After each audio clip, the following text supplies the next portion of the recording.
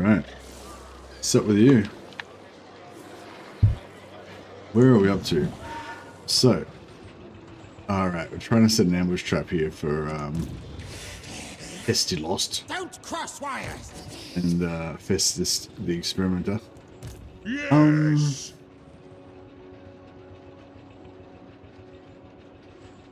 Lower the throne. I need to stretch my legs. Stop! No! Hey, Scott. Not Scryer's will. Against council orders. Don't know if we want to, yeah, I don't know. This could potentially be rough here. Stupid. No, blame you. No point.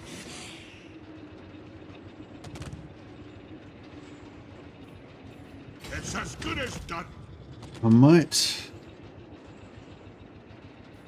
just put a lord here, like a bait.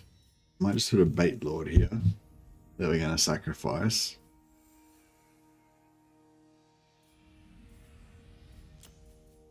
Let us begin.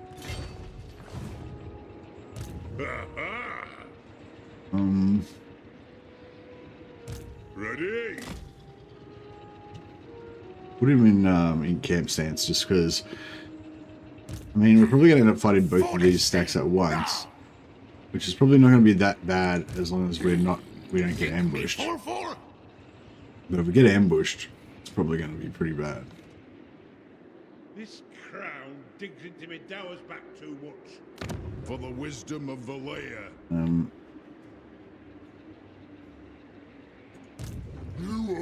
Yeah, hopefully Baragvar can stay not at war with these guys for a while.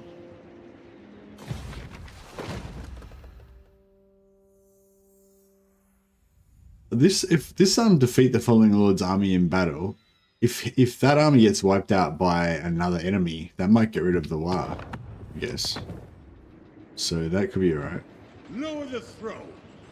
I need to stretch my legs.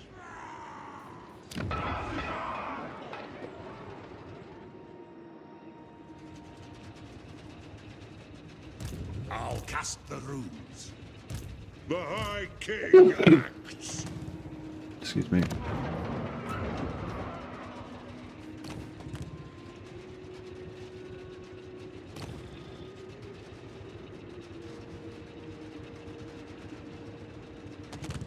Short is beautiful, don't stretch. Indeed. I might just get one more lord in here as well. Garak SPQRson. My anger burns bright. Armed and ready.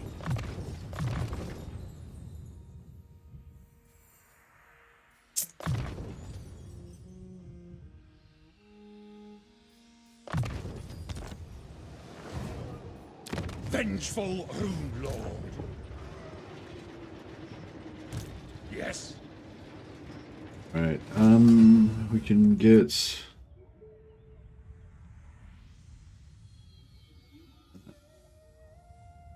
Cycle that. Pigeon Plucker Pendant. I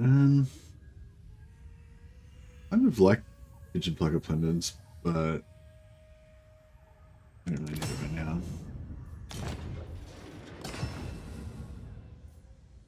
What do we actually do when you have the junk we can get rid of?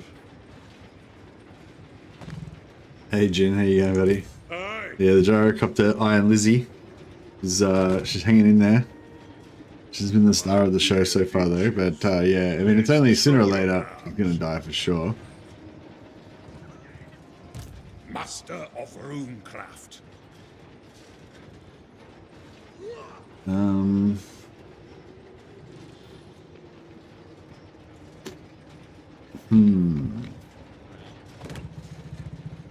Oh yeah, so we're gonna just check if we've got any more.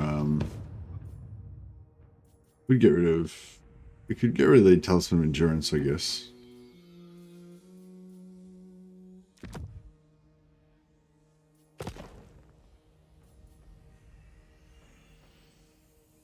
Patch notes are on, by the way. Oh, really? Oh, amazing. Thank you for letting me know, Dan. You're a legend. Are you on the Discord, by the way, Dan? If you are, message me on my Discord and I'll give you a new flash.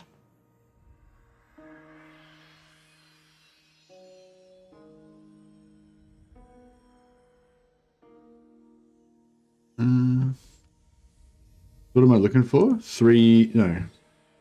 4.2 patch notes.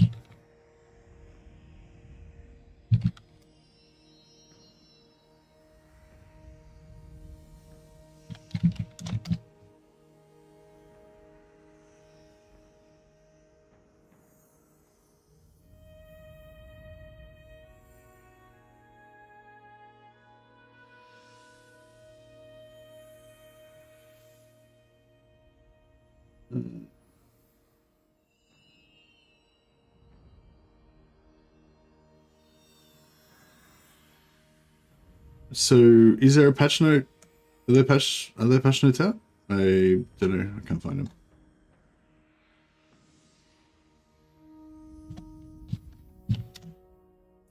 Normally when they have patch notes, they put it on the news, don't they?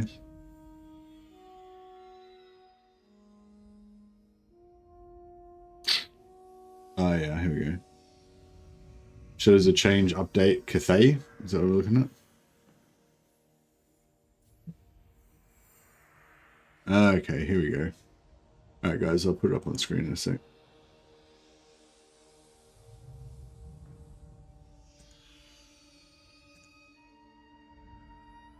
Yeah, I wish they would give us a bit more notice about this stuff. Just like, so I know if, yeah, anyway, doesn't matter. I'm sure they would have given us more notice if they could have. Alright, so we got patch 4.2 shows a change content additions, part 1 Cathay. So I guess this is just part of it. There's going to be 2 more parts to it. I'm going to drink some of my coffee. Oh yeah, sorry. I'll put a link up in the chat for anyone else if you want to bring it up yourself to make it easy for you. 4.2 patch notes.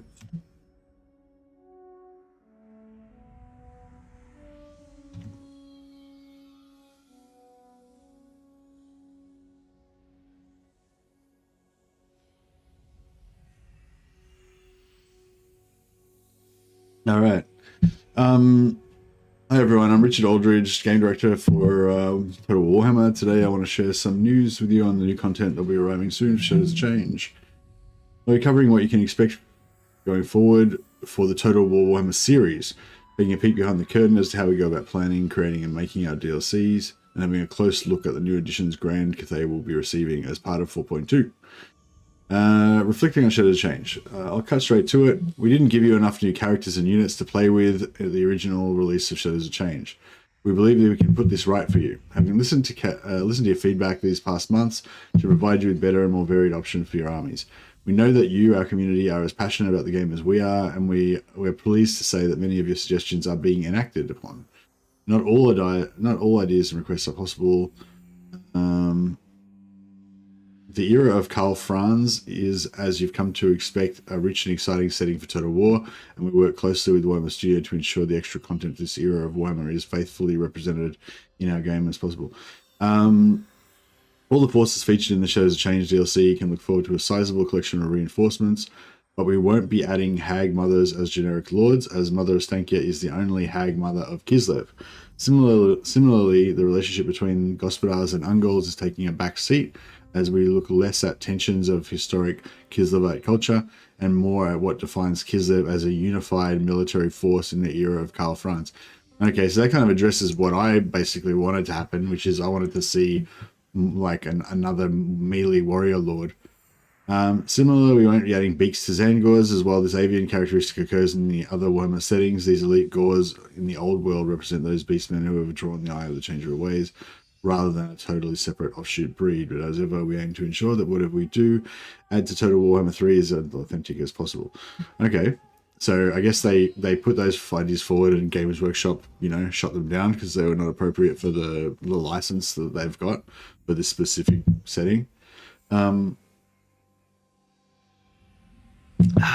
Looking to the future, the team and I love the Warhammer universe and want to make as much content for it as possible, whether that be to add further exciting characters like the Golden Knight, spectacular units and creatures. Yes, I mean, looking at you, Mighty Hotpot, or other unexplored lore. We still plan to make many DLCs for Total War Warhammer 3, with some of them, like Thrones of Decay, following the same premise and composition of Shadows of Change, where we will add and develop these existing races from across Warhammer World, accompanied by our patches and updates. This will give you an opportunity to go back to some of your most beloved races and give them some attention. Below I've laid out what you can expect to see for the Shadows of Change and Thrones of Decay in terms of content and features for these products moving forward. Okay, let me just update my settings here.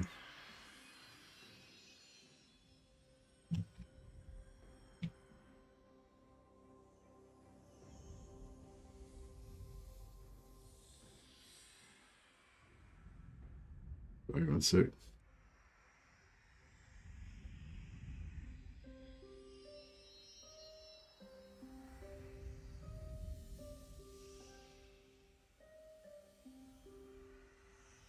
So, DLC content for the Shadows of Change and Thrones of Decay. You get 3 Legendary Lords, each playable in the Realms of Chaos and Mortal Empires. Unique gameplay mechanics for each Legendary Lord. Alright, we already got that. 3 Legendary Heroes, 1 per race. 3 Lords, 1 per race. 3 Heroes, 1 per race. Okay, perfect. That's exactly what I wanted. 5 units, infantry, cavalry, monsters, etc. per race. 3 regiments of renown per race.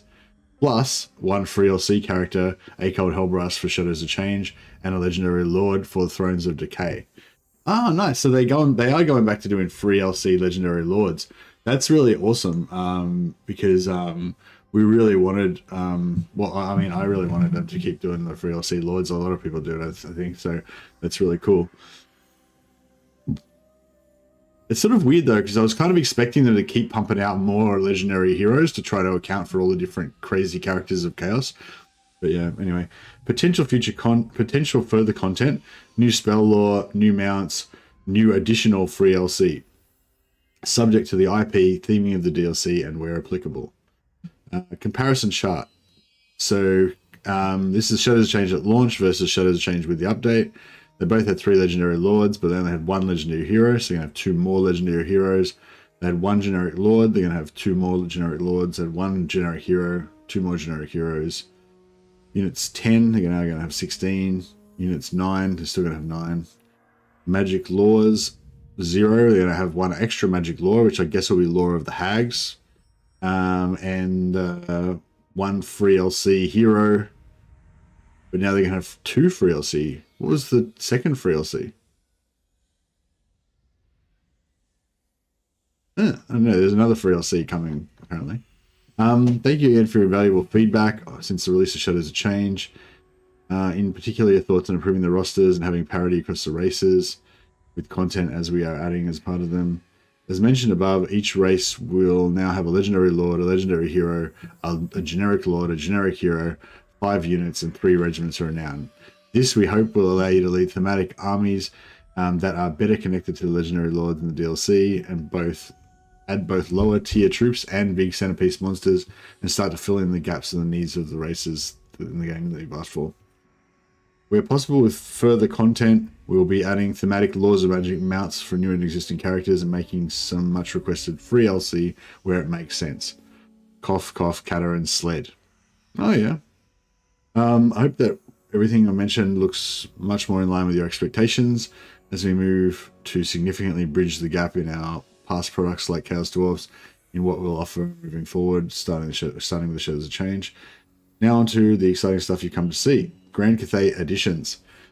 To set the scene, we went back to look at what we could add to enrich the offering on the theme that surrounds Jade Dragon in Celestial Court, having his eyes and ears everywhere, having the ability to quickly react and protect his empire. This meant plenty of conversations with Games Workshop to look at finding units and characters that best complement that approach. Looking into what we hadn't included previously. The line in particular was something that made the cut for the original release, so I'm super excited to see it now in the roster as both a monstrous unit and a mount option. Okay, cool. So now we've got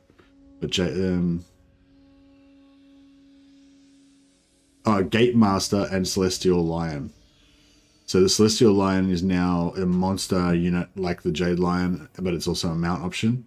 And we've got Gate Master as a hero, I guess. First legendary hero for Grand Cathay is Satang the Watcher. Satang the Watcher, Sentinel of Heavens. Grand Cathay's first colossal legendary hero. Want to add Satang to move away from what is currently known about Grand Cathay and showcase some of the other inhabitants of his mighty empire. Satang represents an ever-watching protective figure, not dissimilar to Yambo, but as you will see, a fair bit larger. Satang gives us the opportunity to expand Grand Cathay's use of magical constructs, something that's core to this great nation on how it protects itself.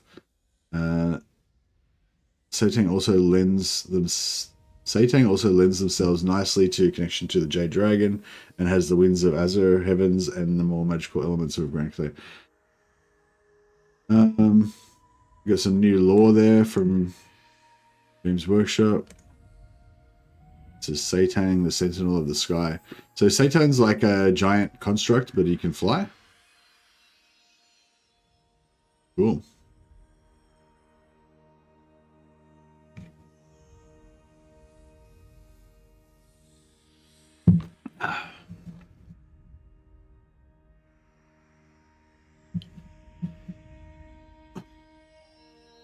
You can see the first step we take in designing and adding content to our DLCs, starting with a thumbnail image. It gives us a quick and flexible method to work with Games Workshop in first realizing the character or unit.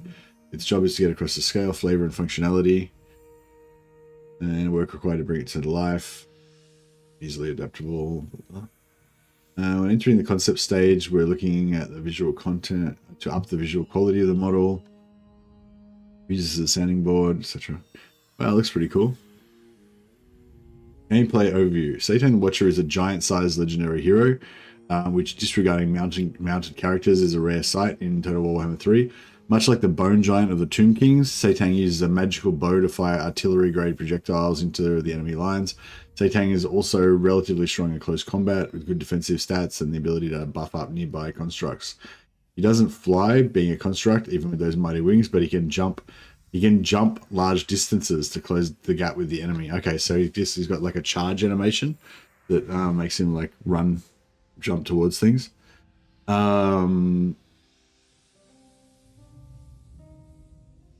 With the introduction of Satang in the game, we've reevaluated the role of constructs in the Cathay roster.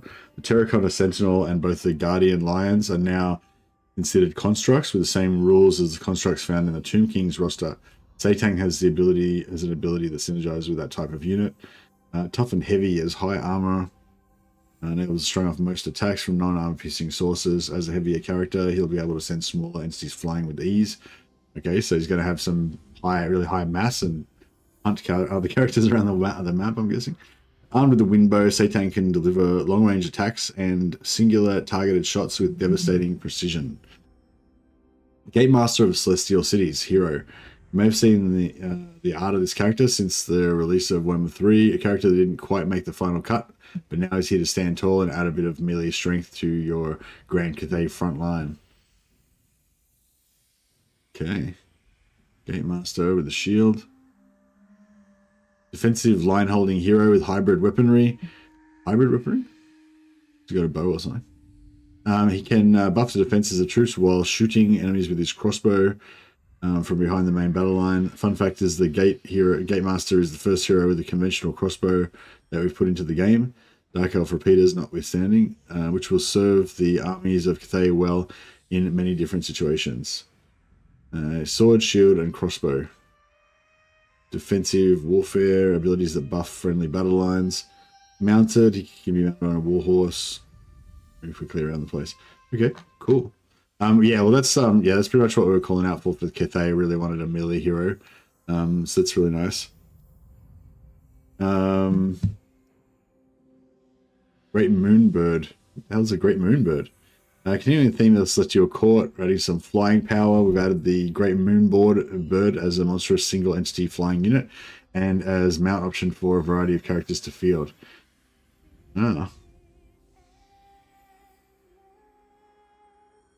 Similar to High Elf Phoenixes, the Great Moonbird is a flying magical monster with flaming attacks and a powerful AoE vortex ability, so new strategies become viable in battle. Providing air for defense for sky junks or deep striking into enemy lines.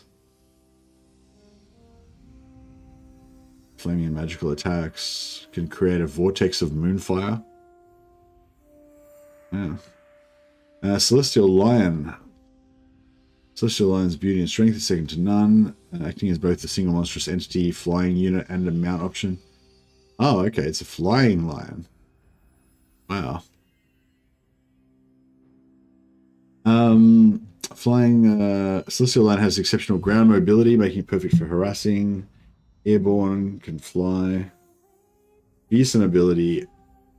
Fearsome Roar ability and terror attribute can strike fear into the heart of enemies. I wonder what Fearsome Roar does.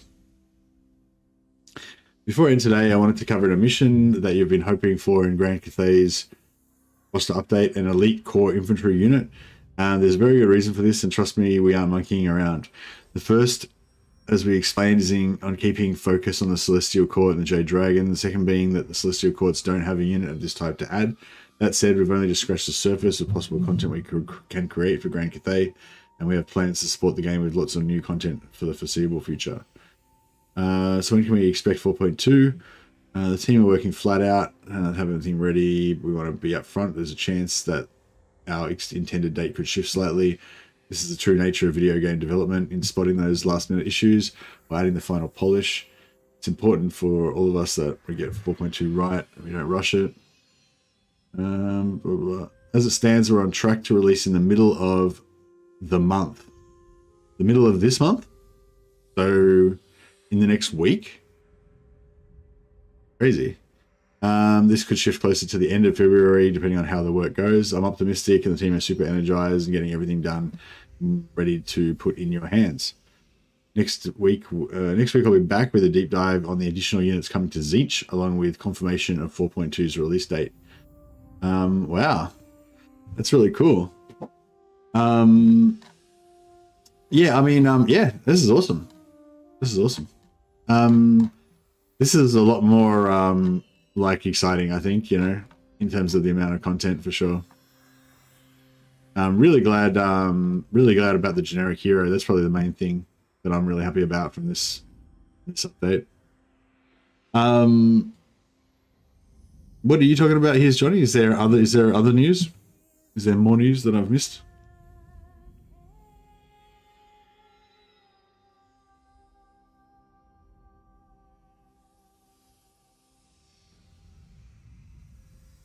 Oh, the extra FLC.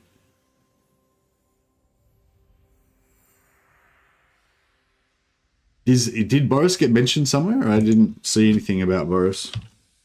No, Boris is not mentioned in the DLC, in this release. Is there another release? But yeah, so it does say... Wait up. So here it says one free LC character. But then down here it says free LC 2.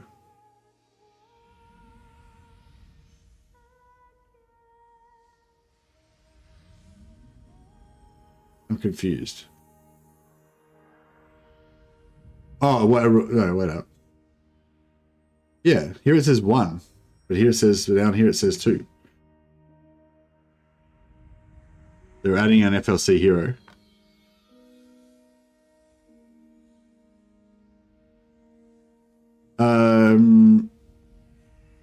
Okay, so right, so these right, okay, so these things here may not get added, but they are included down here anyway. Right, I get it. Okay. Yeah, it's potential. I get it. So yeah, so we're potentially going to get new mounts, potentially going to new spell lore, and we're potentially going to get an extra free LC lord on top of what we already got added on. So yeah, that's pretty cool. Todd spells Todd.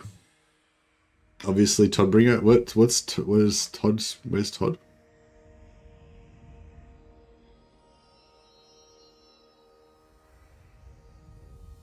It says today. It says today a few times in here. Today. Thrones of Decay. TOD. Okay, yeah. All right. Well, yeah. I mean, I'd love it if they did add Toddbringer, but I mean, it would make more sense to add it with Thrones of Decay because that's the Empire DLC. If they were going to add a Legendary Lord, but yeah, I mean, it's definitely on the table, isn't it? I mean, they said they're going to they're going to definitely add a Legendary Lord with Thrones of Decay. Yeah, Legendary Lord for Thrones of Decay. So, you know, definitely could be Boris. Yeah, although I feel like they should. I feel like if they're going to give us Boris as a free Legendary Lord, they should just not even like mention it because it's like he's already in the game. So like by adding him as an extra, like you know, by advertising that they're adding him, there's potential that there be backlash for people to say, "Oh, I thought you were going to give us a free LC Lord, and now you're just giving us the Lord we've already got," or something. You know what I mean? So I sort of feel like they should almost just not even announce it. They should just sort of like say, "Hey, we added it" or whatever. But yeah, I don't remember him saying anything about Boris being added. But when they did the stuff about the Changeling, Boris was featured heavily in the video of the Changeling taking over other characters and stuff. And that to me, that made me think that they're definitely going to add Boris soon because like, why would they draw, like knowing that so many people have been calling out for Boris as a Lord, like why would they showcase Boris if they weren't going to add him as a Legendary Lord? You know what I mean? That's kind of just what I thought anyway. But yeah, I know everyone's been saying that the Legendary Lord for Empire is going to be Elspeth von Draken. It's going to be a Wissenland themed DLC. But yeah, if they just turned around and made a Middenheim themed DLC with like Knights of the White Wolf, Teutogen Guard, Boris is a Legendary Lord, Priests of Ulrich and stuff like that, I'd be wrapped with that. I'd be really keen for that. But yeah. But yeah, I wish that they'd bring in like infantry sized constructs for Cathay, but I don't know how that fits into the lore or anything, but I think it'd be really cool if they had the terracotta men, like armies of terracotta men. I think that'd be super cool. But yeah, that's cool. So they're gonna add also they're gonna add an extra generic lord for Cathay, which is really cool. Also they're gonna add an extra generic hero for Zeech. Zeech didn't get a generic hero or a generic lord, did it? Originally they just got the legendary. Yeah, there's only one lord and one hero, and like Cathay got a lord, and Mother Estankia got a hero, and Zeech got nothing. So that means that Zeech is going to get a lord and a hero out of this update. So I'm really hoping that we get I'm really hoping that Zeech gets a exalted hero, because exalted heroes are one of my favorite characters in the game. Like the exalted hero of Nurgle is probably like my favorite hero out of any faction. I quite like the exalted heroes of Khorne too, and the generic ones. But yeah, I'd love to see what they would do with an exalted hero of Zeech. Maybe like a tough warrior guy with a shield, with energy shield, but also with like bound spells and stuff. I think that'd be really cool. I hope it's not a demon. It probably will be, but I hope not.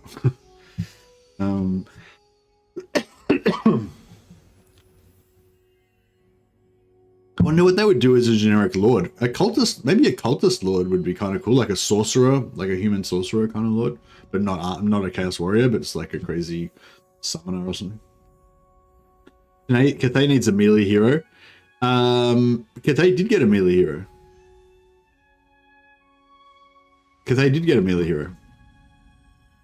So I don't think Cathay needs another melee hero now. They were just getting one added. But yeah, Cathay needs a melee hero. Zeech, I don't know if Zeech needs anything particularly, but I think they just need more everything, you know.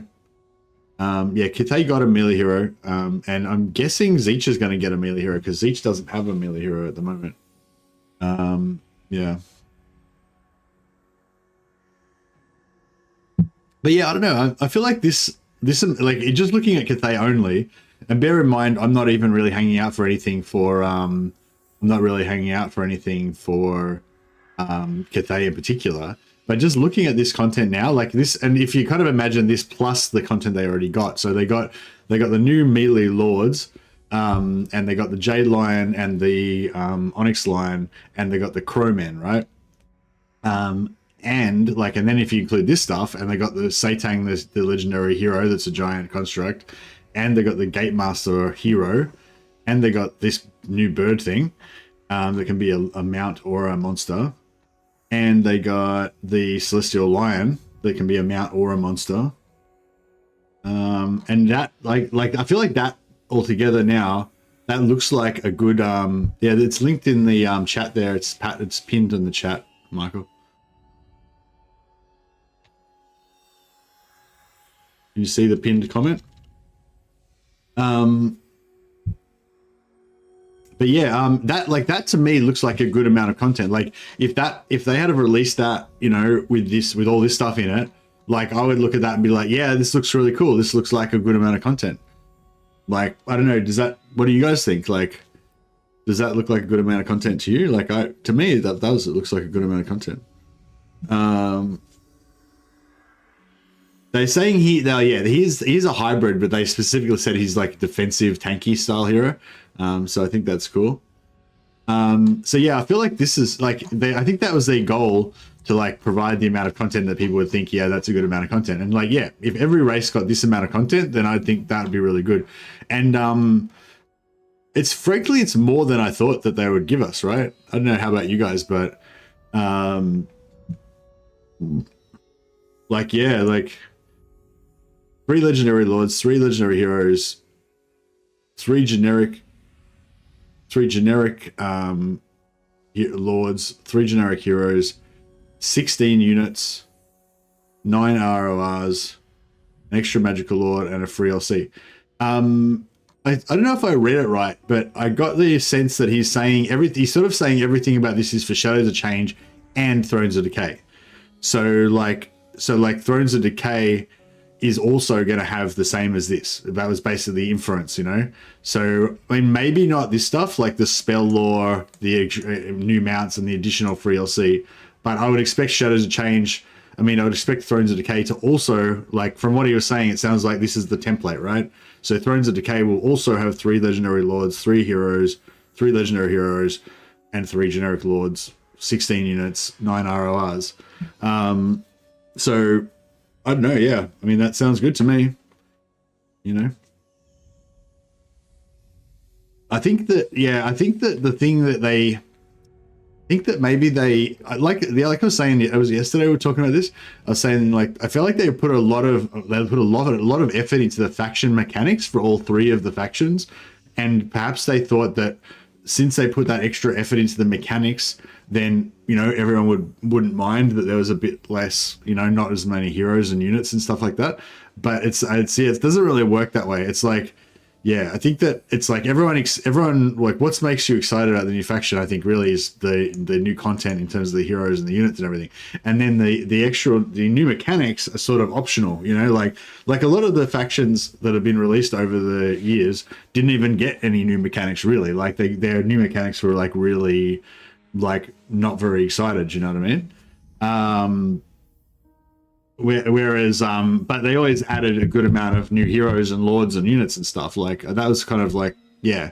So I feel like it seems like they've kind of figured it out now. Like, people, like, I mean, ideally we want all these new units, and we want new, like, deep, like, interesting faction mechanics for each faction.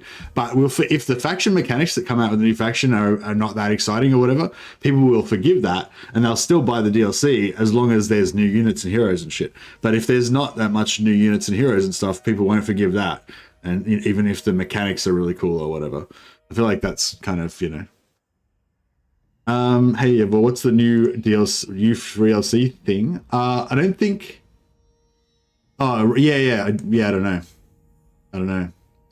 New potentially a new additional free DLC, but we don't know. I think that's sort of like not for sure, but I assume that they wouldn't put it on here unless they were like 99% sure that they were going to add it on.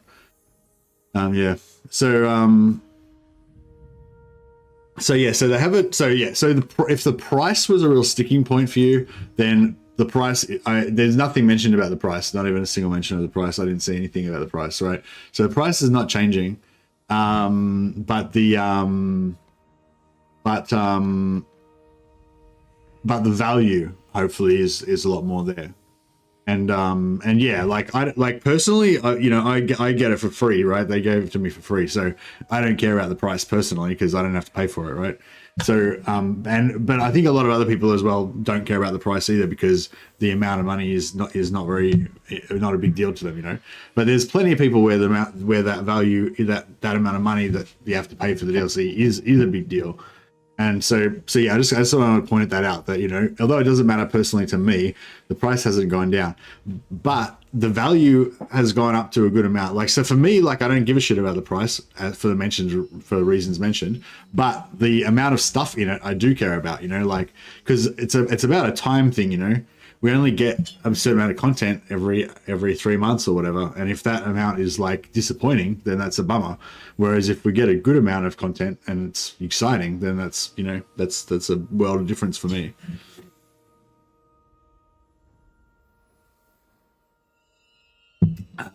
Excuse me. But yeah, interesting. I mean, I'm sure it'll go on special for like 33% off or something next time there's a Steam sale. But yeah, I wouldn't expect it to go on special much lower than that. But I don't know, maybe, who knows? They might decide to cut their losses and do a really big price reduction on it at some point. But yeah, I don't know. I mean, I hope, like, for Creative Assembly's sake and for all of our sakes, really, I hope that people think that this is good value and buy it now, because I'm sure that would make them breathe a sigh of relief. But yeah.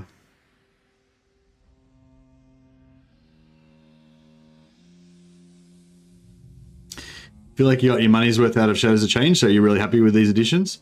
Yeah, it's really hard with money because everybody's got their own different standards about what they think about, what, you know, how much money they've got to afford to spend and what the value is of it and all that kind of stuff. But I think, yeah, just putting the money part aside, and I'm not saying that's not important, like I was trying to say before, but if you just put aside the money part, just in terms of what you would expect from a DLC, like these numbers here looks good to me, you know. I'm excited about this. Excuse me. I think I'm actually kind of most excited about seeing what Kislev's going to get. So yeah, so just to confirm, there's no information here about Kislev or Tzeentch. This is just Cathay, but it's giving us, you know, a good idea, I guess, of the scale of what we can expect for Cathay and Tzeentch, for Kislev and Tzeentch, sorry.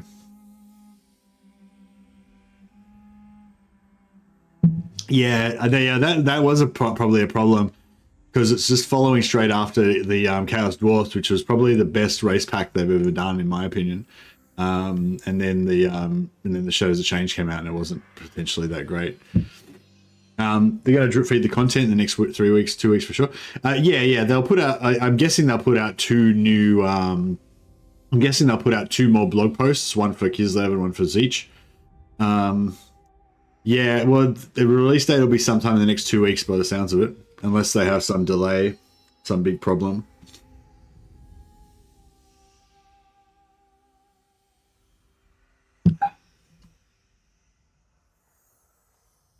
Yeah, Mother of Stanky getting changed to Lore of Hags.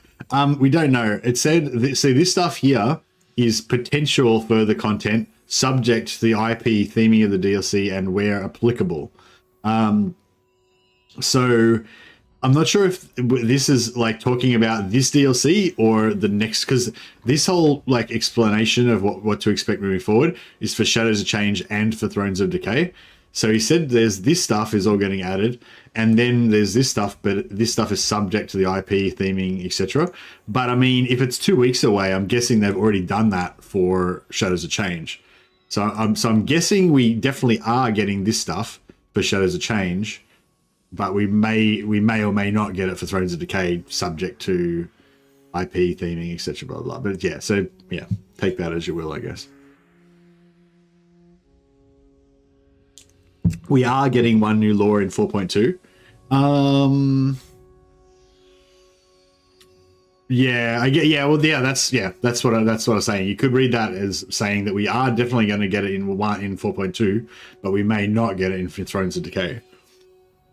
Yeah, it's in the picture, but up here it says it's subject to the IP, etc. Blah blah. So that's what I was just saying as well. That I would read that as we are going to get it in 4.2.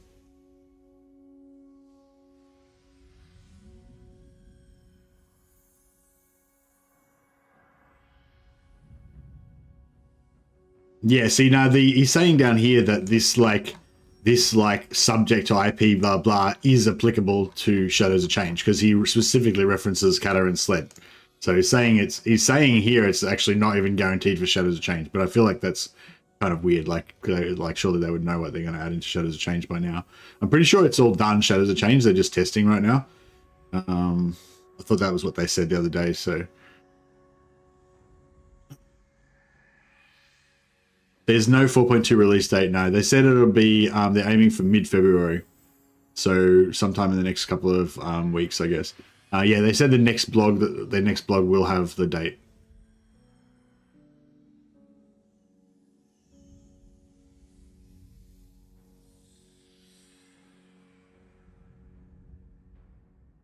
Yeah, that's right. I reckon, like, going by the normal, like, if it's normally the most recent DLC that they put out, normally only gets a 33% off if there's a sale. You know, I mean, potentially because of the bad sales originally and blah blah, maybe they would do an additional reduction for this or something. But I wouldn't, you know, I had no reason to expect that. I mean, you never know, but I would expect 33% off to be the most if you wait for a sale.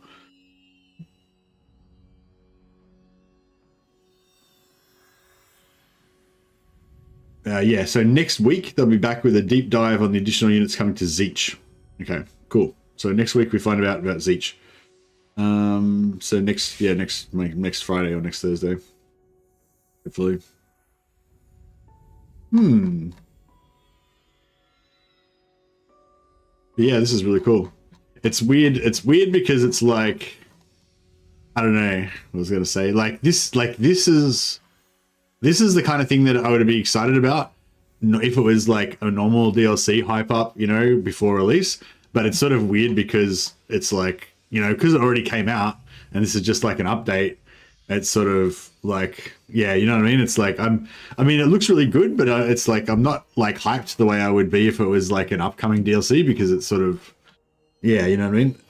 Yeah, I don't know. But yeah, it looks good. Looks good. I don't know what else there is to really speculate on, apart from just, I guess, recapping for people who weren't here at the start. But yeah, it's kind of cool as well because it's like it's actually more content than we used to get with the old 2 Lord DLCs because. So with 3 legendary lords, that was kind of normal, you know. Before we would get 2 legendary lords from the DLC, and you'd usually get 1 extra free LC legendary lord. So that's kind of the same as the old two faction packs, you know. Yeah, three lords. So in the old 2 faction packs, you'd only get 2 lords, right? Maybe some of them wouldn't necessarily have 2, wouldn't have a generic lord necessarily. And you'd have probably have 2 heroes. So you get an extra lord and extra hero. You're not really getting an extra legendary lord because you would have got a free LC lord previously, so that's about the same. But we're getting 3 legendary heroes, so that's like totally new kind of extra thing.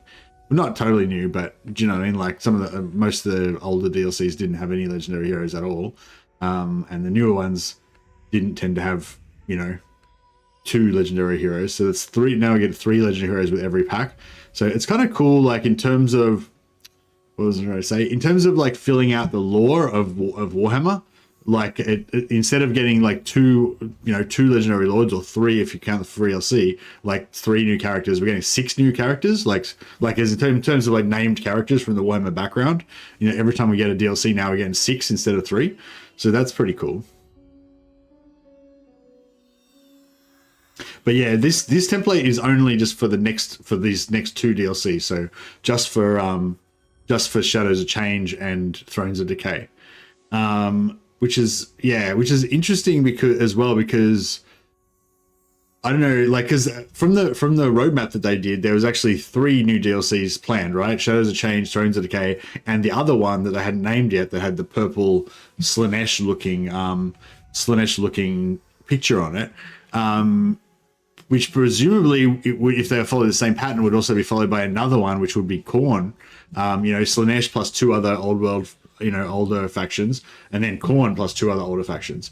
But he doesn't specifically mention any other DLCs. He's just, this is what you can expect from Shadow of Change and Thrones of Decay.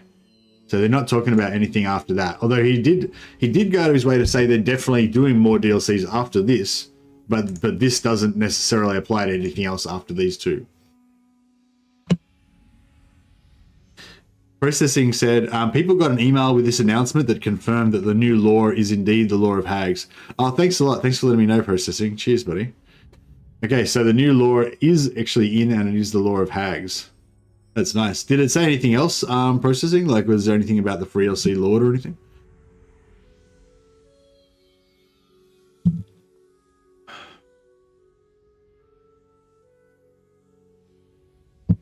Okay, cool. Did they send me the email? Fucking hell, I didn't even get the email.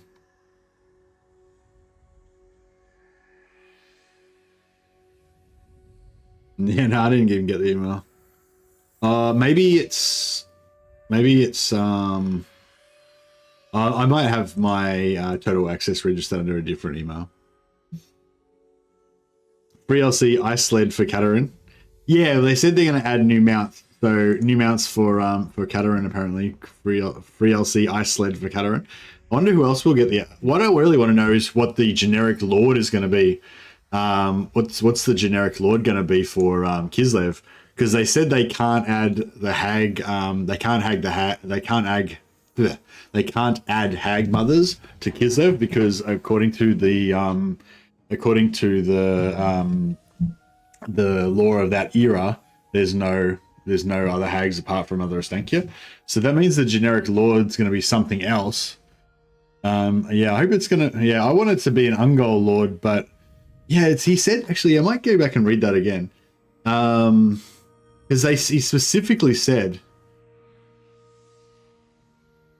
So blah blah. Yeah, all the forces look forward to. Okay, so all of the forces featured in the Shadows of Change DLC can look forward to sizable collection of reinforcements, but we won't be adding hag mothers as generic lords, as Mother Astankia is the only hag mother of Kislev. Similarly, the relationship between the Gospodars and the Ungols is taking a back seat as we look less at the tensions of historic Kislevite culture and more at what defines Kislev as a unified military force in the era of Karl Franz. That's the second time they mentioned that as well. So they're calling the setting the era of Karl Franz. I don't know if we really. I mean, they've mentioned Karl Franz before, but I don't know if I noticed them overtly saying. So like it's not Age of Sigmar, it's not End Times, it's not Old World, because now of course Games Workshop's brought out their new setting, the Old World, which is set 200 years or something before Warhammer Fantasy Battles. So they're calling this like Warhammer Fantasy Battles era the era of Karl Franz. That's their setting, which is pretty interesting because they have units, like they have lords and stuff that are not from Karl Franz's era. So it's interesting that they call it the era of Karl Franz, even though they have characters that are from other times and stuff that that were not alive at the same time as Karl Franz, I believe. But yeah, anyway, that's interesting. Similarly, we won't be adding beaks to Zangors. I think basically they're saying that in Karl Franz's era, Zangors were just regular beastmen that were devoted to Zeech, whereas the beaked Zangors are like Age of Sigmar or whatever.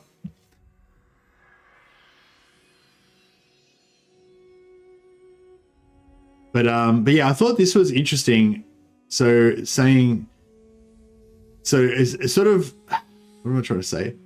So you're sort of saying here, we won't be adding hag mothers, generic lords, as Mother Astankia is the only hag mother of Kislev. So it's basically saying the law precludes them from adding any other hag mothers because there are no hag mothers in the law, right? So, but he said similarly, But then here he's actually saying something totally different. So he's not saying, he's saying that the relationship between the Gospodars and the Ungolds is taking a back seat. So he's not saying that there isn't, like, he's not saying that the Gospodars and the Ungolds aren't things in Warhammer, and he's not saying there isn't tensions between the historic cultures and stuff. He's just saying that they're not going to focus on that. So I thought that was a weird way to phrase that, because it's like, you know, we're not adding this because that's not part of Warhammer, and we're not adding this just for no reason that doesn't actually say why. that's cool. Yeah, I get what he's saying. I'm just saying it was a weird way to say it. But yeah, so, but it's, I don't know, I thought it was a weird, yeah, I don't know. I mean, I think I'm glad that they kind of said, I guess I'm glad that they sort of addressed it. But yeah.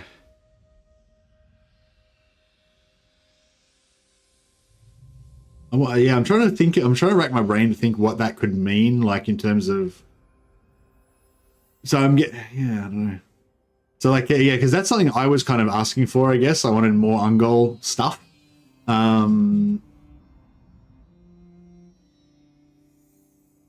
Especially because of the story of the, you know, the Demon Prince guy. Yeah, I'm pretty sure, I thought he was like a, I don't know. Yeah, I'm not sure what I'm trying to say. Adding 6 units to Kislev. They're adding 6 units so Kislev can get 2 only. Oh yeah, so they added two new units to Cathay, didn't they? The bird thing and the celestial lion.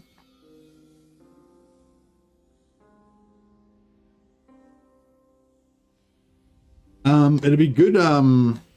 Yeah, I thought, hey, One Pitch Man. Hey, welcome everybody from One Pitch Man's stream. I don't know if you guys already covered this on your stream, but yeah, this is there's a link, there's a patch notes are pinned there if you want to check it out. Yeah, the no, you just finished going through it as well. Okay, well, yeah, nothing new for you guys then. Yeah. Yeah, I thought they said something somewhere about how they're going to be adding new units and stuff. Both like troops, and also both like lower tier kind of core troops, and also big centerpiece monsters. But then, like in the Cathay editions, all we got was more centerpiece monsters.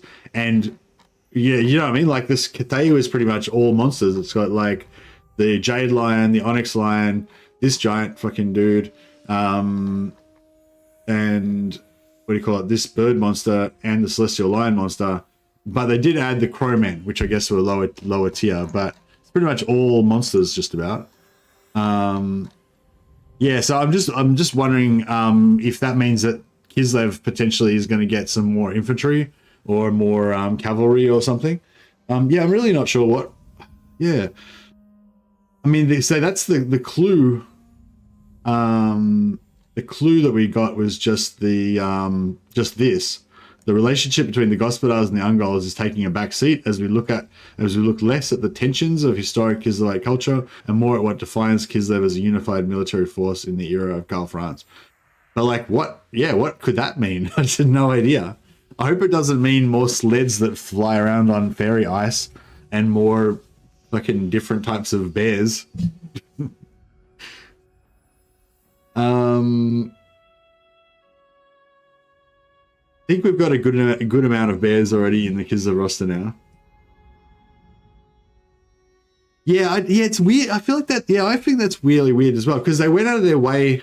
Didn't they go out of their way to say that the Didn't they go out of their way to say that the Akshina were Ungols as well? And yeah, I sort of thought there was a subtext about Mother Stankia being aligned somehow with the Ungols and not with the. But anyway, I guess they're leaning away from that now. But yeah, I'm like, what? Yeah, I don't know. Like, what defines Kislev as a unified military force? I have no idea.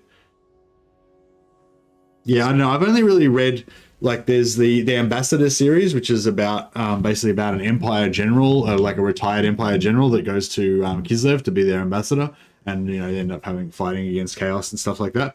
Yeah,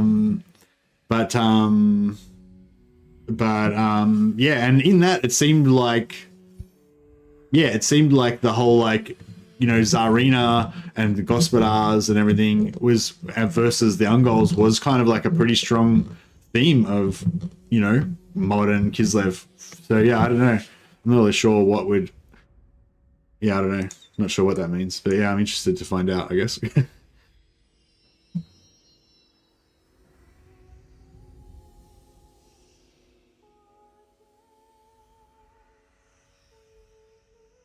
Hope the new units aren't OP like Akshina. Pay to win is lame. Looks like the cool new stuff. Well, yeah, see, that's the thing. What I know most people, I guess, look for new like gameplay and new fun stuff. And I kind of expect that, I guess. Like if a new DLC unit comes out and it's fun to play with, then that's really cool, like obviously. But the thing that I'm always hoping for and like wishing for is for the factions to be more like fleshed out and represented in the way that I feel like they should be. To make the world feel more full and more filled out, you know. So that's why I was talking a bit about Ungols and stuff, because that's sort of what I saw as like what would help fill out Kislev more. And I just like you know, everyone's got their own like experience, I guess, and stuff that they've read and or whatever. And like, yeah, for me, like most of the stuff that I've read that reference Kislev has Kislev just like grimy Slav warrior dudes that just, you know, survive in the snow and shit, you know, whatever, like that kind of thing. And you know, plus some like winged hussar action, cavalry and stuff. And like not really much apart from Katarina herself, not really much about like ice magic and stuff. And not really anything about bear sleds and stuff like that either. So yeah. Hey man, could you provide the hero trait sheet that you showed earlier on stream? Hero trait street? ANK. You mean this, the comparison chart? I think that's the only trait thing that we've got. Yeah, that's the only kind of data we've got here is just this and then this.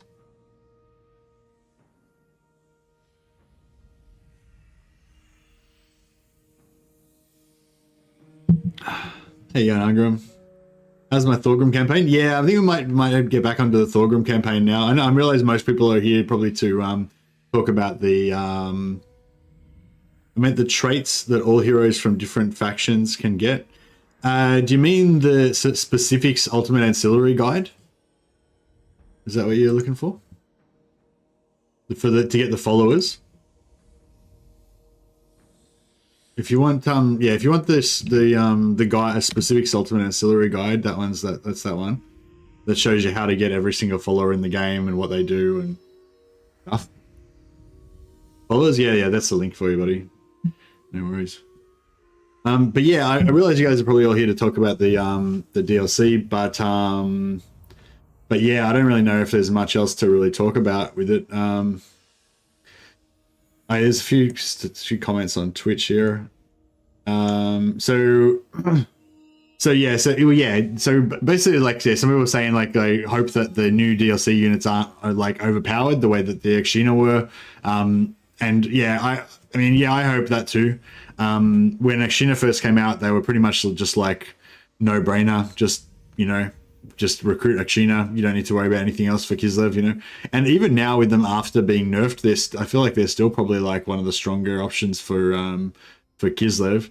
And I'm a bit bummed about that because I feel like there's no place for Streltsy really. Like Akshina are just straight better than Streltsy, and I feel like Streltsy are a lot more.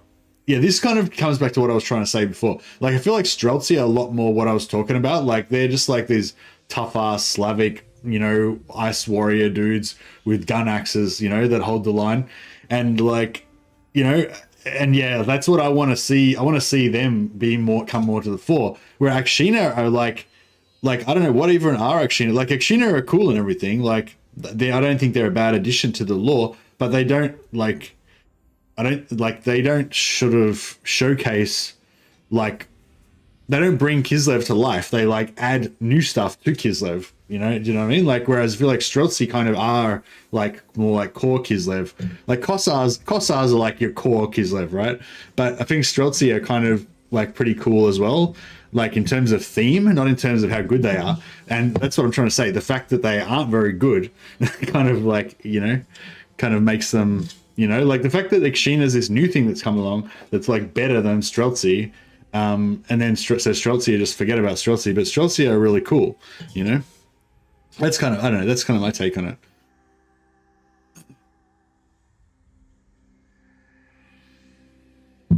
But yeah, I don't know what I don't really know what I would want to get added to Kislev. I'm looking forward to the new generic hero type though. I mean generic hero type, lord type.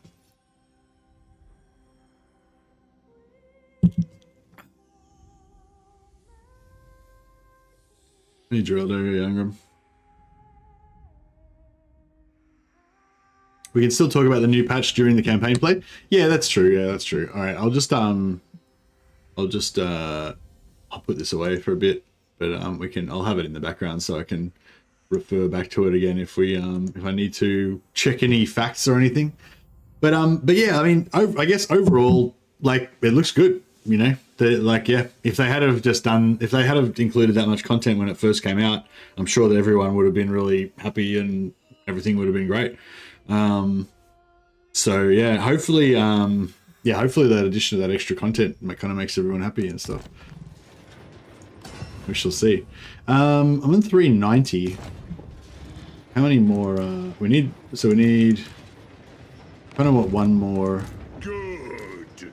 Grimnir's axe thirsts. Yeah, we're fully tank coated up over here. We maybe need one or two more over here. Maybe we'll just make one more.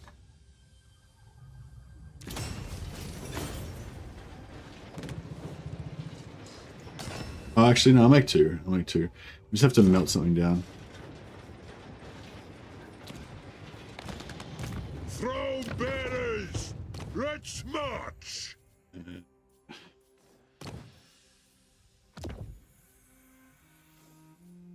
Yeah, I'll melt down the Talisman of Endurance.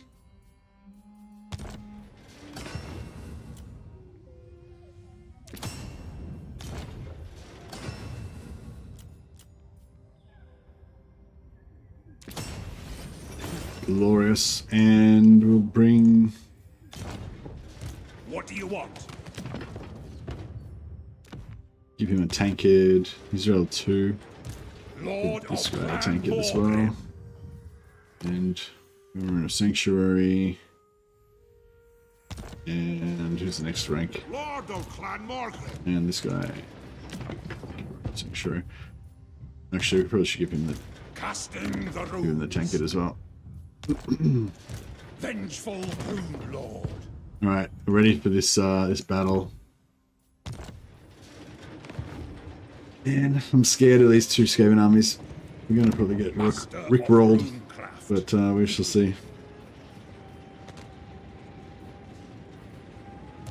Lord of Clan Morgrim.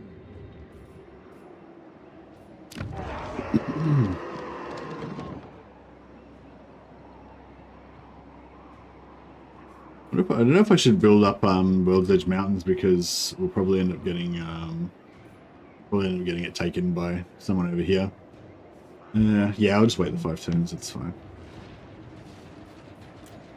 All right, let's see if these Skaven are gonna go after Thorgrim or not. We wanted to get the DLC till it came out. Looks like good addition so far. Yeah, I think like I mean, obviously everyone's gonna have their own opinion about what the value is, but sorry, Hadro. So his job was to basically be a distraction to pull this army over here, so they would have less movement to gank our other armies. So that's cool. And now he's left there in our striking distance, so that's good. But yeah, I mean, it's hard. Like I said, it's hard for me to judge because, like, you know, like I'm getting it for free, and I already got it for free. And even if I didn't get it for free, I would have bought it just without even thinking about it. Like, I pretty much just buy every DLC for this game. I don't even give a shit, like, about value propositions or any of that crap. So it's a bit of a weird point for me. But I think that if I hadn't kind of already made that decision to be like that, I think that this difference in the amount of content now is, like, significant enough that I would think about it again, you know? So yeah, I'm interested to see how how it's going to be received by the public. Very well. All right, this guy's dead. Malfunction!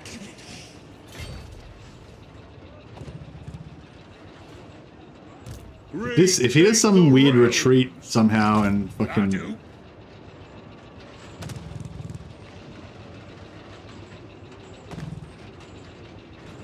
wonder if I should attack with this guy just to see if I can. Send me to vengeance. Beards in belts. It might be nice to save his movement. Lower the throne.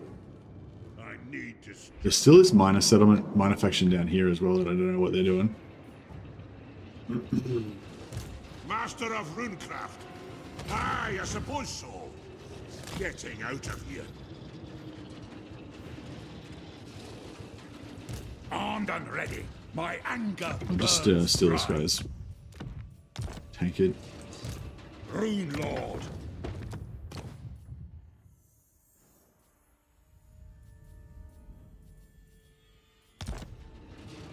THORGRIM. Oh, that's not too bad. They're just gonna move, you know, as they do, just move over the other side of the map or something. To war! Armed and ready. I'm leaving. Iron-willed. Somni! Ah. An ad. Wipe out the. Glory. And they've got no master for those. Very good. Alright, let's wipe out some rats.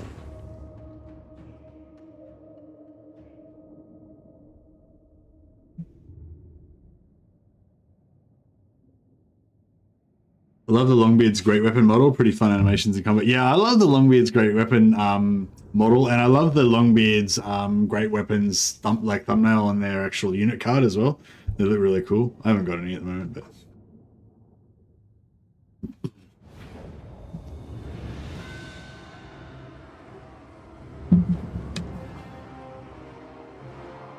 Did Legend put out a commentary or anything on it? Like I'm always kind of interested to see what Legend will make of it, because I feel like a lot of our kind of community is pretty influenced by Legend's what Legend says, and so I'm kind of interested to see what his take on it's going to be.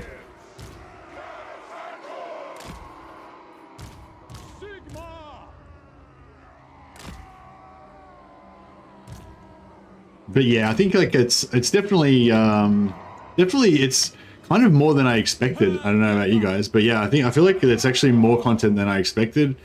I kind of thought they would be a bit. I don't know. I'm not like I expected it, but I guess I was kind of worried that they'd be a bit more hedgy. You know, like maybe they'd add a couple of things and then they'd try to like talk it up. You know, like they try to talk it up more than it actually was and shit, and then we kind of end up being a bit more like, you know, do you know what I mean? Like it sort of seemed like they were trying to hype it up more, but it wasn't really actually that much extra stuff added, you know?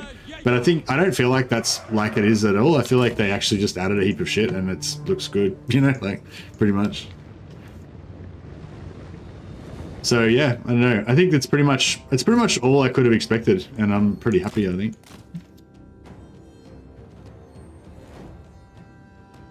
But yeah, I'm really more excited about what this means for Thrones of Decay than actually Shadows of Change, because I don't really care that much about the Shadows of Change factions. Oh, bro, that lightning! Strike out! All set. Very well. Fire! Got to pay more attention.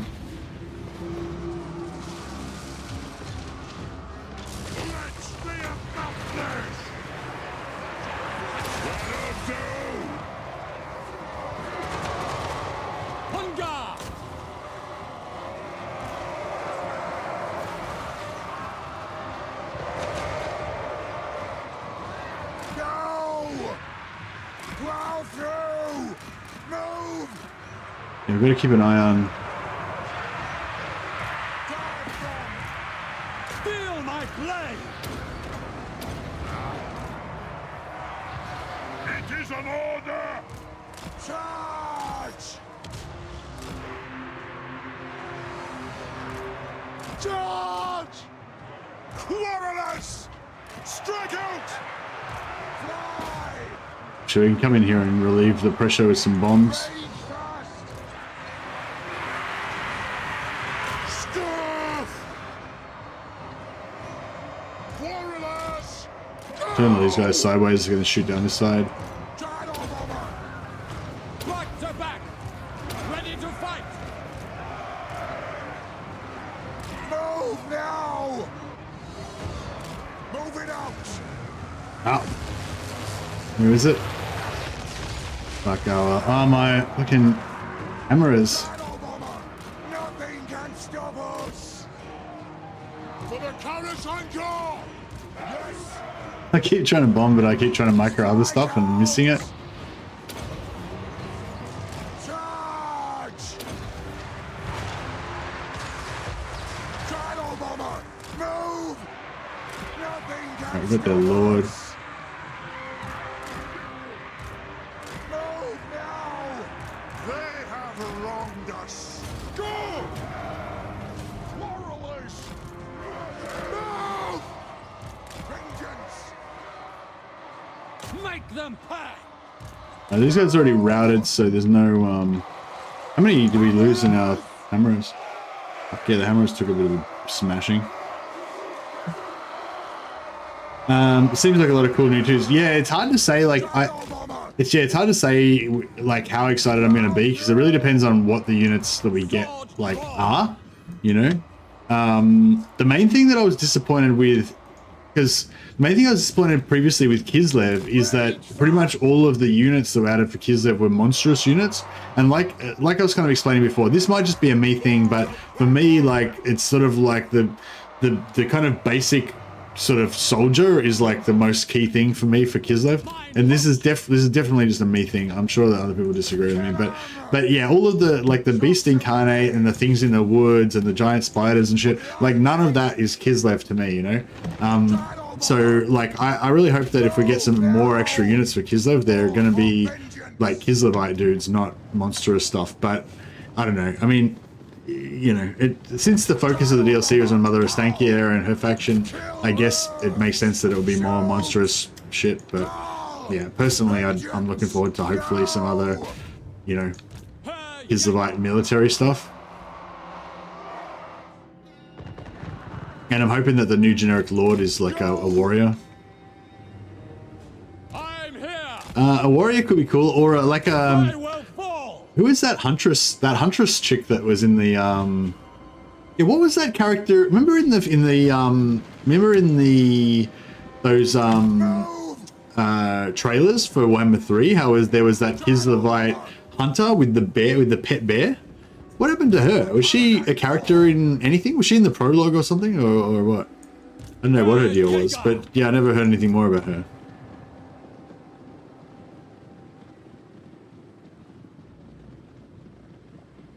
Yeah, I don't know. Yeah, I wonder how much the old world stuff is affecting them, because they're not making, like, this setting is not old world, right? I think that's pretty much one thing that they were sort of trying to say, that yeah, like, it's not the old world, it's the age of Karl Franz. So I don't know if there's special stuff that's going to be in the old world that's not in Warhammer Fantasy, but they kind of, I guess they went out of their way to add that. A generic Ice Witch. And we've already got an Ice Witch Lord and an Ice Witch Hero. Well, we got Frostmaiden Heroes, and we got Ice Witch, and we got Ice Witch Lord. So that's, yeah, that's what, I don't know.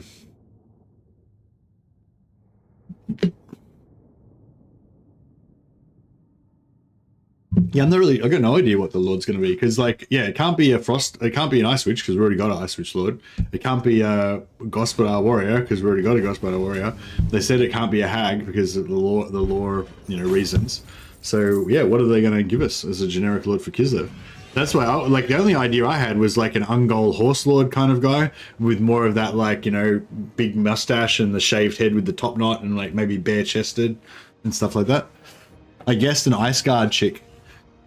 Yeah, I guess you could have an Ice Guard general. Yeah.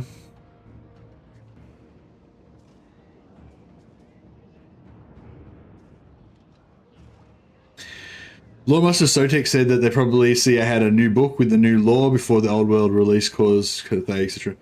Yeah, but they sort of went out of their way to say that it's not old world though. It's Age of Karl Franz, so it's not Age of Sigmar. It's not old world. It's, you know, it's old Warhammer fantasy. But I mean, I guess the old world might. There could be a sense where like the old world adds new lore about stuff that's for the old world period, but that also carries on into Warhammer fantasy. I guess, yeah.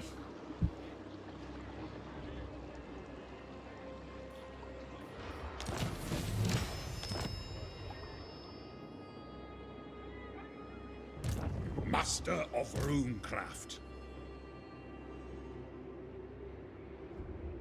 Wouldn't mind getting Wurzag's trait on some of our other lords. If we can. Armed and ready.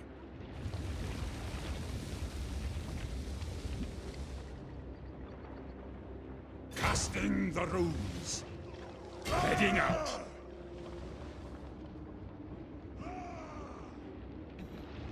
Yeah, I wish I could have jumped into there so we could have got replenishment. There's an army in here of the other generic Skaven, but hopefully that's not going to be something that these guys can't handle.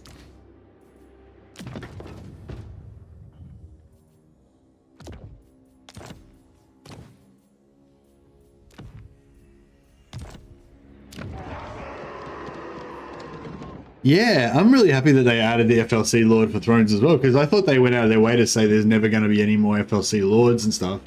And if you say so, Beardling. Yeah, it's like, I don't know.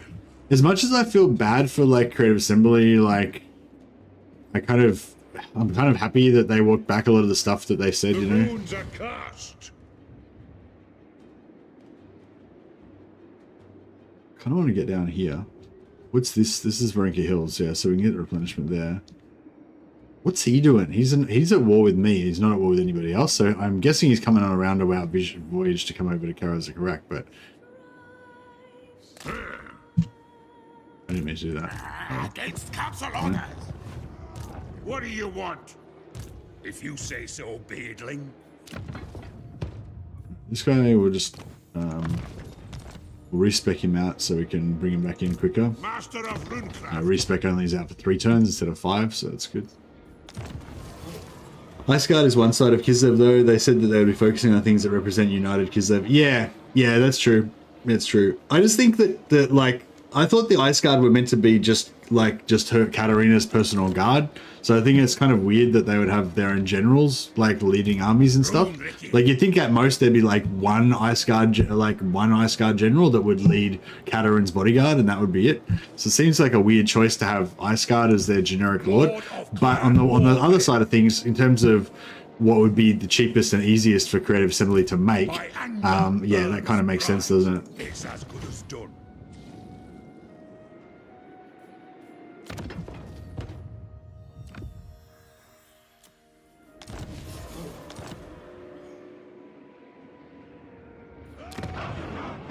Alright, I just keep recruiting more guys. Should I 2,000 gold for 8 more growth? It seems like pretty bogus.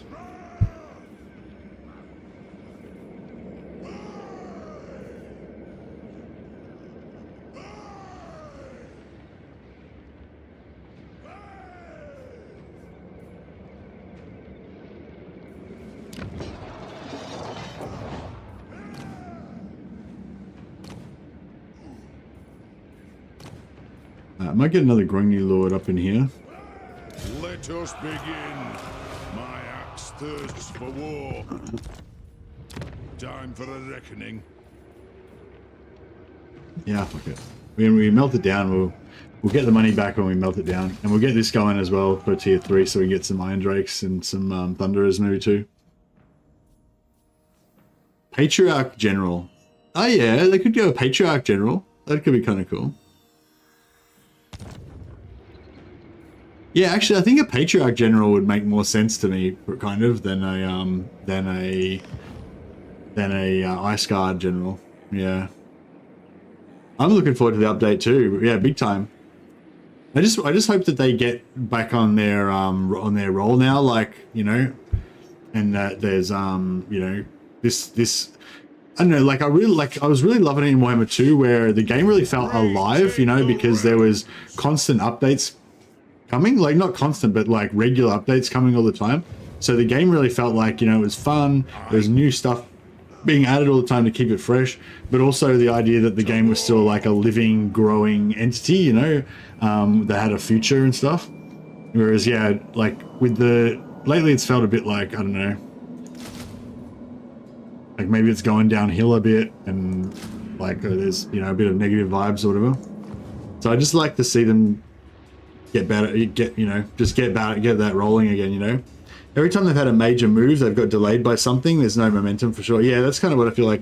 Although, last time that they had a big problem like this, like where they had to really go back and knuckle down and fix everything up and shit, was when they screwed up in Warhammer 2, when they did Norska, and then Norska like never got fixed for ages and stuff.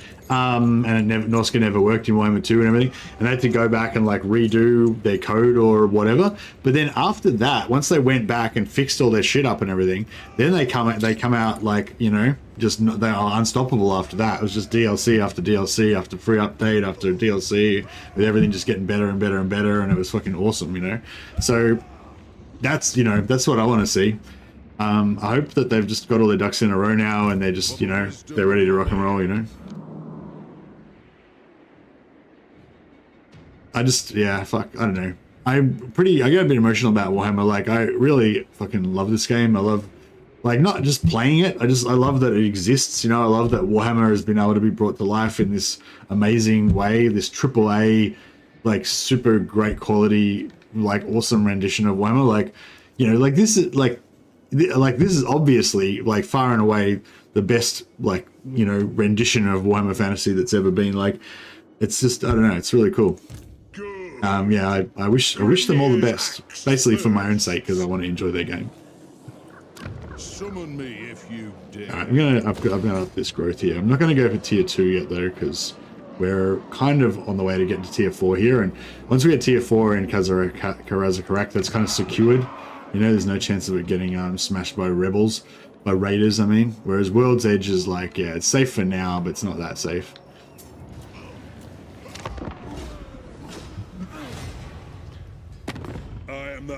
I'm with you. I've been waiting on this for 30 years. Yeah, for sure, for sure. Did you see that update from Henry Cavill? I reposted it on my Valrak posted it, and then I reposted it on my Twitter. But yeah, Henry Cavill just he got interviewed, and he should we peace out with? I might peace out with Scrag actually, just for 10 turns. I won't make any peace treaties with him or anything. But I'll peace out with him for 10 turns, just for 4.6k. That will just give us just enough time to deal with these Skaven and Wurzag, and then we can go and wipe him out. But yeah, like, how strong is Thorgrim? Thorgrim's probably the weakest of the... it's like Thorgrim and Ungrim are probably the two weakest of the Dwarf Lords, I would say. But I think he's really cool because he's like the classic dwarf. Starts in Karazakarak. He's got all the classic enemies around him of Skaven and Greenskins, and so it's like, yeah, I don't really care about strength, you know what I mean? Like that. What I care about is like immersion and like how good the campaign is and stuff like that. And I think Thorgrim is strong in that he has a really good campaign, and yeah, it's good. Leadership. See, you can with these ones, you just always take the leadership one because dwarves don't care about leadership. Dwarves never break; they fight to the death. Leadership. Oh, Karakern got destroyed. Yeah. Oh well. We have to. Yeah, I don't think any of the dwarves are really weak. They're pretty okay. But it depends what you mean, though. Yeah. But yeah. So Karakern got wiped out, so we have to bring them back to life as well. Yeah, I'd say Thorek is probably if you're talking about power level, I'd say Thorek's probably the strongest. I'd probably say Belagar's the second strongest. If you go full Hero Hammer, he's pretty much invincible, but he just isn't as good in terms of like his empire and stuff. And then Grombrindal's got his really powerful army buffs. And then Thorgrim and Ungrim don't really have anything super powerful, but they're both still good though, you know.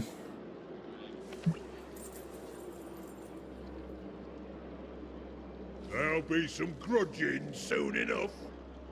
Forget it. This guy's just being annoying. Alright, let's see if we can. I'll cast the I don't really want to occupy this yet necessarily, but I just want to take it so that we can get some more security around Silver Road. Yeah, I've just taken Mount Gumbad. We've got our allies to the north, so that's all pretty much secure. As long as he doesn't start losing against Azag. But it looks like he's winning against Azag. He's pushed up here since I last checked on him. So I think we're safe on that side. It's just this side. Eventually Tretch or Draz is going to declare war on us. So that's why I'm not building that up, and I'm getting prepared to run back over there. Brood Lord. Oh, I just realized we can put the Rune of Spite. is with us. No, not him. He's gonna.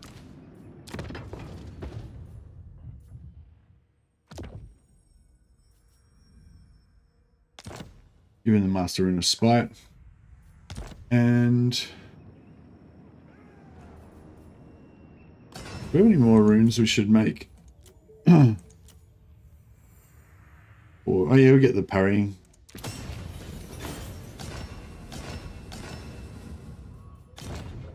Dormgriben. Make a tiny bit of difference.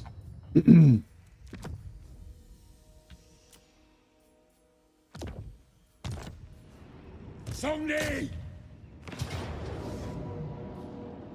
6 uses of Dwellers. Menace Blow, sorry. Let's do it. Dwarves as a whole feel like a very honest faction compared to the others. Yeah, apart with the exception of probably Belagar's cheesy hero hammer. I feel like, yeah, the dwarves feel like more of a common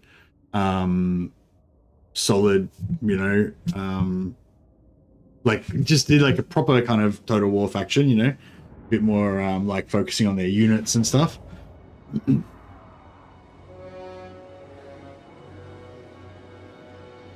All right. Well, as usual, I'm looking for somewhere I can hide myself in a corner. Actually, this is kind of cool over here. But we can't really move that fast. Actually, yeah, maybe... Actually, he's still not too bad.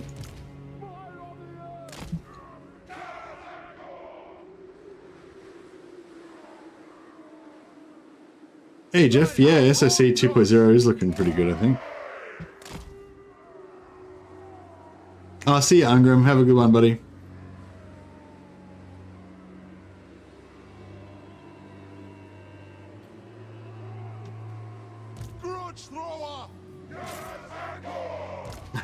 I never even noticed those characters on Angrim's name. I mean, I did. I guess I did. I just didn't really. My brain never actually like calculated that. Like, yeah, I don't know.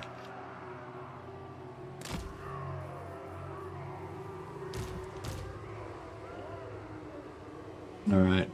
So we're gonna put our little like defensive setup, but then additionally, we're gonna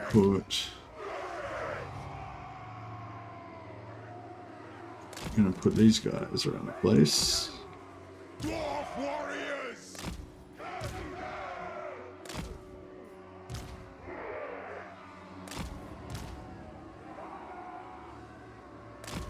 And hopefully that will allow us to deal with the... Are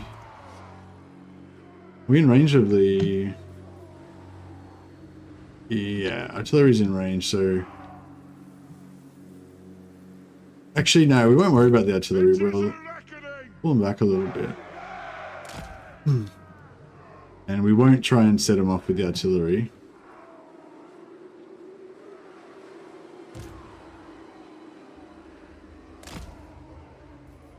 Grudge thrower.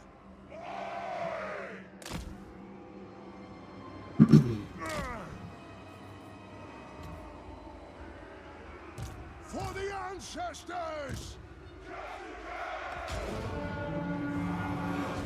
Alright, so we'll just wait. They're going to sit there, I think, for now. Yeah, they're just moving around to face us.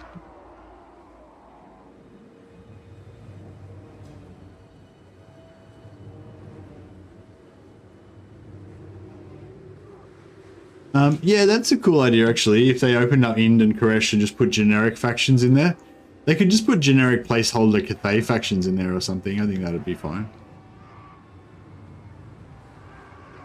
But I suppose they probably haven't designed the map yet. Like there's, yeah, the actual maps and the settlements and everything probably aren't there yet for that era, for Ind and Koresh. So.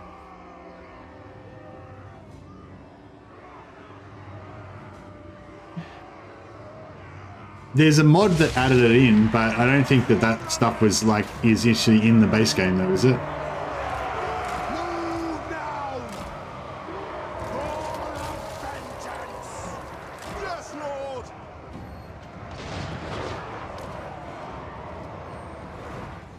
Oh, they're coming.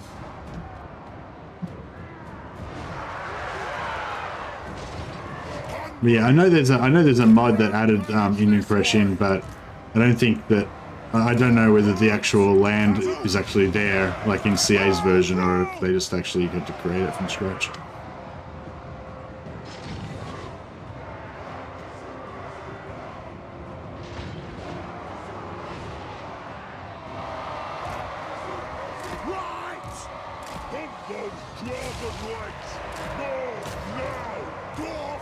I've got to go 6 of these menace belows to get rid of before they get here.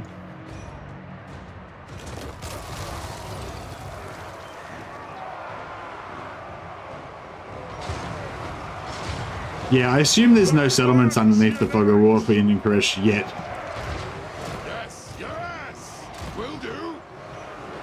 Let the vengeance begin! Let us bleed for the clan!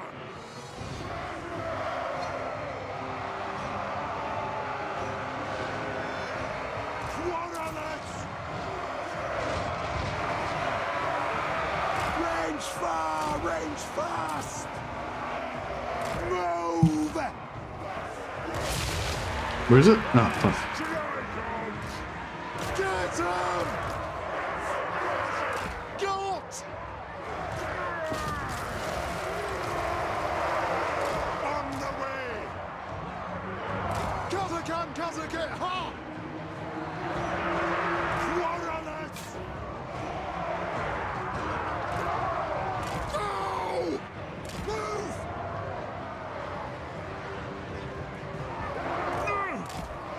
Aye! Move now! Yes! Plow through! Oh! Obvious! Move! Down! Aye! Fight! Walls! Shivering! Battle ready! Long beards! Master of woodcraft! I will do it! Gush out, boys! Miners! Slay everything without a beard! It's looking a bit rough here, isn't it? Over Leah's will!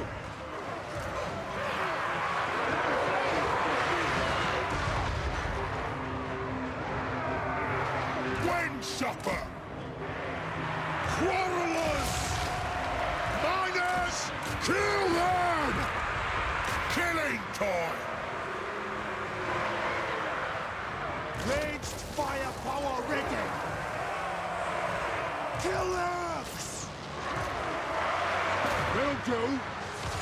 Grudge thrower! The next kill is ours! Stalk! Long beards! Understood! Give me vengeance! Ogres! Drive needs it! Can't see where the, for some reason, like when I'm not seeing the when the warp lightning drops, I can't see where it's going. Down with your gunner! I don't know why. This is a reckoning!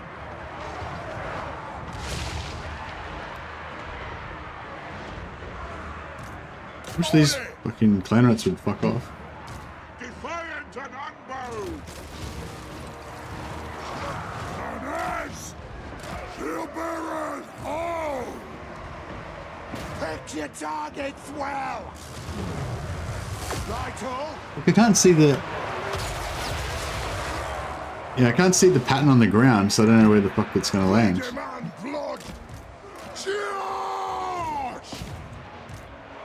Deadeye get him. Have at them! In my gut! Wait, where the fuck is it? Quarrelers! Ah, Put those dwarven legs for the ancestor gods! Bring us me! Ricky!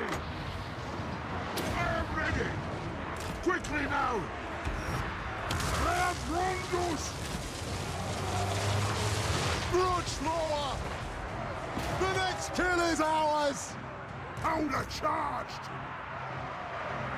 Yes, yes! When do we eat? Find a meal! Missiles ready!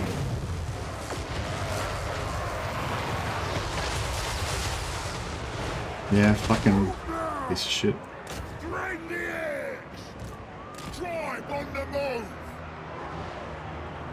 Kind of more immersive. Time! Yeah, for sure. It's all about the emotion. Scarf!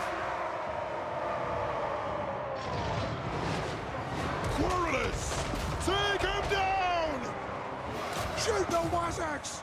At your command! Blow out! Grudge Thrower! This won't misfire! Longbeards! It is a reckoning! For the ancestors! Axis out! Me! Quarrelers! Shoot the wizards! Now is the season! Come together, lads! Miners! Biggest in the tribe! Miners!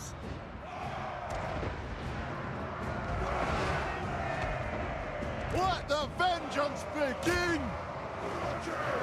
Quarrelers! Fight! Pursue! Vengeance! Cattle! Yes! Iron will! Move now! Ready to strike! Mark out! For the High King! It is a reckoning! Grudge Thrower! Wall of vengeance! Rims of power! For our ancestors!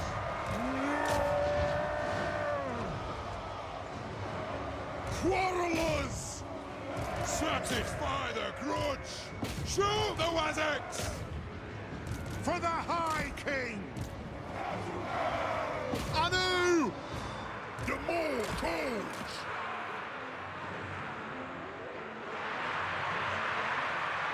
They have wronged us! You get this assassin? Oh yeah, he's going down. At once! Going full tilt! Satisfy the grudge! Sir! Lord of Clan Margaret! Hungry! Up we go! Grudge Thrower! We demand blood! Get him! Get this guy? For the Yeah. ancestors! Targets, Lord! Reach far! Reach fast! Move! What? Hear those cannons! No faffing about! Have the fields watered with the blood of weaklings. Exactly.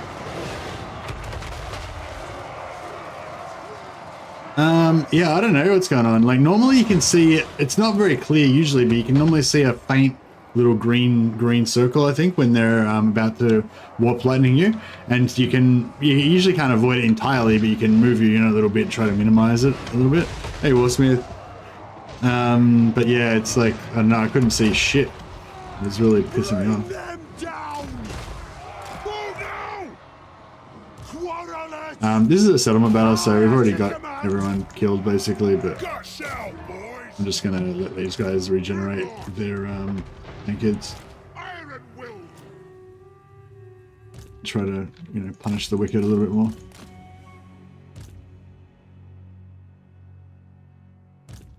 Give my ogres some XP.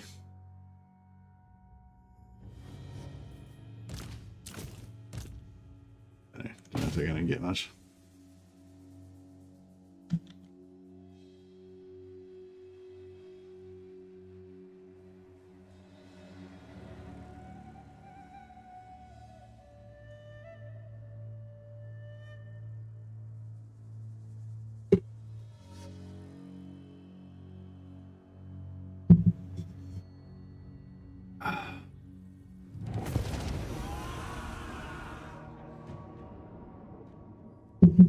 Well, that was brutal. Brutal. Many brave Dowie fell this day. So the Moonbird and the Celestial Lion are also single entities in the Clothay roster. Yeah, that's right. They're single entity monsters and they're new mounts again as well. Which is pretty cool. Yeah, so yeah, so we got the new legendary hero. We got the new legendary hero. Then we got new generic hero, the Gate Guard. We got this Moonbird looking thing, which is apparently like a phoenix, like a kind of like a high elf phoenix, they said, but it's got some sort of like vortex ability that it can do when it flaps its wings. And we've got the Celestial Lion, and both of those can be mounts and also can be single entity monsters.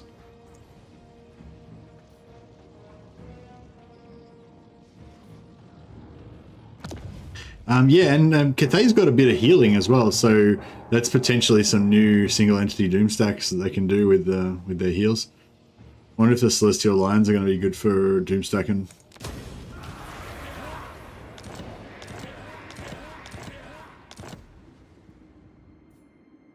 Lord of Clan Morgrim. All right, got some more territory there. Does Cathay have healing outside of Mao Ying? Yeah, their generals have a healing ability. I think it's just got like three. Is it just got like 3 charges? Yeah, don't their generals have some like 3 charge healing ability?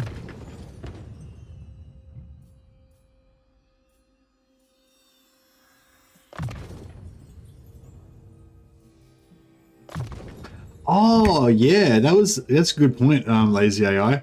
They said something about Cathay's constructs being like they're going to add like a new construct thing to Cathay, and put the constructs into their own class of units. That's how I read it anyway. So that might mean that healing won't work on them anymore, and you need special construct healing. So I'm guessing, and if they do that, then I guess they might update the. Which one's the one that buffs? Is there currently a thing that buffs constructs? I don't know, not the alchemists. Do they buff contrast? I don't know. Maybe they'll make either the astromancers or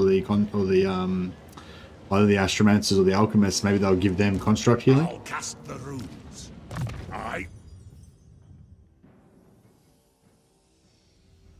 Just like the Tomb Kings. Yeah, that's sort of the sense I got. They were going to make the Cathay constructs like the Tomb Kings. Yeah. Rune Lord. That's the sense that I got. Retake the realms.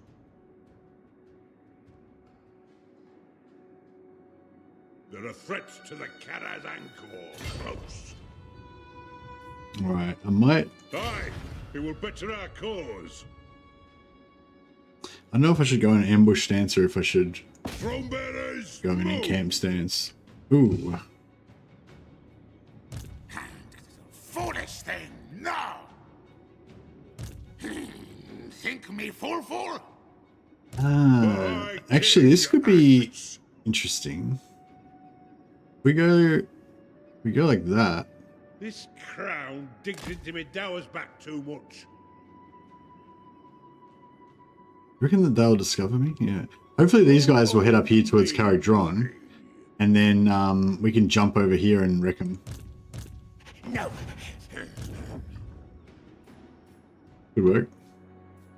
For the wisdom of Valea. Yeah, we run out of money. We've got no more income coming. What's going on with diplomacy? By the comet. Is it? Yes. What? Chosen. Anad? Iron hammer. I might go to war with Azag because it looks like he's beating Azag anyway. So we may as well get in on that bandwagon. Call me a king. You are welcome Get a here. free 655 gold. Onward to war. I stand defense. Unazar. All right. What? No. Yes. Stretched, great. Champion of the dark. Draj. Me. Oh yeah, Azag's getting pinched between Ungrim and Dryka. Anyone know what Lore of Hags will look like? Similar to the mixed lore of Astankia? Hey Trollhat, I mean, I don't think it'll be the mixed lore of Astankia. Like they'll be making up new magic spells with new visuals and new graphics and everything. I'm guessing.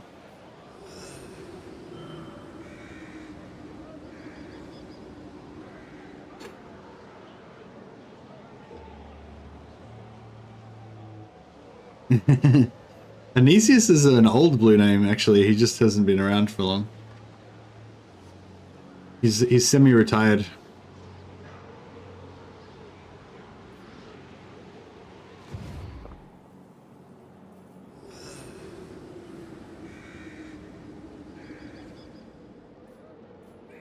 Which dwarf should I play for the achievement? The easiest one would probably be Belagar, I would say. If you're good at playing Belagar, you just go build a hero hammer squad of Belagar, make friends with Avalan to get their pottery, give your Ironwood's tankards to all your heroes, and yeah, just bust your way over to Carrick 8 Peaks, kill everyone on the way. Should be pretty easy. Oh no, that's for short campaign victory. The long campaign victory, I don't know. You have to look at what the long campaign victory conditions are. Yeah, some of the long campaign victory conditions can be a bit, you know, a bit cheesy. You're indeed retired from streaming and such. Still watch a lot though. Oh, that's good. Oh, I'm glad you're still, you know, still hanging around.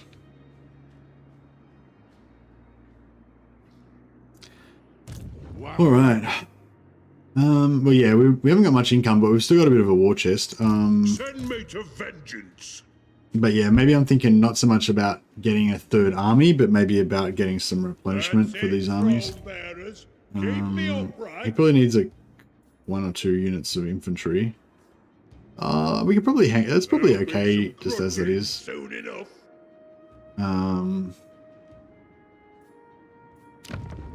But this army is. Yeah, we need to get rid of that. Probably get rid of 2 of these and get 2 more. Onward. Yeah, maybe just give him. Summon me if you dare. Maybe just give him. I'm just going. I'm just getting Longbeards. Fuck it. I don't care. I'm doing it. I know the Longbeards aren't as. We'll go 1 more shielded Longbeards as well. I know that the shielded Longbeards tend to work better with my playstyle, but these guys are they just look too cool. The Longbeard's great weapons are just too cool looking. And they've got 30 melee attack and 38 charge bonus. It's pretty crazy for dwarves. They got 30 melee attack, but you can easily buff that with plus 24 melee attack from your Thanes, from your runesmiths. So they're pretty potent warriors potentially. Throne bearers, keep me upright. All right. Yes. Get the boy back in there. My anger burns bright. All right, now if his ambush gets popped and then these guys both come in and gank him, that might suck a little bit. But if not, if they go up here, I'm planning on jumping him over because they can only intercept with 1 army. Oh, beautiful! We got the interception without even having to intercept. Glorious. I got 8. Oh, man, what the fuck? Actually, that's okay. We can probably use up the 8 before he gets to us. So yeah, that's right. We've got to do it. We could auto resolve him.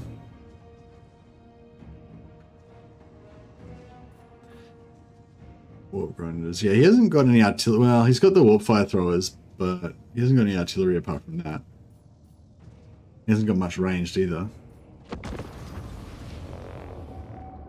Not enough bolt throwers in the army? Do you actually recruit bolt throwers? I don't think I've ever recruited a bolt thrower. I mean, I might have recruited one just to see what it was about after the DLC came out, and then I just never recruited him again. Have they been buffed at all? Are they good now? Or?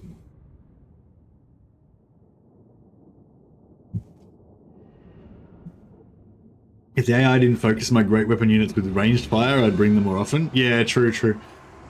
I feel like the great weapon troops are good when you've got them like mixed in, like with, like we're in that late sort of. They're good for that late period of the game, like at like when the battle first starts and they're all coming towards you and you're all got your orderly lines of ranged troops and you're just like annihilating everything with ranged fire as it gets close to you. Then like you don't really need any two-handed weapons. You just want some shielded guys at the front, you know. But then in the late part of the battle, when shit's just all fucked up and there's guys all in your back line and there's cavalry running over your artillery and all that shit, that's when the great weapon troops come into their own, just when they're just mixed up in the melee, just mauling shit. And yeah, so I like to, I kind of like it. I'm kind of enjoying having 1 or 2 units of them. Kind of try to keep them in reserve so that they stay healthy till that end period. But yeah, they do try to focus them with their ranged units, which sort of sucks a bit. But some of these maps are fucked up and you can't always use all of the terrain. So I like to just check everywhere to find out where I can actually put my guys. I mean, these are obvious, you know, you're not going to be able to put anything there, but sometimes there'll be like just weird formations in the middle of the map where you can't put stuff. And sometimes there'll be weird terrain where you sink into the ground and stuff. So yeah, I kind of like to check it out a little bit first. Yeah, it looks all pretty straightforward.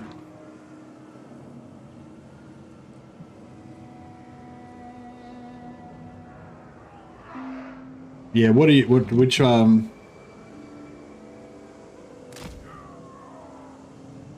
yeah, so I'm thinking what we'll do is we'll just stay as far back as we can so that actually this side not really any height advantage to be had anywhere.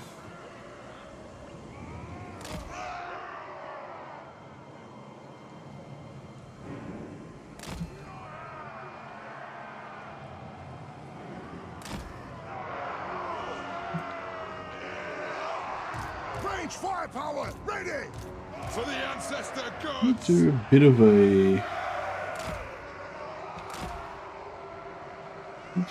a checkerboard. Might make it a little bit shorter though.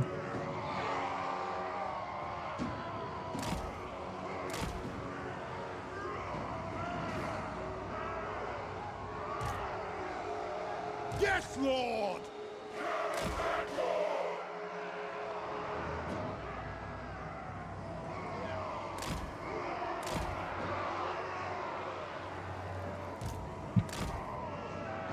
Quarrelers! Vengeance! Quarrelers! The clans unite! Looks pretty solid. Let's start shooting! Quarrelers! Put these guys in the middle. Goes up here. Yeah.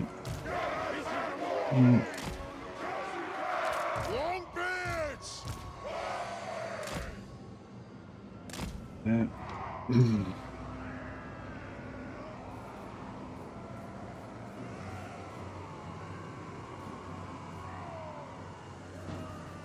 Alright, cool. Alright, we've got 8 units. 8 units of Menace Belows that we've got to get rid of. These guys are just waiting. Yeah, they're just waiting for now. For that guy. He's going to solo us. Alright, there we go.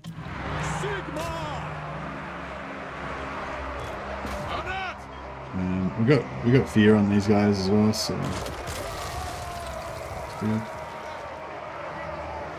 Jäger! I'm there! Chrome bearers hold! For the colors and core!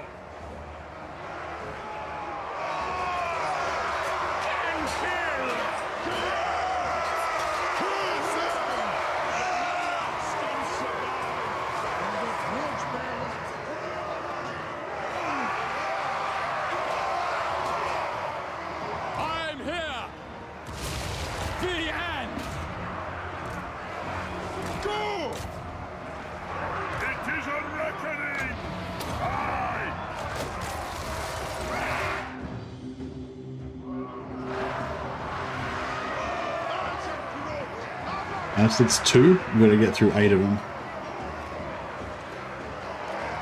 Hey, Cookie Wisp, I said Belagar. Go Belagar, Hero Hammer style. If you want to really cheesy, if you want to do it really easy, check out my Belagar 0 upkeep video.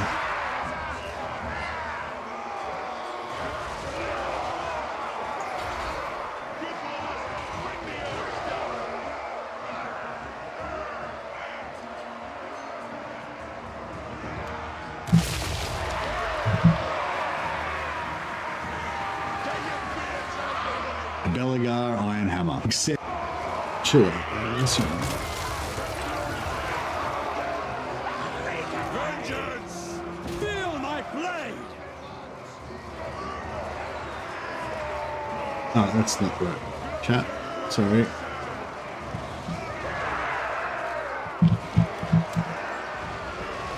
There you go, Cookie Wisp. Belagar 0 upkeep. Check that video out if you want. Shows you how to confederate the endgame armies. So you just put on the dwarf, basically put on the dwarf endgame, but put on diplomacy on, and then use the automatic confederation to get the free endgame armies for yourself, and then you can keep those free armies for the entire game, and you can replace the units with your own advanced elite units. And yeah, basically just you know, that should be probably the easiest way to get the dwarf achievement if you want to do it. I wouldn't necessarily recommend it for a fun campaign because it's a bit yeah, free armies, yeah, exactly. It's a bit cheesy. You get like a couple of free armies, but I don't know. It's not too bad. I think it doesn't like negate the total difficulty of the game. It just kind of easy modes it a little bit more for you. But yeah, if you want like a hard, challenging campaign or whatever, then you might want to not want to do that. But yeah, if you just want to get the achievement as easy as possible, then hopefully that'll help you out. Go! Attack the axe!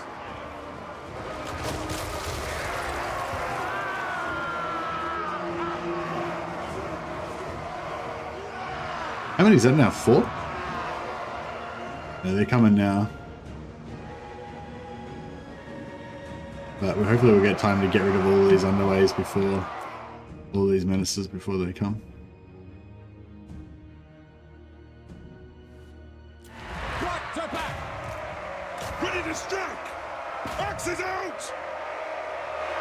We've got 3 of these guys who've got fear, so helps routing a bit quicker. Herr Jäger! Move! Go! We are relentless!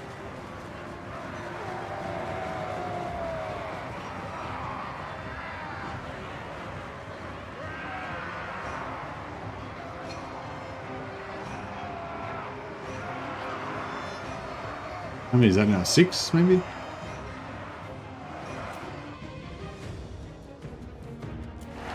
Host! Aye.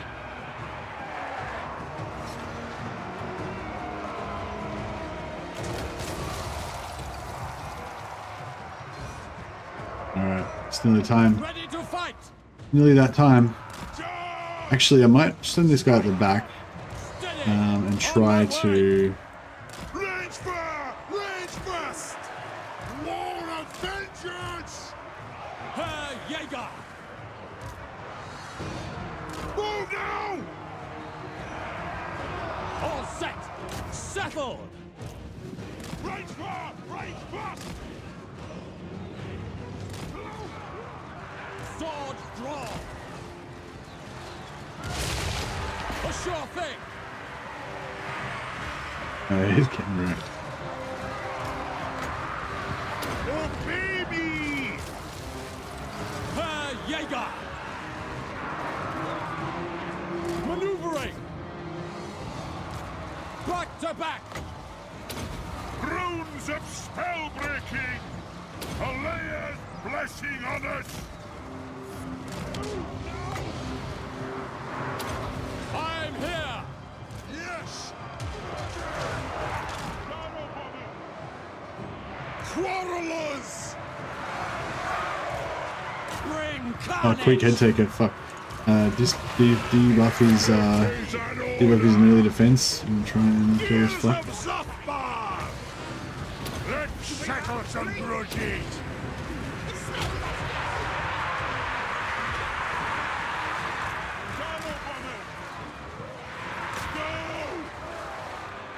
For the Kara's Anchor! Sigma! Oh, look at his Thane just getting absolutely wrecked by quick. Pump Better get out of those there. dwarfing legs! Kill! Take to the air! Gyro bomber! Nothing can stop us! Will do! Right! Mine host! Move! Karagul! Attack! Gyro bomber! Oh. It is a reckoning! The gyro bomber just got smashed. Charge! Move now! Move! Strike out! Go! Range far! Range fast! The clans unite! Quarrelers! Shoot the wizards! String the axe! Overwhelm! Master engineer, I'll get my tools! Nothing can stop us! Hit your targets well! Ready to fight! Oh, man, this guy's getting violated. There we go. Move! Now! Strike out! For the Karasan Corps! Longbeards! Sword drawn! Obey me! Hello, through! Warriors!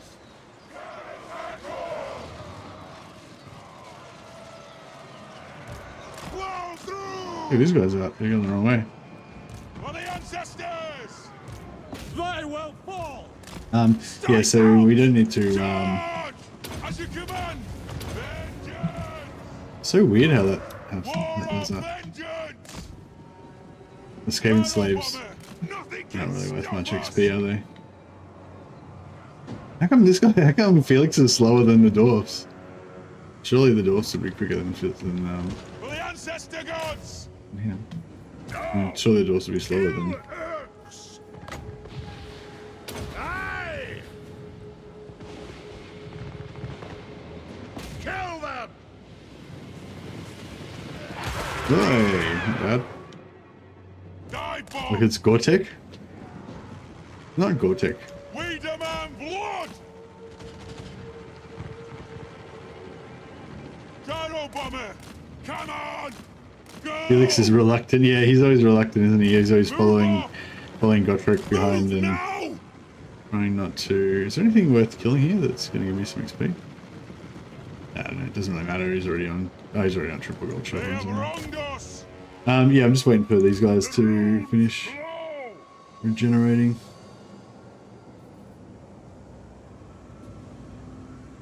All set! Oh, does Felix? Oh, Felix doesn't have a tankard. Rotted.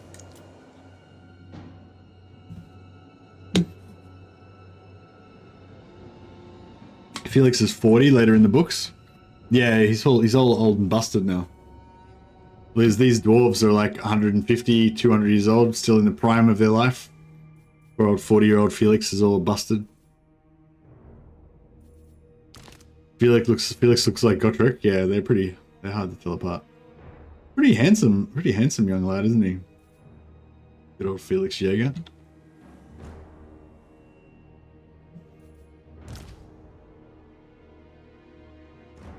Well, the Longbeards took a bit of a thrashing, but that is their job. And they did well. They held the line. They didn't break. See what I mean? -5 leadership, -5 schmiedership. They don't care.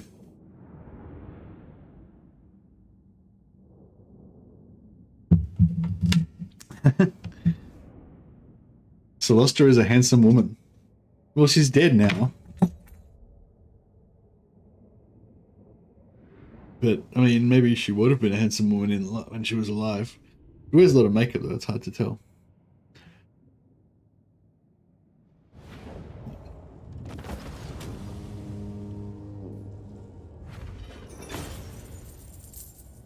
Alright, so much for Queek's adventures. We intercepted both of his armies. Ah, alright. Fucking hell. It's just these underways are like a pain in the balls.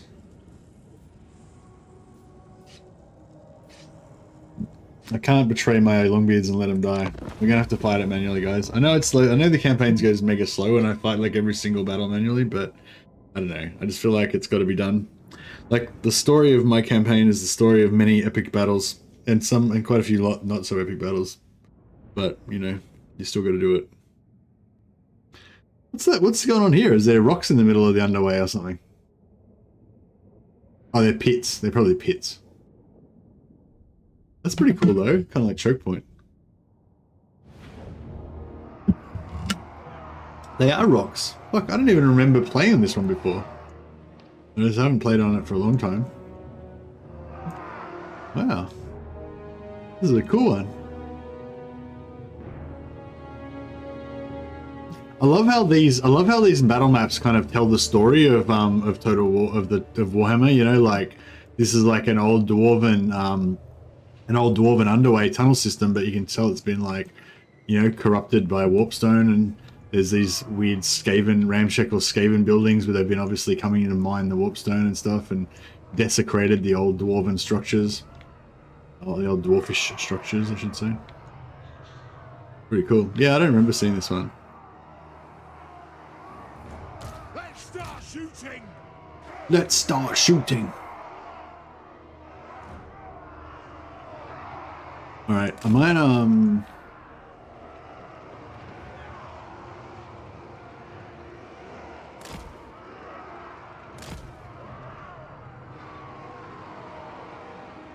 Gears of Zothbar!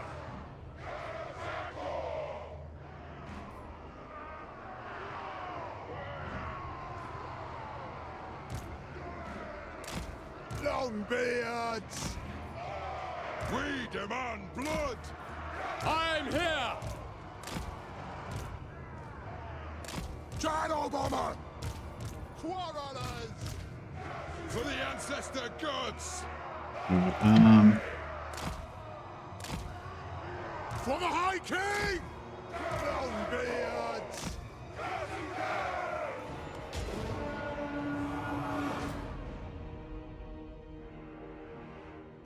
yeah, I'm gonna say, I can't see them.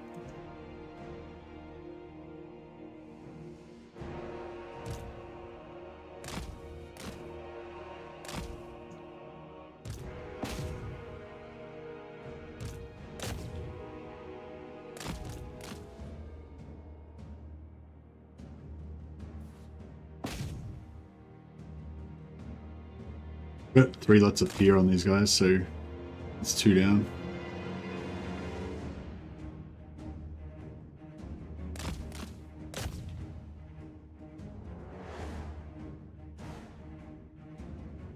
Three down.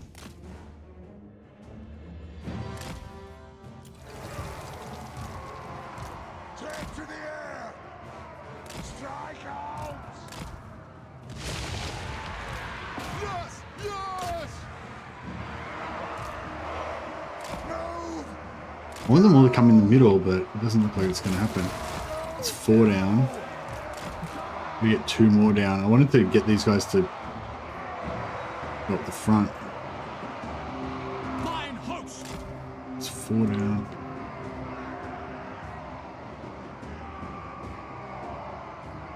Shadow Bomber! Back to back! Kazakan, ha! Rage fast! Positioning! Herr Jäger! Charge! Moving out! Nothing can stop us! 5, we got 1 more. I might just let the other one go. We'll just run it Advancing! up to the front now. Plow through! Charge! Go! Move! Quarrelers! Hammerers! Move now! Hunger!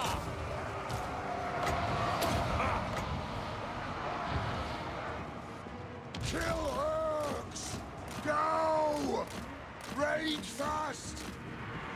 The clans unite! Herr Jäger! Axes out! Plow through! For the ancestors! Ready to fight! Who's that lord?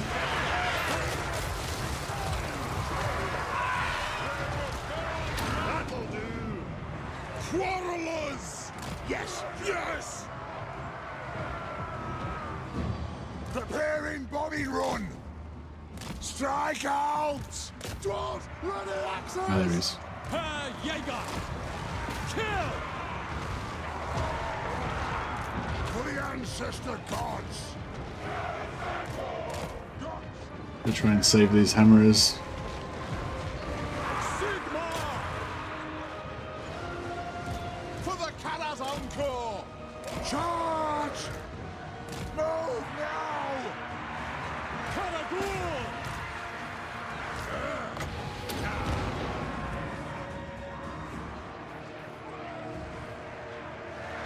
Vengeance!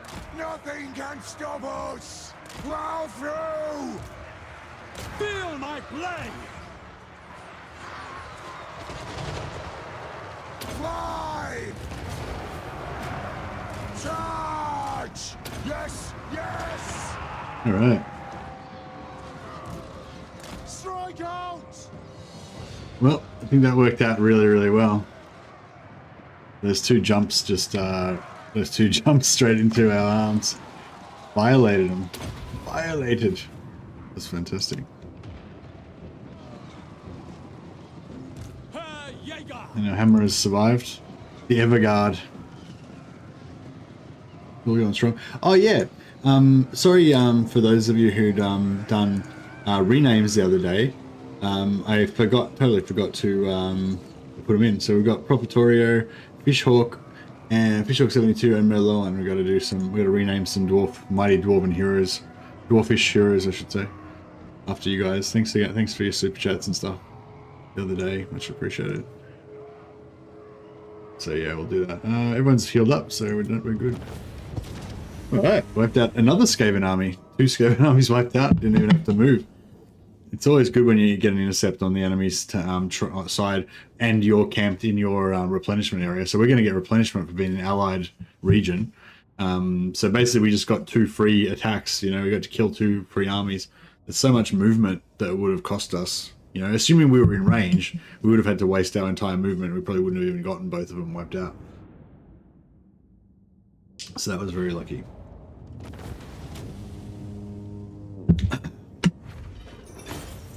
I mean, we probably would have handled them anyway, but just would have wasted a lot of time.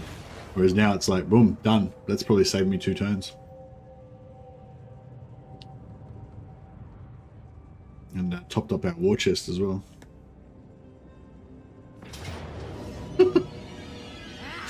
They just can't get enough of suiciding into my dudes.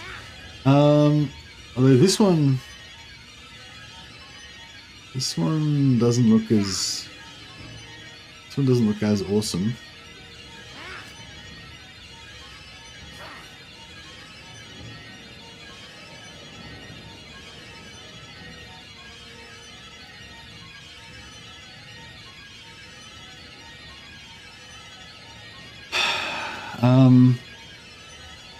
Yeah, we're gonna fight it, I guess.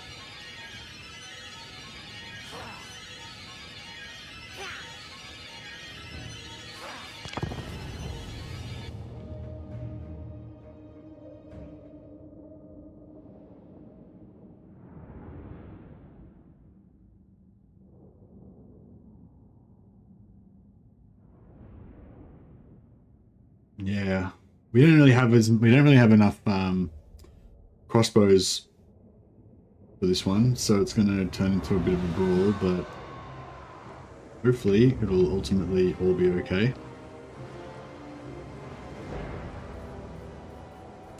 Quarrelers! Let the vengeance begin!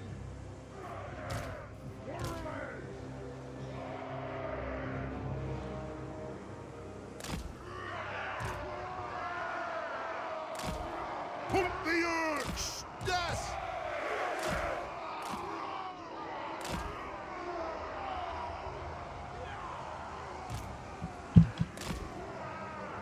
The clans unite! Quarrelers! For the High King! Satisfy the grudge! Let the vengeance begin! Hit them! They have wronged us! Grudge thrower! You know, they've got fear. I'll probably spread them around a bit. The more cool! Miners! For the ancestors! They have wronged us! Grips of power! Yes! Vengeance! The clans unite! Alright. The king is so high. The king is so high, that's true. Alright, so how many we got? We've 4. Only got 4 this time. So first one should hit at 45 seconds. I believe. Move! Cover them! The clans unite! Kill orcs!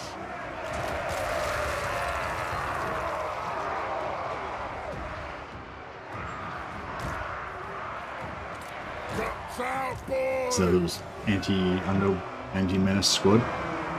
Alright, one minute. It is a reckoning! Move now! Plow through! Another one at 130.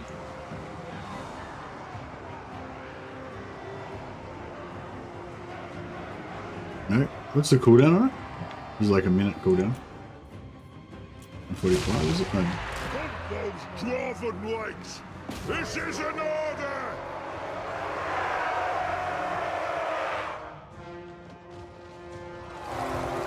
Would you recommend UMBO? Hey Skipbase, yeah, highly recommend UMBO. Really fun campaign. I'd probably, yeah, I'd say UMBO is like way better than the other 2 Cathay Lords. He's better. He's like all 3 of the Cathay Lords are great as one-man doom stacks. You know, you can just send your first caravan to Drakenhof to get the regeneration sword, and then any of the 3, once you equip it with that, makes them a one-man doom stack straight away. Although Zhao Ming can get regeneration anyway, so he doesn't need it really, but I still get it anyway on him. But Yuanbo is even better than the other 2 at single combat. I feel like he's like tankier, and he's also better at killing enemy lords and stuff. Plus he's got the perfect AoE blob destroying spells. So he's just like fucking awesome in like as a solo lord. But also he's got really cool game mechanics, like yeah, super cool campaign mechanics. So yeah, he's a Heaven's Caster. He's got a combination. I think he's got the Talons.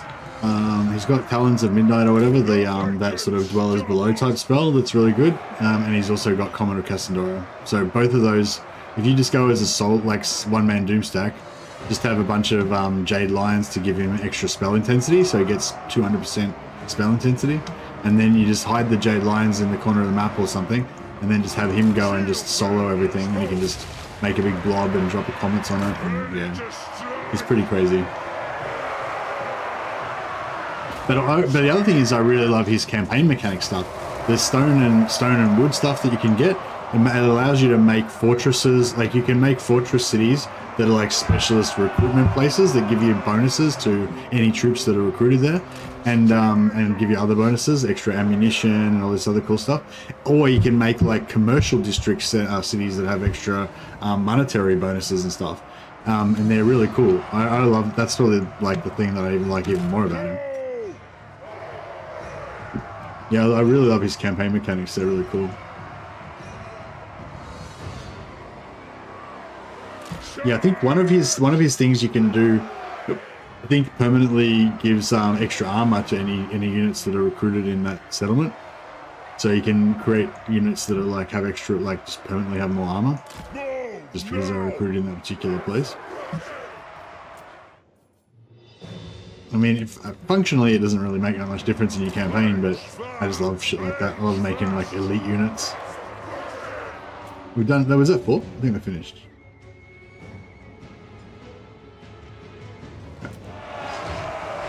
For the ancestors! Flush down! Yeah, I missed that from the old Total Wars as well, hey. For the High King! Axes out! Hit your targets well!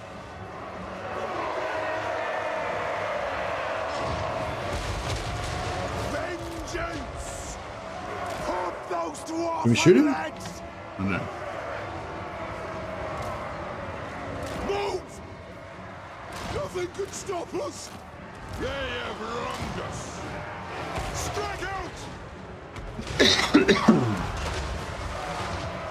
Horde of vengeance!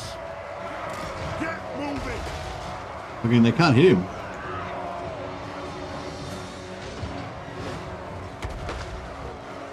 Let us bleed for the clan! Missiles ready! Kill them all! Grudge thrower! Fane! Yes! That was cool, we kind of missed, For the cannons and we missed there. Defiant and unbowed!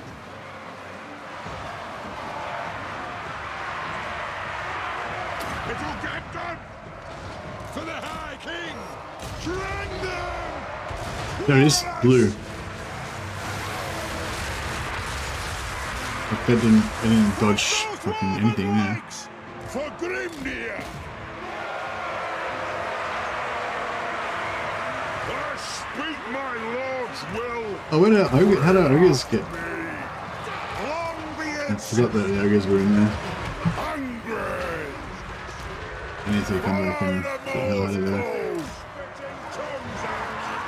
Battle ready! War machine ready! Yes, Lord! Fire on the foe! Take them down! Aye! Get him! Let's go, boys! Axes out! Longbeards!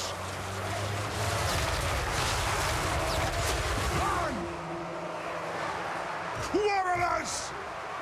Shoot the wyverns! Let me take out these flamers. It's causing us some trouble. Bring them! Pagoda! Thundering foe! For the High King! All dead I'll get him! Come together, lads! Kill them! Nah. I don't know where that's gonna land, but wherever it lands is wherever it lands, I suppose. Take it all! What? Killers! Been Ricky! I am ready! I'm gonna kill Kazoo! that hero. Right, these guys can shoot into here now. These guys can shoot into there. Kill them all! And that should pretty much get it done. Grudge thrower! Stop!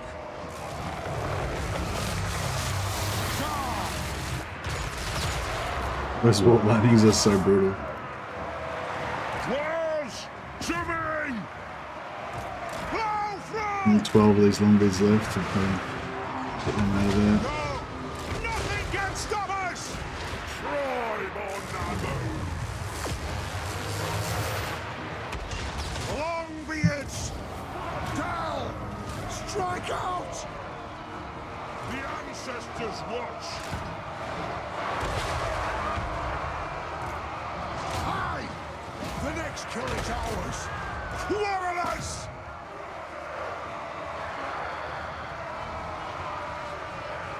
Alright. I wonder if our ogres survived. I think they did. Alright. Leggy! Good job.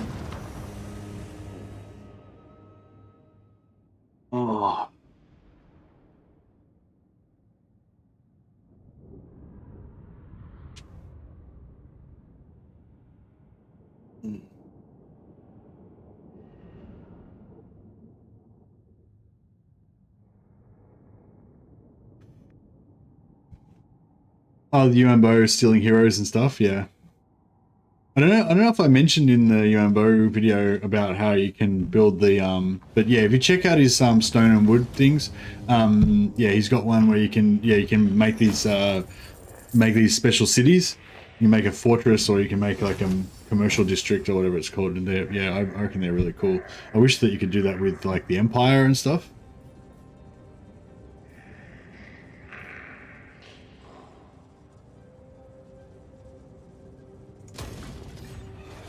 Some rough fights, but we are in replenishment territory, so hopefully we'll recover a little bit from those.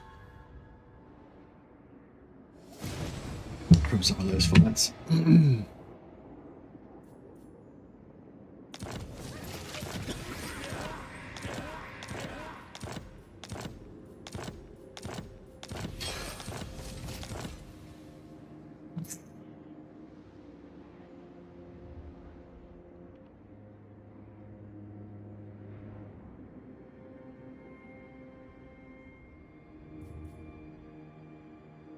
I just have to put on my air conditioner. It's really fucking hot in here. Wait in 1 sec.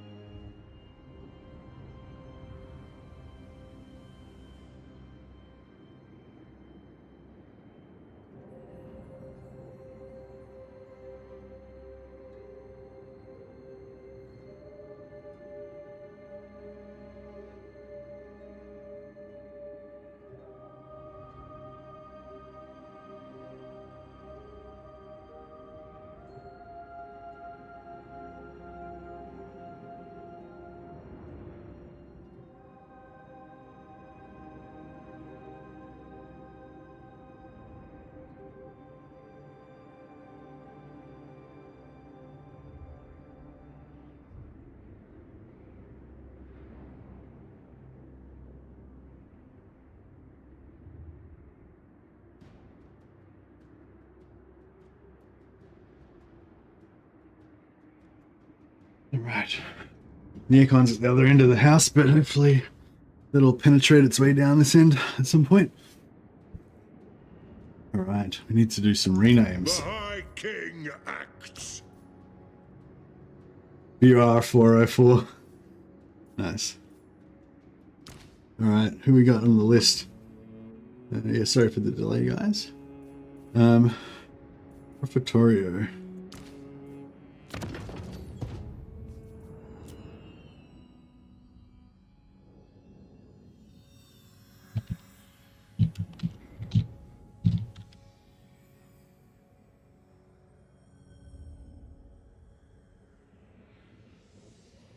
Torio and there we go. Stone Prophet Torio, and that's his nickname. He's the Stone Prophet because one time he foretold a cave-in in a mining a mine cave-in.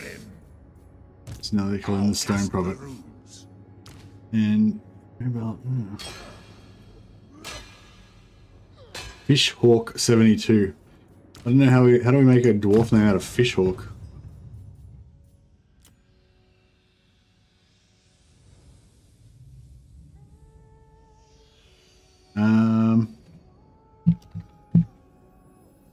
Fishhawk. Doesn't really work. Fish on?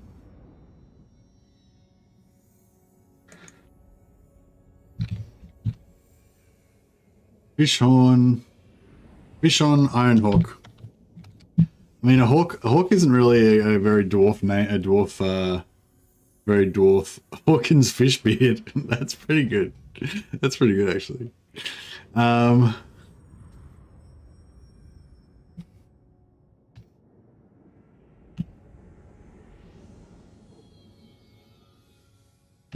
Fish on Hawkenak.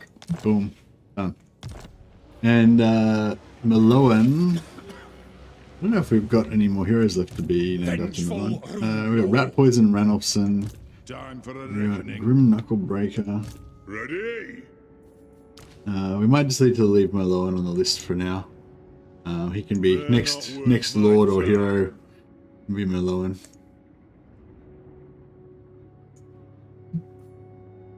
Yes. All right, yeah, but yeah, thanks guys. Thanks for the super chats the other day. Sorry I took so long to get you into the camp, but don't worry, you'll have ample opportunity to die gloriously. I was trying to get the Lord. To vengeance. I was trying to get the Lord trait on somebody else other than THORGRIM, but since he's in Force March, I feel like the opportunity's too good to miss. So we'll have to murder him. By the Grudgebearer's will. Moving. Murder him with THORGRIM again.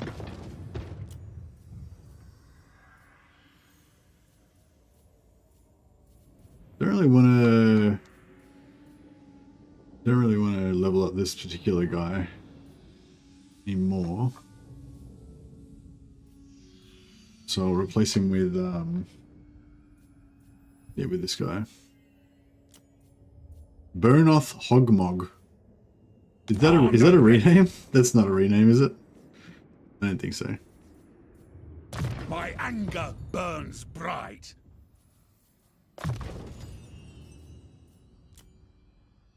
And we call him Mura Lowenstone.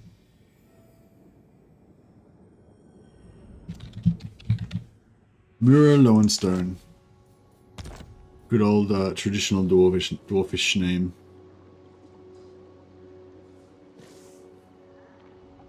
Alright. Skaven can ambush your armies when they're garrisoned? That's terrifying. No, I don't think that they can. Maybe in Warhammer 2, but before it got patched or something. I think it got fixed though. But yeah, no, I'm pretty sure Skaven can't ambush your armies when they're garrisoned, or at least there should be a big negative to it, so that it's practically impossible. Maybe, I'm not sure whether they strictly can't, or whether it's like a minus 100% chance or something, but yeah. But no, they shouldn't be able to. They used to be able to, but I'm pretty sure they fixed it. No, the patch is not out. Sorry, Krieg. The patch is coming out in like 2 weeks. This is just a preview of the Cathay part of the patch. If you want to watch the full chat about it, if you just go back to the start of the stream, starting about 5 minutes into the stream, I would just talk about it for about half an hour or something. Or maybe it was probably like an hour really. Hey, Wolfspaul, how you going, buddy?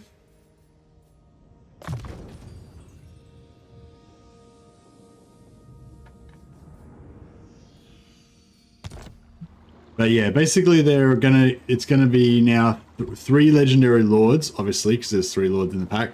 Yeah, 3 legendary lords, 3 legendary heroes. So each race gets a legendary hero. 3 generic lords and 3 heroes. So every single faction gets a legendary lord, a legendary hero, a generic lord, a generic hero, and there's like 16 units, I think, divided between. So each one gets like 5 units, and a few other things. Yeah, if anyone didn't see it already, I'll just do a super quick recap. Basically, yeah, so we get a new generic hero, the Gatemaster for Cathay. They're only showing the Cathay stuff specifically so far. But yeah, this is what we're going to expect now in the Shadows of Change update. 3 legendary lords, 3 legendary heroes, 3 generic lords, 3 generic heroes, 16 units in total, 3 RORs for each race, extra magic lore, and 2 free LC characters. So we know that one of the free LC characters is A called Hellbrust, which we already got.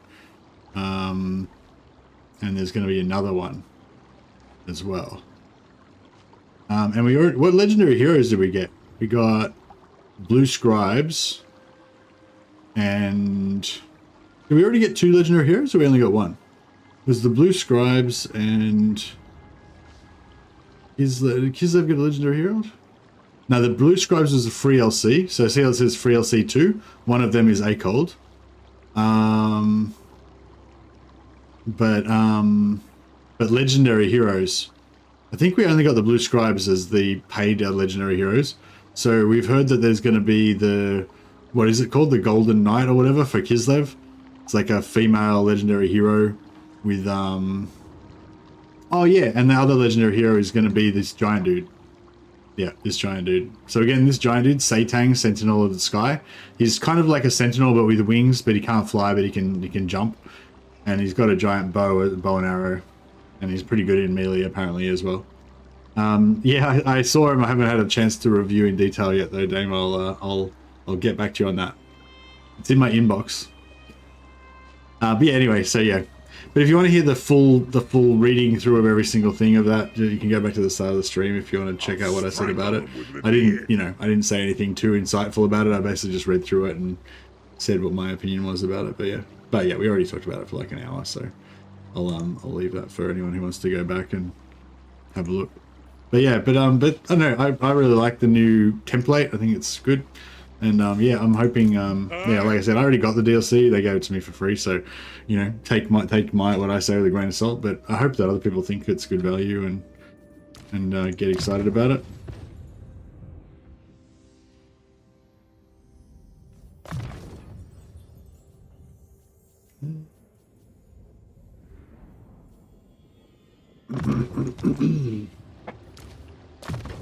Yeah, that's right. We just killed 2 lords. We just killed 2 armies in intercepted, in underway interceptions. So we can got a bit of leveling up to do. Retake the realms.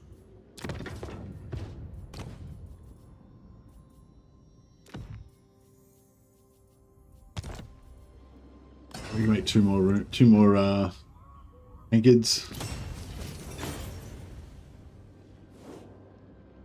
That would persuade me to buy it. What would, like, you're saying you already got persuaded to buy it by the new stuff, or you need something else to persuade you? Oh yeah, maybe we should do a poll. Let's do a poll. Start a poll.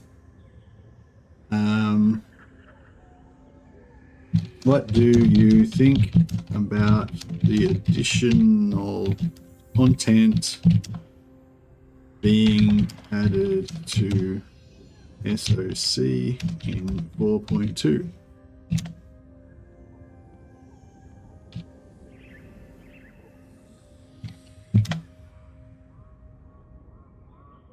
So basically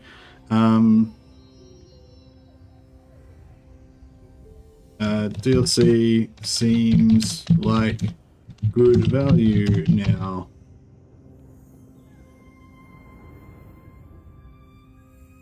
DLC still seems like a ripoff.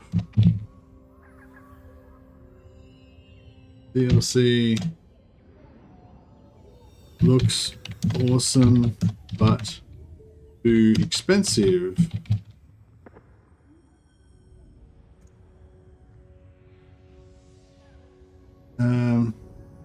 DLC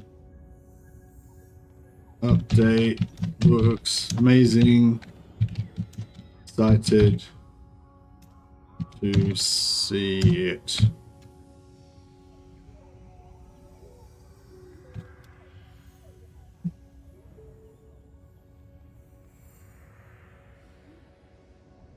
I don't know, something like that. So yeah, so basically I guess my 4 options for the poll are either the DLC seems like good value now, the DLC seems like a ripoff, the DLC seems good but still too expensive, or just generally it's awesome and you're excited about it.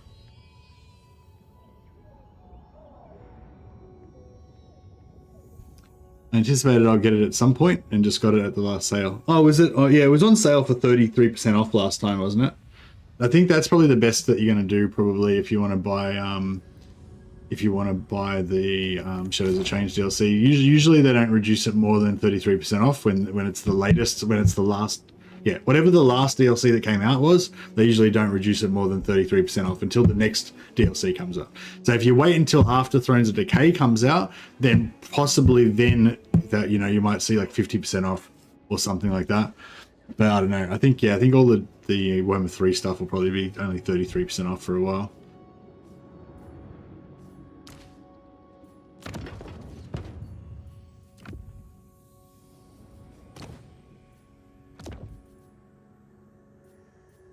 What's this do? Melee attack +5, base weapon +8. That's pretty good. To war. Get some more. Very well. Get some more XP.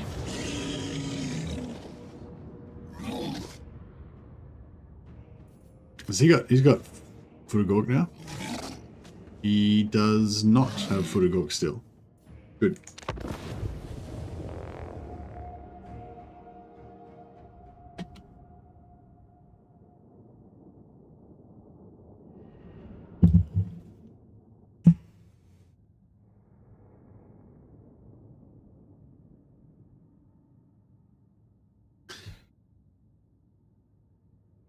Yeah, well, they haven't. So they haven't changed. Yeah, it's interesting. Like, in terms of the value proposition or whatever, they haven't changed the price, right? The price is still the same, but they've put heaps more like units and heroes into it, and I think that's really good. Like, looking at the content now, like that looks like what I expect.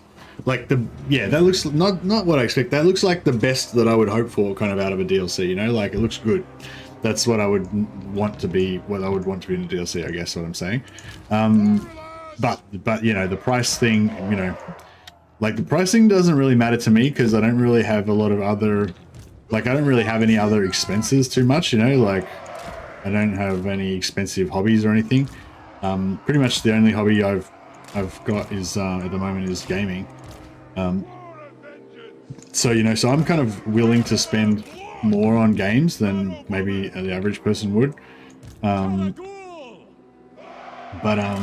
also, you know, they gave it to me for free anyway, so I don't know, I feel like, you know, I feel like a bit, I don't know, like I feel like my opinion is not really very valid because I don't actually have to pay for it, but like I hope you believe me when I say I definitely would buy it. Like before I got into the partner program, I used to buy all the DLC, like pre-order it all for full price and shit. I'm definitely in that camp of dudes that are just sad case obsessed Warhammer fans that will just pay anything to get good Warhammer content. That's where I'm at. But so the only thing for me is like whether the content is good enough and whether there's enough of it. The price is not really, you know. I mean, obviously I'd like it to be cheaper, but I'd still buy it anyway. You know. Maneuvering. I'm there. Forward. Budget. Go. Oh, he dodged a bit of it. Alright, well, I guess we better try and aggro them. Or should we just wait here and let him run out of magic? I will. Bring them down. Move. Strike out. Felix keeps getting shot in the face. As you command. Can we shoot these freaking snotly pump wagons? Pretty annoying. Fly. Ah, looks like we've pissed him off now. Take aim.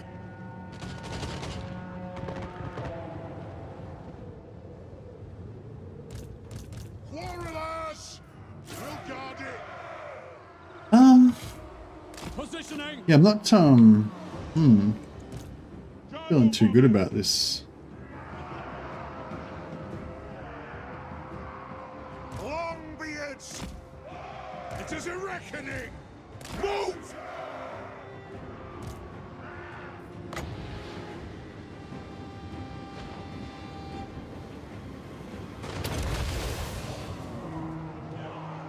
Herr Jäger.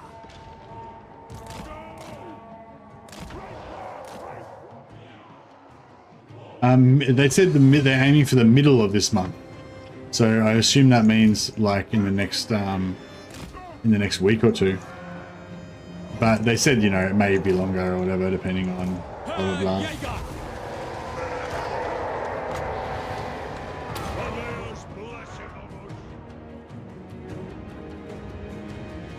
Let the vengeance begin. Charge. Oh, all right. Go! Be it ready! Yes! Move now! Oh, he's got some like crazy. Oh, fuck yeah, get away. He's got some crazy spell that does the freeze you in place and does heaps of damage to you, which really sucks. Just run away. Strike out! Spend most of my time trying not to get my For the High King! Ranged firepower trying not to ready. get my gyrocopter killed. Fire on the foe! Nothing can stop us! Herr Jäger. Where's Rizzo? Is he? No, he's not in there, is he? Is there anything tough in here? I am your high king. That'll do. Hazuk. That'll do. For the ancestors. Runes of power.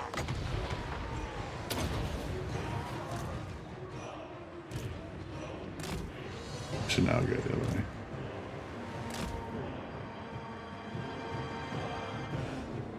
Warriors! Valea bless our aim! Hug those dwarven legs! By Valea's will. I might wait for the cooldown so we can drop a bomb on that. Quarrelers! Go! Anu! THORGRIM! For the ancestor gods! Hug those dwarven legs! Hug those dwarven legs! Let's start shooting! Blow through! Blow through! Charge! Strike out! The runes are cast! Right, it's Attack! done. All set! To the Caravan Core! Runes of smiting upon them! All right! Is this Blood Bowl? It is. Yes, it is Blood Bowl. Alright. These guys are all going to die because they're in force march anyway, so. Sword drawn! On my way! Oh yeah, I've got to give Felix a tank kit, I forgot. Not getting any regen. Gyro Bomber! War of Vengeance!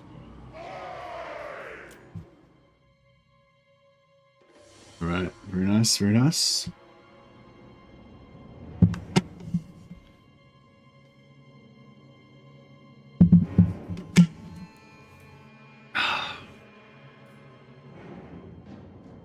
But yeah, no, that's a good amount of content. I'm really excited, and yeah, I'm extra excited about what we're going to see with. I'm extra excited to see what we're going to get with Thrones of Decay, given that basically they were saying that Thrones of Decay is going to follow the same template basically.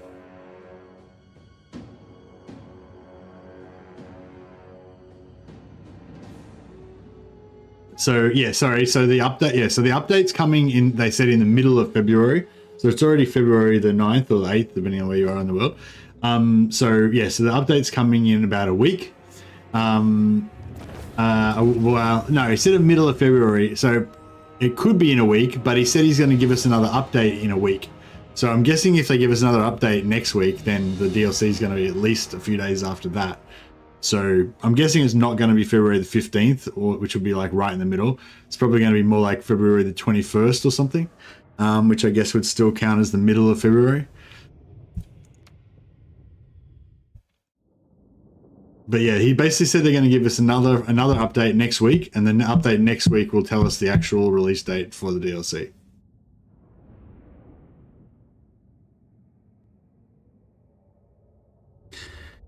And they said that Thrones of Decay is going to be the same kind of template for the amount of content that's same amount of content basically that they're going to do in this updated version of Shadows of Change.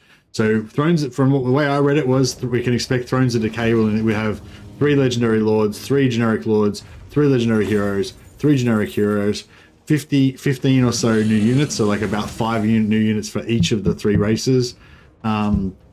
And also, you know, potentially a new, and also potentially a new what do you call it? Potentially a new Law of Magic if it's appropriate or whatever. And also a free LC Lord we're going to get with Thrones of Decay. So we've got a free LC hero with Shadows of Change, but they said we're going to get a free LC Lord with Thrones of Decay. So Thrones of Decay, we're actually going to get 4 legendary lords, which is pretty cool.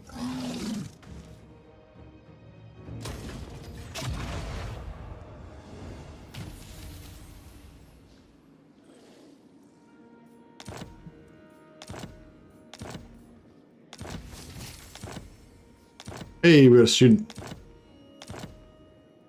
So we just finished. Did we just finish the technology? We must have just finished this technology last time. Three, yeah, that's right, yeah. If we can get any more level ups somehow, don't know. Vengeful. How do we go here? Yeah, we're still pretty busted up. I don't want to move down towards taking Iron Rock, but yeah, see, we can't even get it in 2 turns.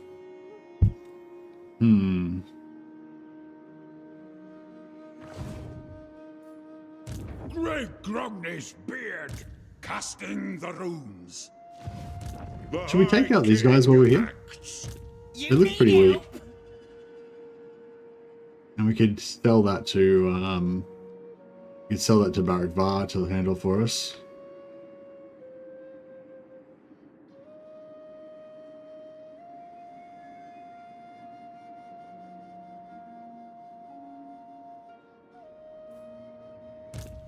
Gotrek Gurnishan.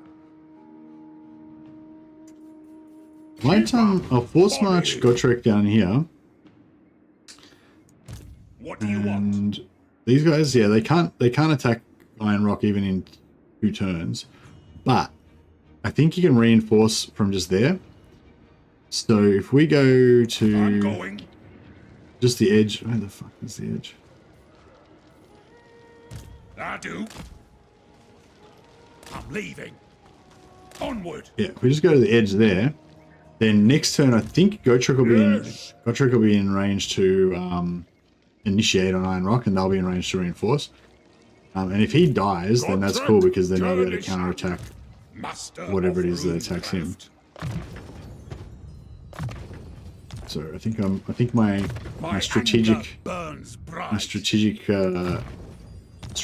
strategy is unimpeachable.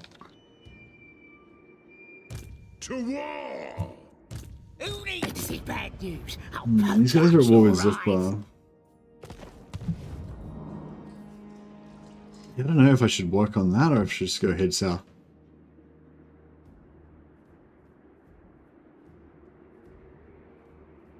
What? I mean, it's because we're kind of like here now, so I feel like it's, Onward. you know what I mean? We should probably just get it done. March. What? On my way. Probably should take him over here.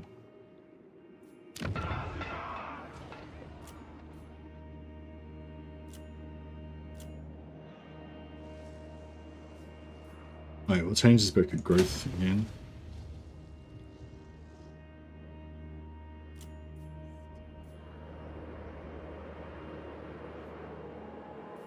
Yeah, nice. Only 2 turns, so we can put that up to tier 3. Actually, yeah, if we put that up to tier 3, that'll be a big boost of money. So yeah, just want Nurgle to be a bit more varied. Yeah, 5 Empire units sounds rad to me too, and 5 Dwarf units. How cool is that going to be? What are we going to get for the Dwarf units? We're going to get that Slayer artillery that throws the axes. That really stupid looking Slayer artillery.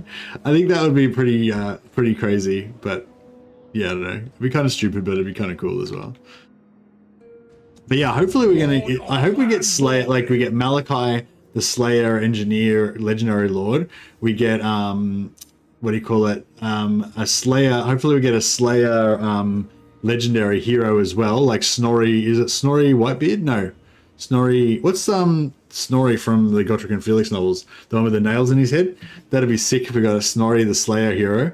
And we got a Dragon Slayer Hero, generic hero, and we get a Demon Slayer Slayer Lord. That'd be quick. Snorri Nosebiter, that's right, yeah. Snorri Nosebiter. I love Snorri Nosebiter. I fucking really... He's just so sweet. He's a sweet old dwarf that loves just bashing people. You know? He's not a bad guy. He just likes bashing people. Oh yeah, so we were going to make like a flame squad, because I haven't actually got my flame squad going in any of the previous times. Plus 50 iron drakes, ammo, iron breakers, and miners. Yeah, nice. So we'll get like a bunch of these dudes so that we have like ridiculous amounts of ammo.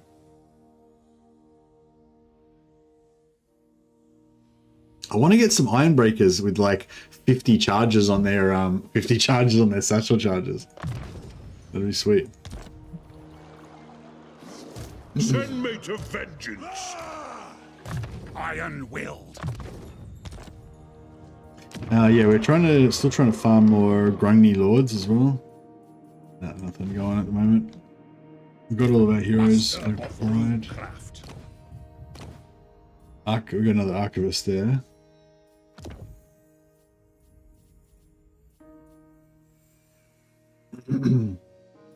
Students are on. Nurgle ogres and Nurgle trolls. Hey, yeah, Nurgle ogres would be pretty cool. Because they'd be kind of fast as well, because they'd have like the ogre 50 speed. That'd be kind of interesting for ogres. My anger For Nurgle, I mean. burns bright. Alright, I think we got everything under control here. Throne bearers, let's march.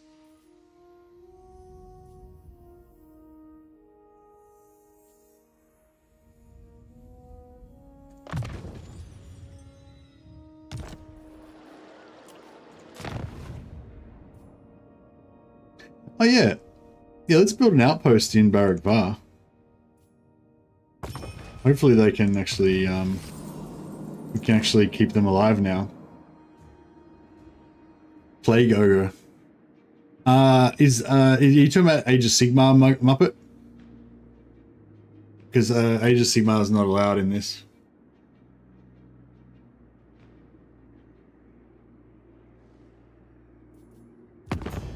I think Ogre is what they're called in Age of Sigmar. I don't know if they actually I don't know if they backdated Ogre into Warhammer Fantasy.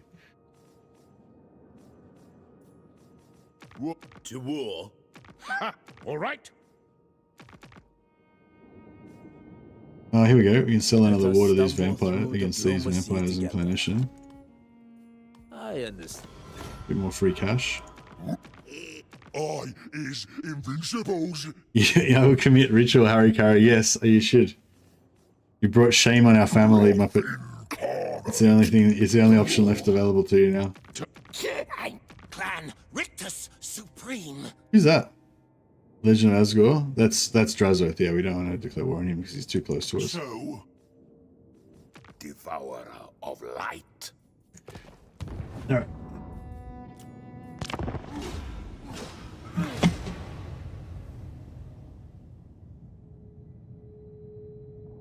Check out how fiscally responsible I've been this campaign. I'm still in the green technically.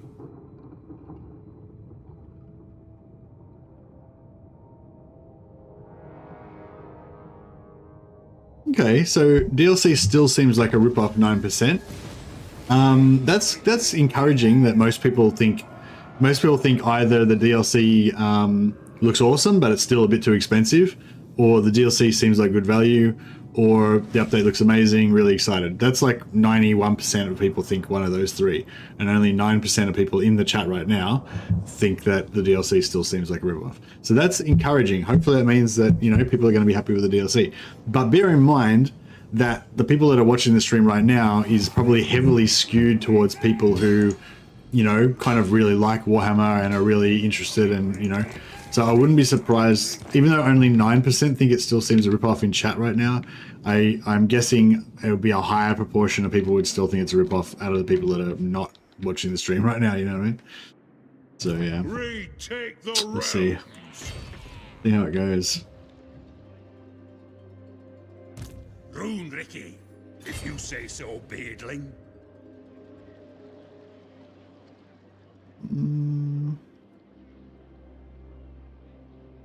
We can actually reinforce from there. Heading out. Just realized. So that's kind of cool. Yes.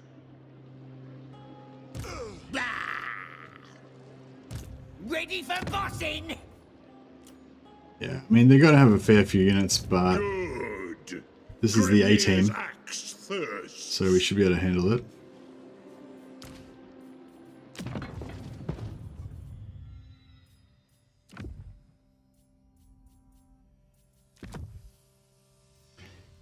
We could probably go a bit more. Any other runes that we can get that we haven't already? Yeah, ward save. Why not? 4% ward save is always good. And oh yeah, frenzy. Frenzy's good too. Just like because as we get more characters, we'll just need heaps. You know, we'll have so many slots to fill. We may as well just get some random extra things. Oh, melee defense -10. That's pretty damn good, actually. Get a few of them in there.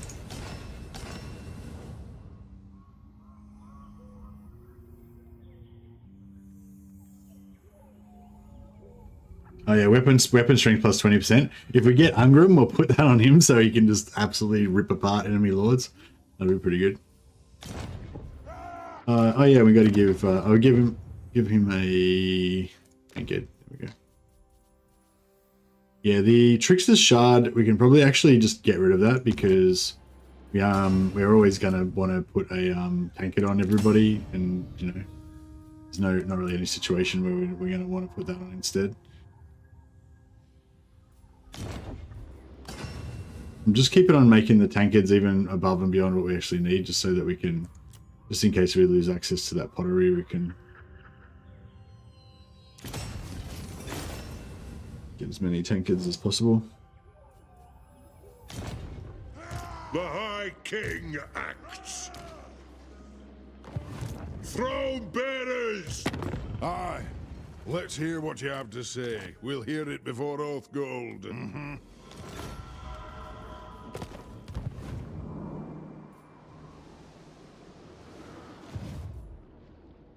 Oh shit. Zargoth! That happened.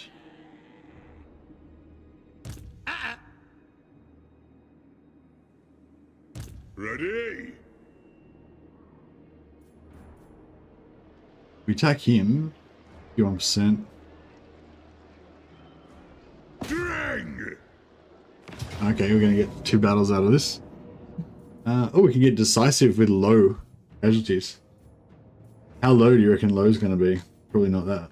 Not very low.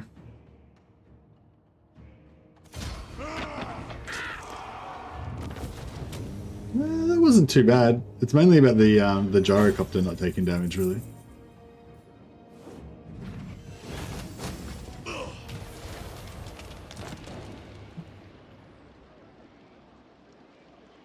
Need another one-man Doomstack Ungrim run again, this time focusing on getting the Sword of Cain. Yeah, you got to get the Sword of Cain.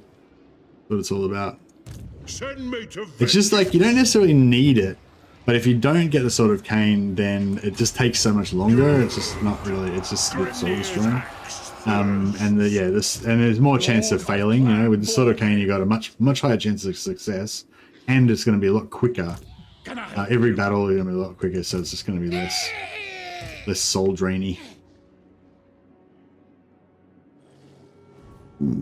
Excuse me. All right, let's where can we jump from? Can we jump from? What? We'll go from here. And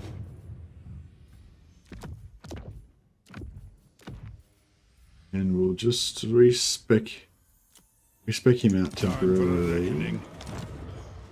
Put back in Gilbert Helheim. Such a weird name for a dwarf.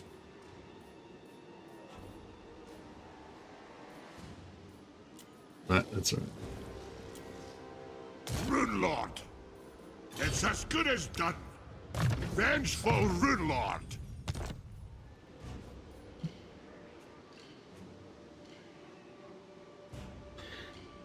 Leadership weapon is so good with the latest leadership weapon. What are you talking about? Ungrim's quest battle item. It's not about it's just about the speed of grinding through it. Like, because when you're playing like a one-man army sort of campaign, it's so slow to grind through the enemies, you know. But you need some sort of AOE killing ability, and yeah, the Rune of Spite just doesn't really cut it. It just takes too long. Whereas if you got the Sword of Cain, you can just blap, you know, nuke stuff. It's good. All right, I think we should maybe recruit some more troops, because these guys if these guys survive, they're gonna get busted up even more. Lord of Clan Morgrim. Just get a couple more Corallers in there. Aye. Sell this to somebody next turn. Probably these And what guys. can the Dowie do for you on this fine day? Yeah, that's not bad. Zuckbar can't buy it, can they? No. Come. And Scrag. Master, spear you upon my hook. 7.45k. Pretty good. I'm tempted to almost take that now in case he spends his money before next turn. And add. Oh, actually, you know what we could do? We could probably sell that in exchange for... Oh no, this is... Wait, is that... Karak Izor. Yeah, Karak Izor is here. So that Karak Izor connects onto Karak Angja. Ah, that's his capital, so we can't sell it to him. But we probably could do Vorak, maybe. I don't know if Zorak would connect onto Karak Izor. Maybe.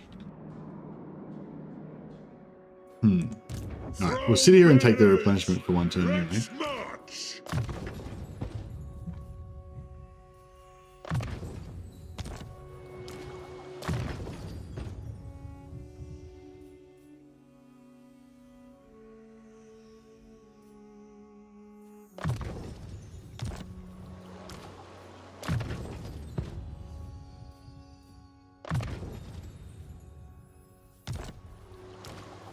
Send me to vengeance.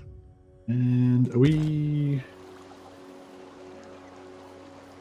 Good. Grimnir's axe thirst. Gotta buff those hammerers.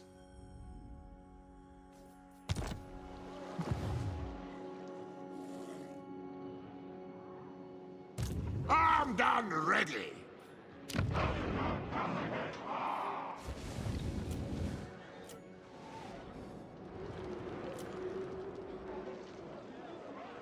Yeah, but you've still got it's like it's not going to be enough to instantly rout them. So even with the Linus leadership weapon and a minus leadership banner, it's no use really. Like compared to the sort of cane, because you're still going to need to do damage to them to get their leadership low enough for that leadership bonus to matter, and it's still going to take fucking ages, you know. So it's going to be so much quicker just to get the sort of cane and just kill them, and then they'll roll rout, you know.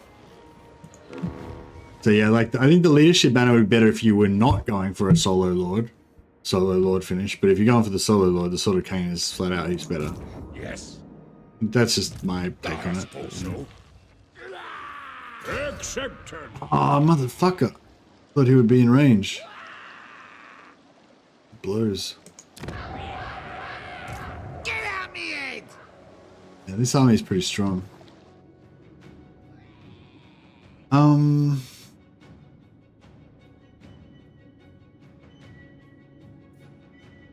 Right, we might just suicide Gotrek again. Gotrek Gurnisan.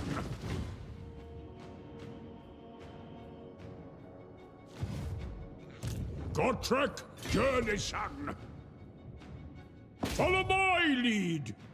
Onwards to death. I ain't doing that! Garage. Off we go. Put him there. Put him in force march so that they'll kill him again. Armed and ready. I don't know if I jump over here. I reckon we could take Black Crag, maybe? I don't know if we could. Master of Runecraft. Vengeful Rune Lord. I might have to wait for THORGRIM to come back down. The High King acts. This army's okay, but I'm sort of still scared of using it by itself.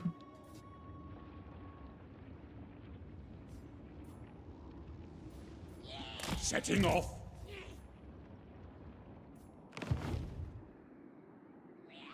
Hey, Jason.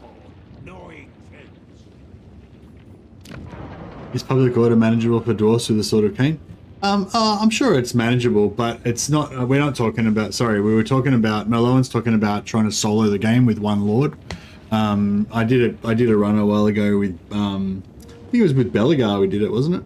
And yeah, basically just win the campaign victory just using just Belagar by himself. No heroes, no armies, no nothing. And yeah, it was pretty fun. But yeah, if you try and do it without the Sword of Cain, it's probably still doable, but it's just a lot harder, a fair bit harder and a lot slower. And the slowness factor is like, yeah, it's a big deal. But yeah, it's not really about like optimal play or anything. It's just about a particular challenge run of playing with just one character, you know. Oh yeah, his income from all buildings plus 10%. I think the normal dwarves only get plus 5%, so that's what it's all. It's good to be the king. Avaland. Oh yeah, do we want to get some Avaland? Oh fuck it, yeah, let's build an outpost in Avaland as well. I'm pretty sure Avaland will probably get wiped out before we actually manage to do anything about it, but yeah. Yes? Who else can we get an agreement with? Reichland. Yes. Be at peace, for that is all I ever want.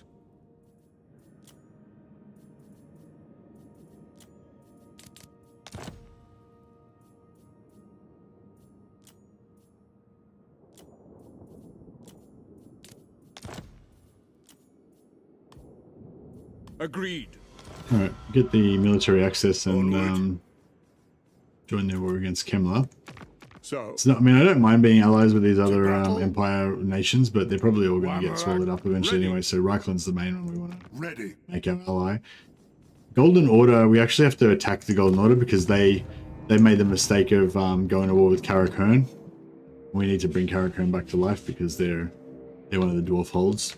Oh yeah, so sorry, anyone who didn't see the first couple episodes, the point of this campaign is to reclaim all the holds for their original Thanes, not to confederate them, but just to have them all as independent allies, like Barak Var. We brought Barak Var back to life, and now we've trying to make them prosper a little bit. But yeah, Karakern got wiped out by the Golden Order, so we'll have to go to war with them. a mighty death! Do not sully my presence.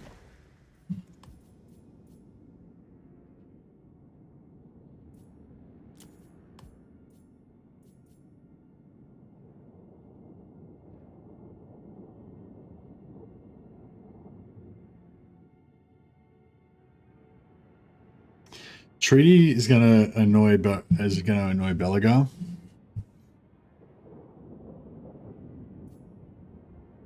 It's pretty good money, but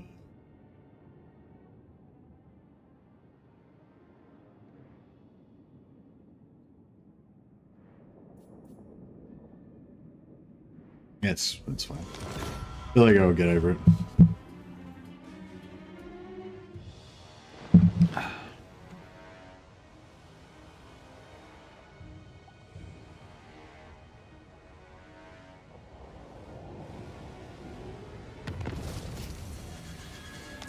Sort of Cain claimed with the elves.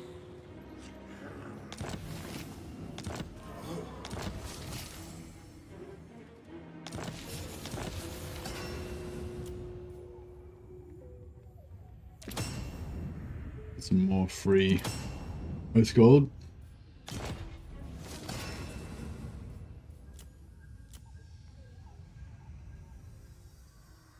Oh yeah, we can get the Scepter of Stone.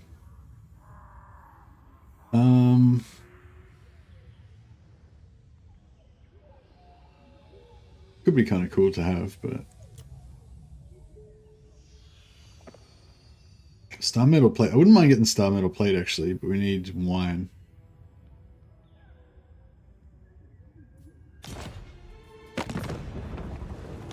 Come, come, kin. Let us feast and drink. Then who calls?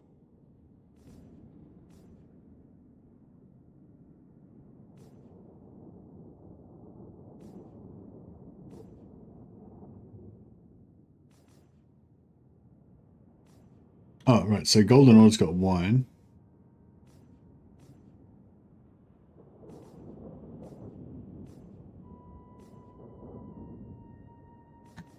Yeah, Golden Order's got wine. That's the only thing we really need. Sterling could have wine, but they don't. Okay, that's good. Stop that! What do you want? Sog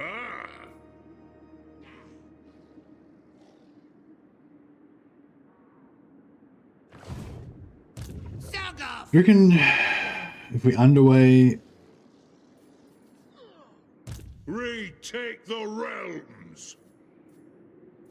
Very well.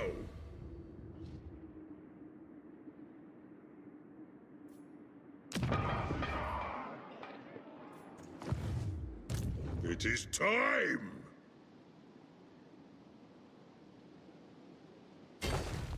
Throw bearers. Let's march. Post victory auto resolve, low casualties. I feel like it's not going to be that low, but in interests of time saving.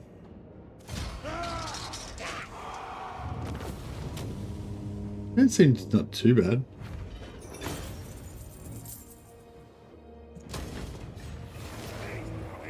Alright, done deal.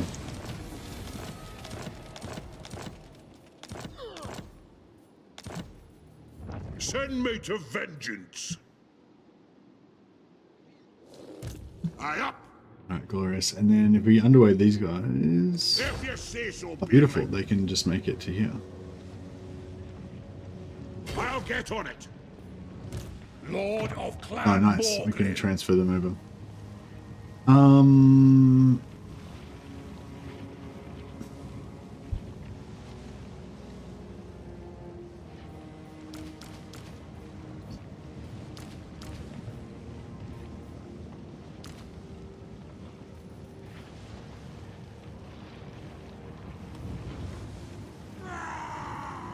My anger burns bright.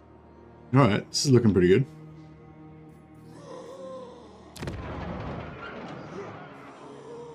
Got one more... 5 more turns there. And we got this ready to go.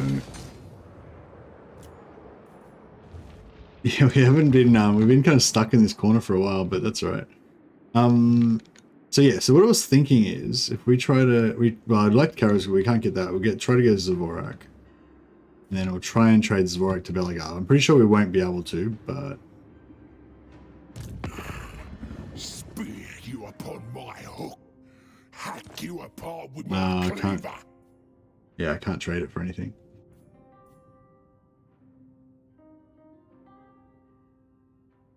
That's alright. I mean, the 7.4k is still 7.4k, so... And yeah, we'll take it back off him again later.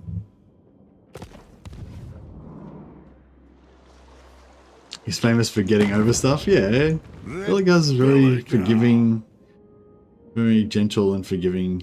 Together dwarf. we're stronger. Let our clans be as one. Yeah, I want that. I want that defensive alliance.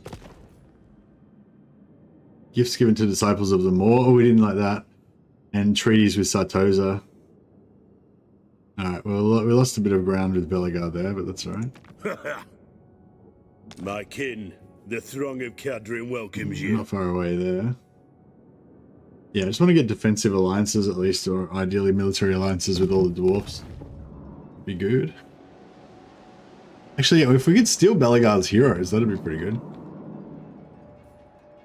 They're my ancestor gods. Oh, ancestor heroes.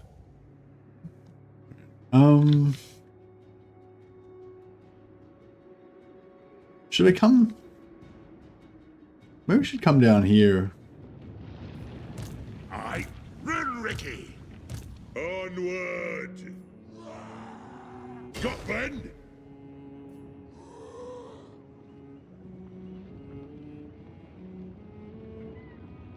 Armed and ready. Aye.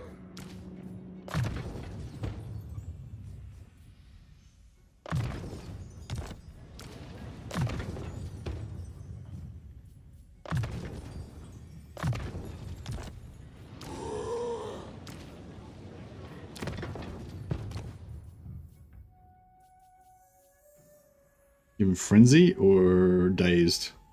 Give him dazed. And weapons, don't worry about it. How much money have we got? I might actually fuse up some items because, yeah, I'm not going to do this forever, but I'm just going to, I might just fuse up some items to see if we can get some better weapons and things. So, yeah, so you've got, so with dwarfs, obviously you can craft whatever items you want out of the dwarf list, but that doesn't include all of the other cool, like, green items that you can get, like Helm's Discord and stuff like that. Yeah, but what you can do is you can just fuse a heap of cheap white items and just make your own greens, and you can fuse the greens and make your own blues. And then if the blues are, if you don't get any greens you want, you don't get any blues you want, you can just smelt down the blues and you actually make back more oath gold than you spent on the original white items. So 4 white weapons will make you a blue that you can sell. You can smelt down for more oath gold than the original white weapons cost. So usually what you do, you can use this to actually just make a profit. To just like once you've got at least 120 oath gold, you can basically just, if you've got the patience to do it over and over and over again, you can eventually make infinite amounts of oath gold. But that's not what we're doing here. But the other thing is you can do is you can fuse it to get random items that could be good. Helm of Discord, perfect example. Beautiful. That's exactly what I wanted. So there we go. We give Felix Helm of Discord. Beautiful. This time we get Talisman of Endurance. All right, don't really want that. Use these 2 Talisman of Endurances. Got a Red Axe of Carrick 8 Peaks. Yeah, don't really need that. We can smelt that down later. Armor of Silvered Steel. Don't really want that. Sort of anti-heroes, not.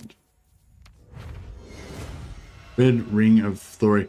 So the Fiery Ring of Thori is a cool item, but it's in the enchanted item slot, which we're already going to have filled on every single character with Iron Wardens tanked, so that's no good. We'll smelt that down. Obsidian Lodestone, yeah, don't need that. So then you just go in here. The blue item that we got, the Red Axe of Carrick 8 Peaks, we can recycle that. And then we can use that to make 4 more of these.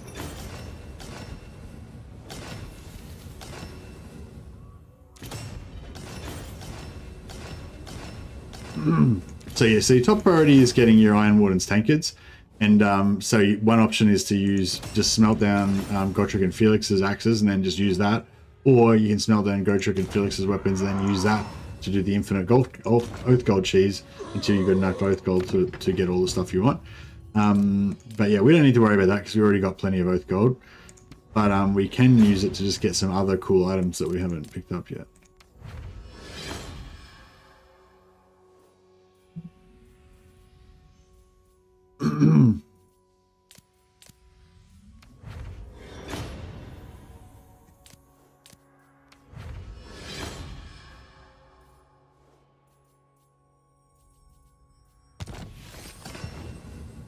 I mean, we already got a Helm of Discord, was the main thing I really wanted, so guess I should be satisfied with that.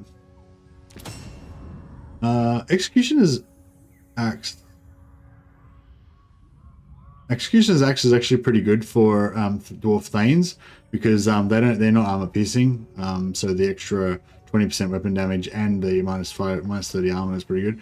The -5 melee attack is actually bad because they've got low melee attack to start with, but you can buff them with the runesmiths and with there's other characters that have pluses to melee attack as well, so it's not so bad. But yeah, it's not really what I'm after at the moment anyway. I'm looking for Helms of Discord. What else do we want? Helms of Discord. There's also a green weapon that you can get. That's like the Hammer of something or other. That's good. It's like for debuffing enemy heroes.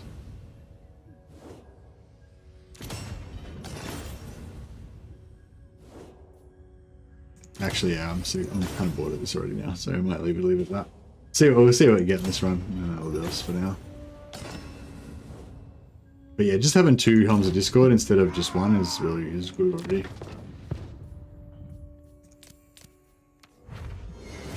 Fire Ring Authority, yeah, we can melt those down.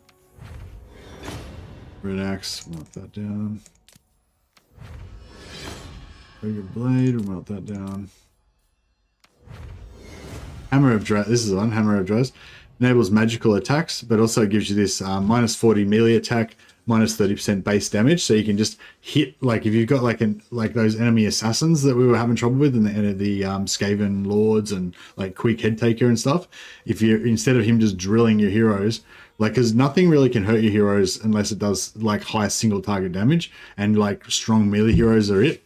So this is actually really cool because you can just, if there's a really strong melee hero comes in, you just blap him with this, and then he's fucking useless. He can't hit you, and it lasts for 50 seconds. It's like got a huge duration on it. It's pretty good.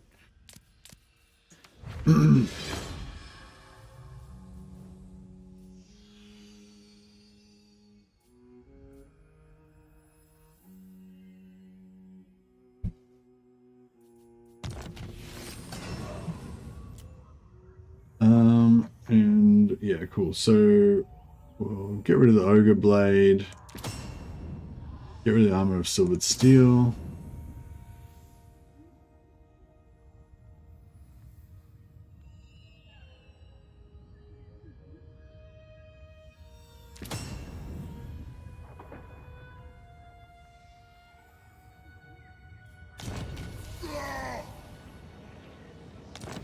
That's good. So yeah, so we got a couple of new items that we wanted, and we actually made a profit of about 50 oath gold as well.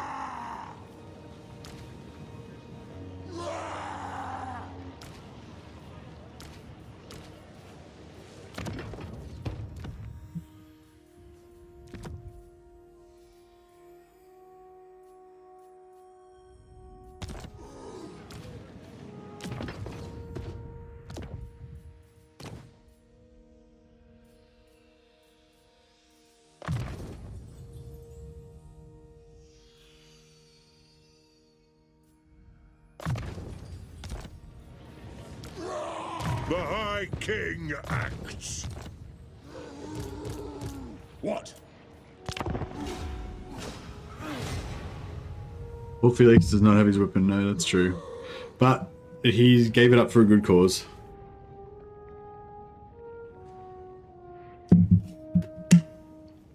Oh yeah, if we use the new stealing lords technique and steal Eltharion, we can smelt down his legendary weapons.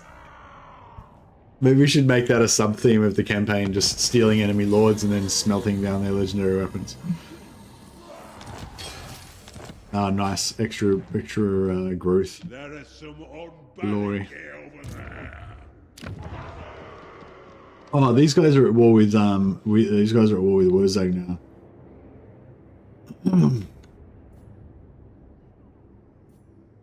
Retake the realms. Oh, this has got no zone of control.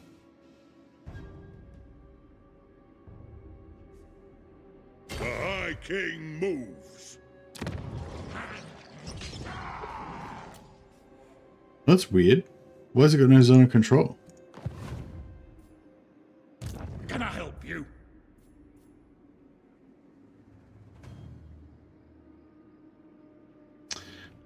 Kind of like to go this way. See if we can take that crag. Probably a bit dangerous, but Onward. we'll see how we go. But yeah, we need to try to break this impasse here, and then I need to get over here and clear out some of this area and give it to Barak Var.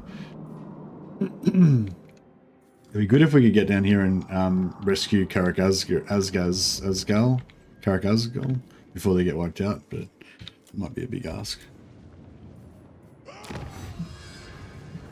Alright, income from toolmakers. I mean, it only takes 3 turns.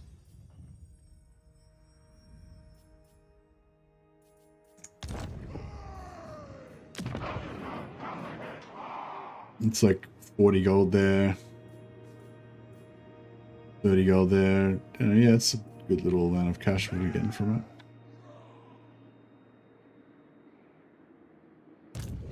Can I help you?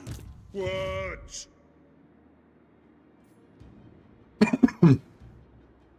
Right. That's it, throne bearers. Keep me upright.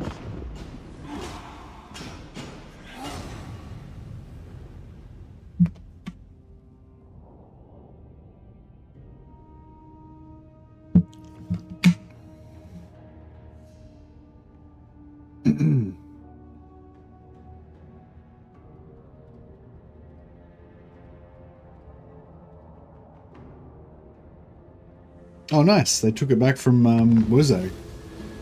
That's really cool.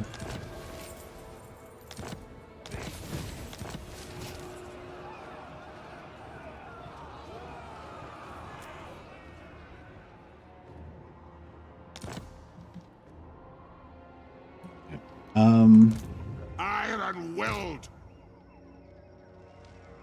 Armed and ready.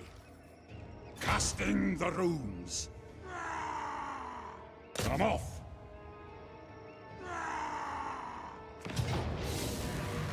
Oh, nice. To battle. Isn't too dangerous. Master of Rune. That does though. Rune Lord. Aye, I suppose so. I'm leaving.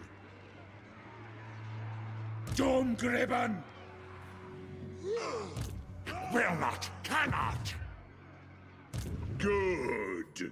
Grimnir's axe thirsts. I might just fight this so we don't take any casualties quickly.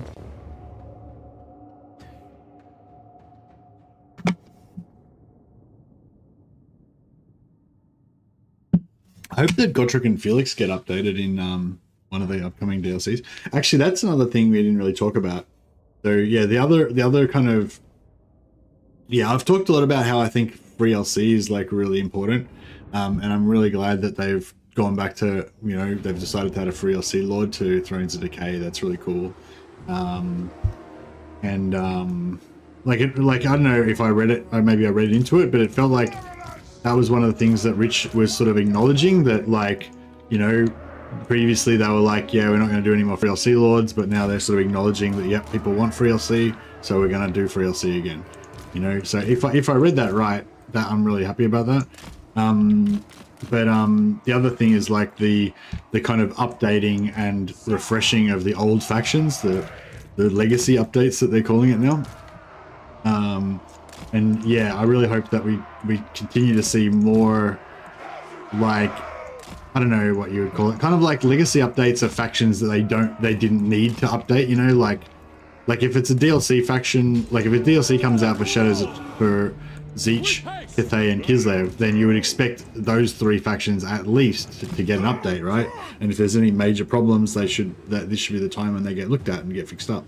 And that's great. That's what you would expect. But in the Warhammer 2 days, you know, we'd also pretty much almost every DLC, another old faction like that wasn't even part of the DLC would also get a full makeover and shit. So they kind of said they're not really doing that anymore.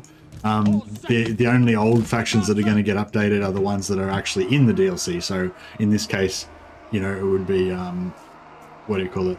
Well, actually, there was no old factions in this one, but in the next one, it will be Dwarfs and Empire, right? And that's cool and everything. That's what you'd expect. But I feel like that extra thing of having the updates for the other faction that isn't part of the DLC just used to be one of the things that used to get me really excited in the Warhammer 2 days. And so, yeah, I'm really hoping that they go back to that. From one of the devs that I talked to said that they probably would if they could, you know. Like, no promises kind of thing, but if they see stuff that they can fix that's not too hard, that's not going to be too much of an investment of time or whatever, then they'll do it. But yeah, I don't know.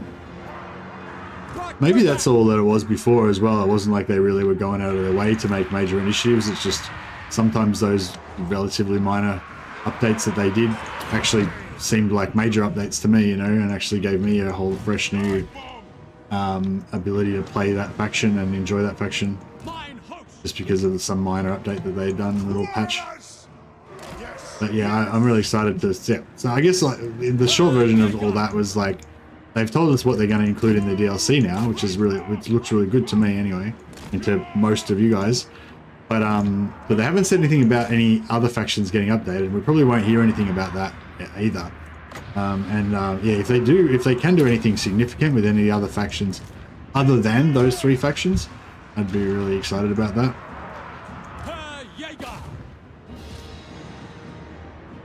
I'm trying to think of an example. Obviously not Dwarfs, Empire, or Nogel probably, I guess. What's the problem with one of the other, or what's another faction that's kind of sucks?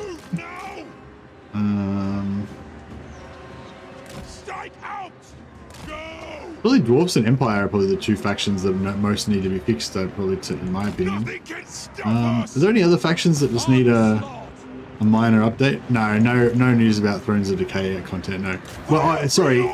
If you saw what I was talking about before about Shadows of Change, all of that applies to Thrones of Decay as well. Like they said, this is the new plan for like Shadows of Change and for Thrones of Decay. Shadow Bomber. Yes. Anu. We demand blood. So nothing specific about what exactly is in it, but in terms of the amount of content, they basically said that that's like what they said for Shadows of Change is going to also apply to Thrones of Decay. So it'll also have 3 legendary lords, 3 generic lords, 3 legendary heroes, 3 generic heroes, 15-ish units, possibly a new Law of Magic. And they did say there's going to be a free LC Lord with Thrones of Decay as well. Nothing can stop us. Ready to fight. Take aim. Britannia, yeah, I feel like Britannia needs a DLC really, because for me, for Britannia's never really been a compelling faction to me. I think it's partially because I only have 2 heroes. I don't know, for some reason, I'm really into heroes, and like having only 2 heroes really kind of kills it a bit for me. Feel my blade.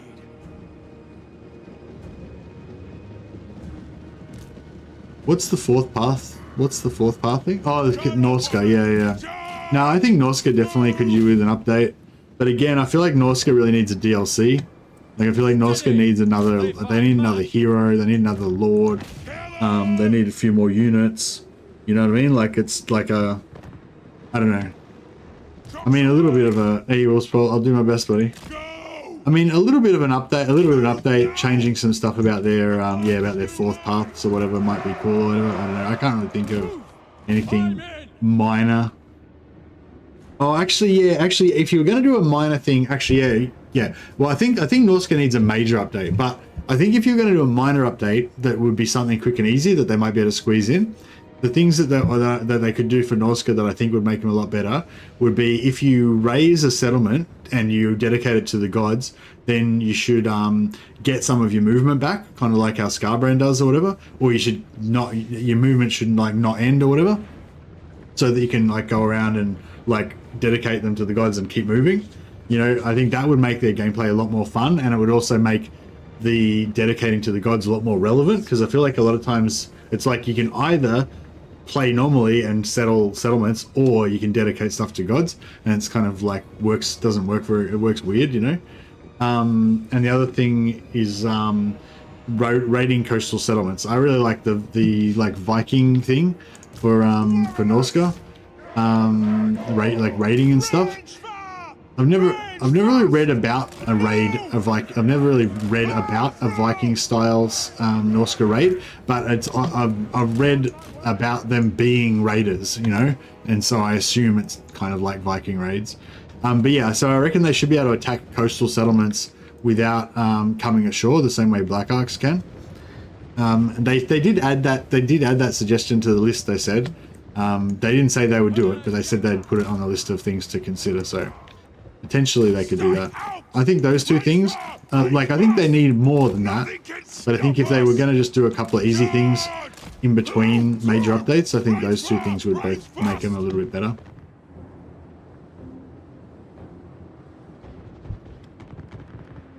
Shadow Bomber, go! You think that being able to move after they raise would make them too similar to Khorne? Yeah, maybe, but I think that thinking that way is not the right way to go about it. Like, I think that CA thought that way in Warhammer 1 when they made Chaos Warriors like different by giving them like attrition between their hordes and making them a horde faction and all that sort of shit. They focused too much on trying to make them different, and they didn't focus enough on what feels fun to play and what feels shit to play. And yeah, and raising just to get 3% of the way towards dedicating to a god and losing all your movement feels shit to play, you know, to me anyway. So like, I get what you're saying, but I think that trying to differentiate from Scarbrand is like not as important as like making them more fun to play. Yeah. But anyway, I wasn't really trying to talk about Norska particularly. I was just trying to talk about like stuff that they could do. little updates, little updates they could do, little updates they could do like that they used to do in Warhammer 2 that's not part of the main DLC, just on like some other faction. Like I used to always get so excited whenever a DLC would come out, not for the DLC factions, but going through the patch notes and seeing what other factions had like some major change that was going to make them totally, or not totally different, but make them different and cool to play now and stuff. Assault Expert got +4 melee attack now. Nice. One good thing about Doomstack, like one-man Doomstacking, is that the AI generally won't understand that your army is invincible, and they'll attack you, and that means that you can get the elite defender ability. So like the trait, I just got Assault Expert, right, from attacking and winning all the time, right? But I've never actually done hardly any defensive battles. So I need to get like 10 defensive battles to get the plus melee defense. So yeah, that's one good thing about being one-man Doomstack. You can actually get the defensive trait because the AI attacks you all the time. Which is pretty cool.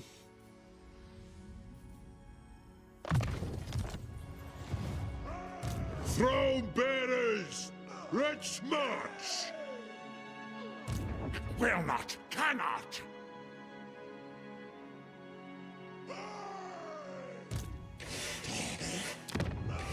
So tier 2, so when we take it, it's going to be tier 1. I think what we'll do is... For the king!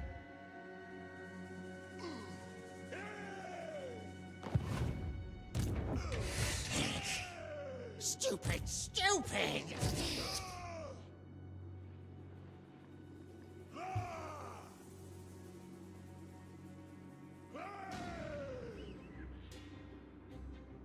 Songni!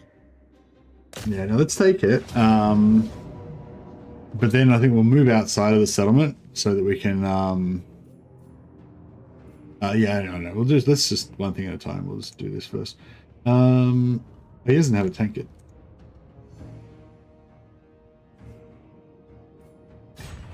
Domgribben! Lord of Clan Morgrim! Is there anyone better that we can put in? Oh yeah, we get Gull, we get Mule Lowenstone back in there. No, we get Gull, SPQ Arson. Ready! Vengeful Runelord!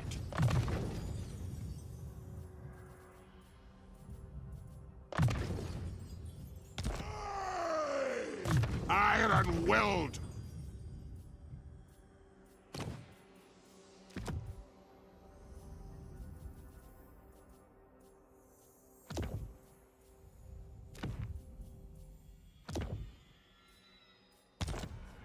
Vengeance!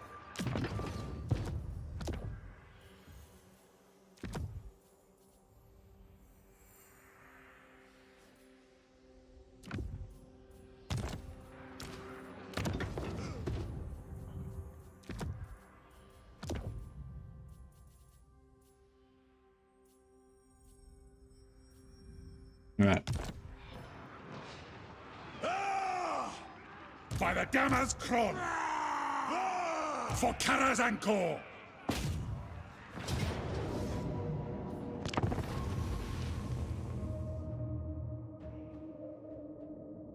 I don't know what Stuka is, sorry, in NH.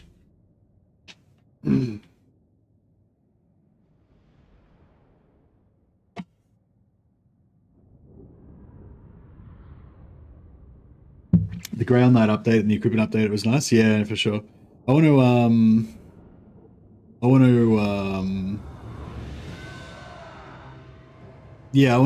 give artillery, not artillery, sorry, I want to give Bretonia another shot soon. Probably next campaign I might play Rapunzel, I reckon. Heavy artillery, probably, if you want an OP heavy artillery faction, it's probably Chaos Dwarfs. Yeah, Chaos Dwarfs are super fun to play as well. They're probably one of the best campaigns.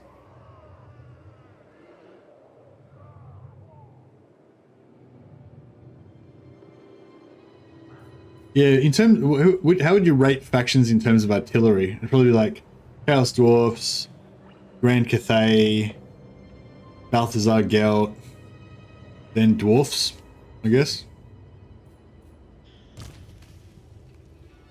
At your command! Warriors!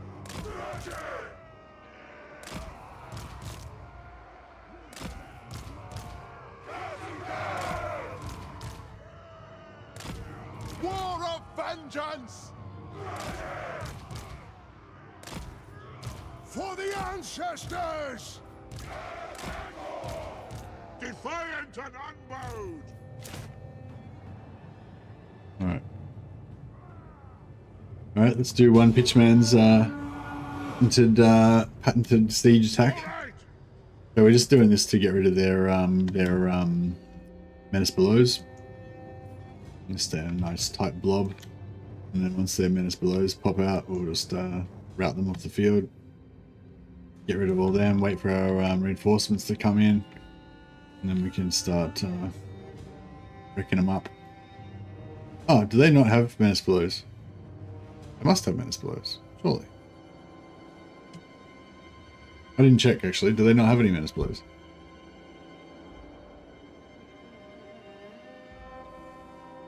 Alright, maybe that was unnecessary.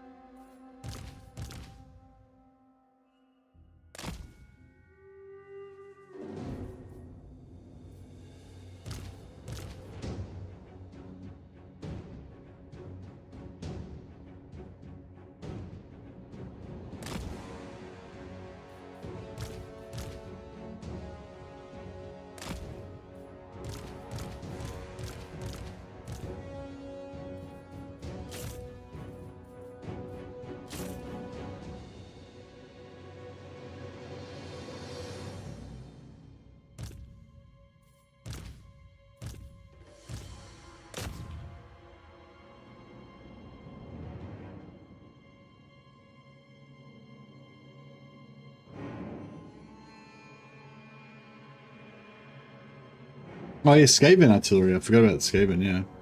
Actually, Skaven have really good artillery, yeah.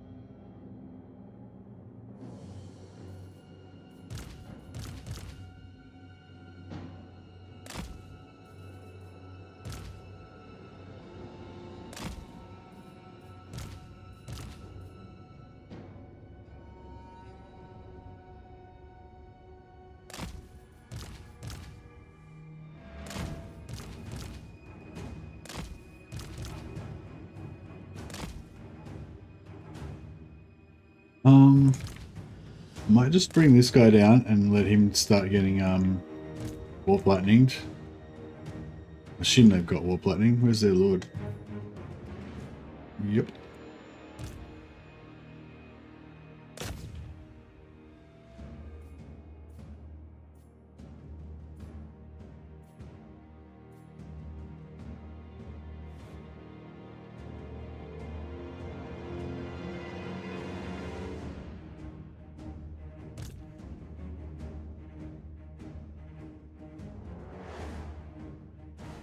Bit of fear. So we've got a Rune of Spite going on here. These guys are all, so you can see they're slowly getting melted, but it's very slow. Look at this one. See, he's not taking any melee damage, he's just slowly getting melted by the Rune of Spite.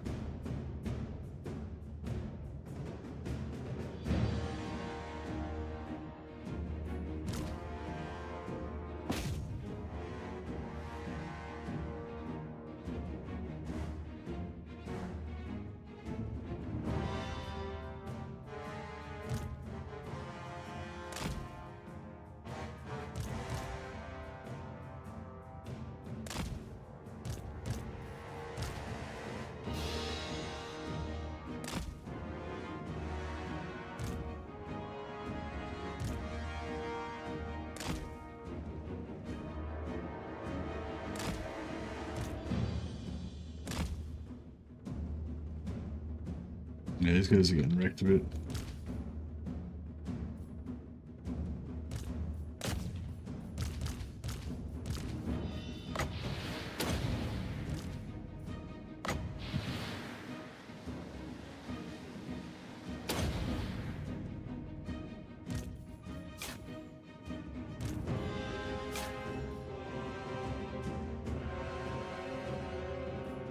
You have to rest.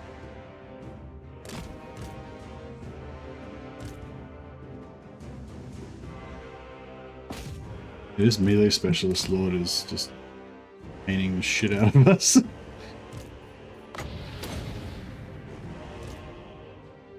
Come on, Dowie superiority.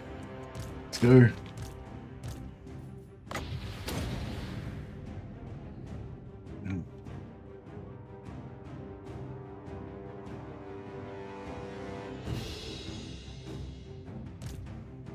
Can you bash this guy? Go, get him.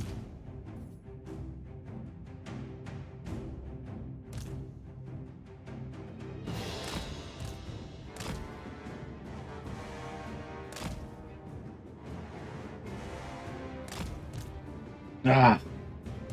Too slow. But yeah, once we spread them out like this, they should be better. Bro, you gotta go. You go. Alright, oh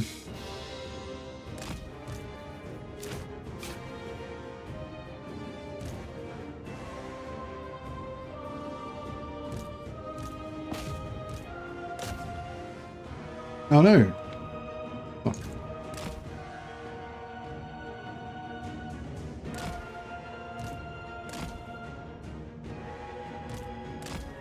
I try and block him so the towers don't shoot this guy.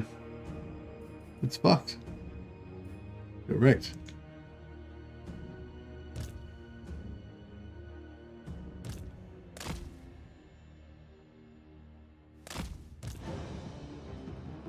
With it lowered. This guy's shattered? He's routing. That's right, he might rally.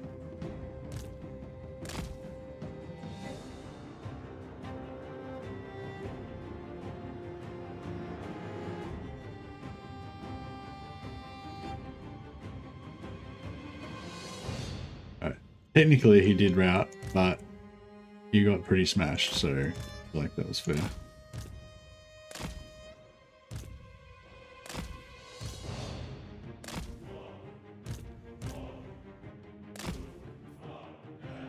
He could unroute, that would be really good, because he can't regenerate his health unless he... Yep. Alright.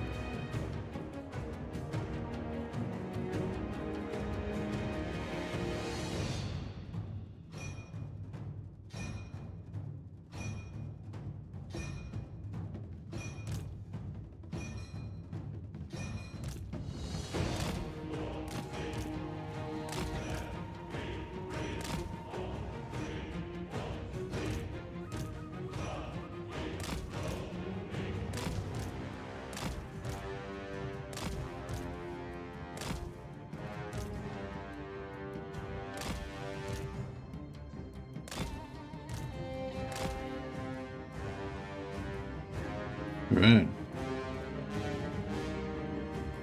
Really like the wagon artillery. Yeah, I was thinking about doing another. Next time I play Empire, I was thinking about doing like a gunpowder only run. But I don't know, or maybe not. I don't know. Yeah, maybe not gunpowder only, but like heavy gunpowder. I feel like when you do like only one unit type, it sort of gets. It's not as exciting as if you got a variety, but yeah, maybe, I don't know, maybe not gunpowder only, but maybe like heavy gunpowder. Just go lots of free company militia and kind of like pike and shot. Yeah, exactly. Yeah, try and have lots of gunpowder and And some infantry as well to like hold the flanks and stuff.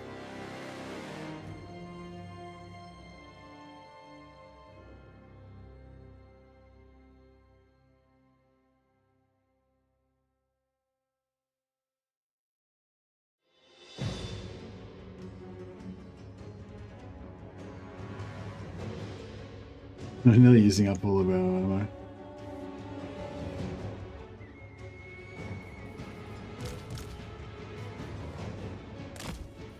I can't believe we nearly lost our nearly lost our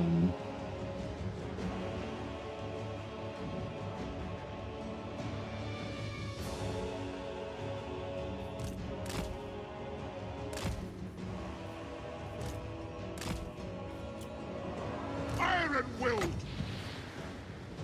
I will do it! Ready!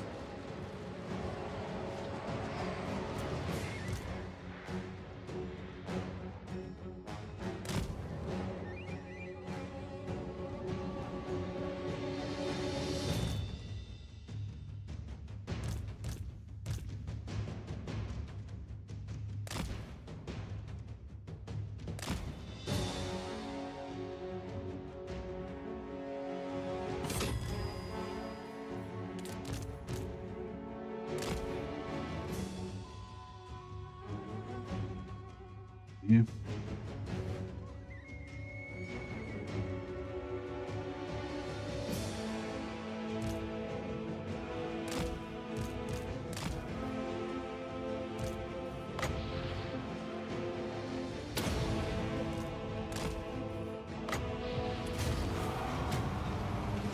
It'll get done! Right. Yeah, that sucked because now our Thane is fucked now.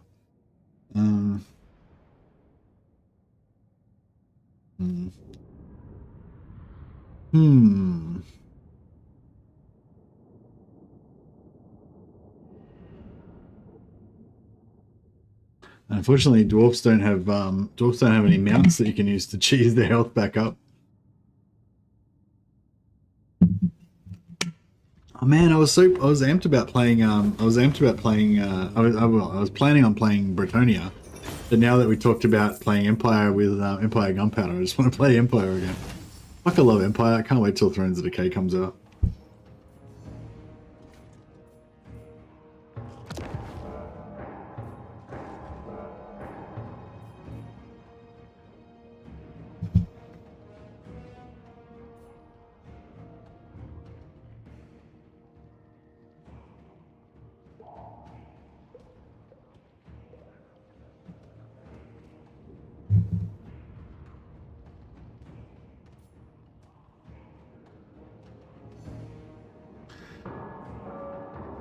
Yeah, we're not gonna hold this just yet, unfortunately.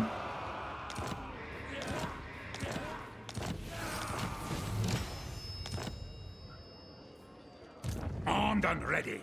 So that was another one of our big ones. 8 Black Rag, yeah. So have we done all of our big ones? Oh no, capture or occupy Karak-Asgar. We've got to do that.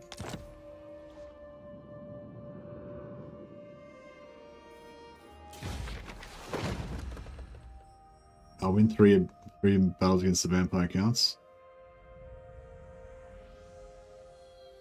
I don't think these ones are... I think these ones are just standard grudges, but yeah, I think these ones are special ones. Yeah, so this guy's gonna come after us. Yeah, he's definitely got enough movement to make it. Master of runecraft. Even assassin cannot not. I don't know if, like, My maybe we could win burns this bright. with the, maybe we can win this with the settlement bonus, like the siege bonus.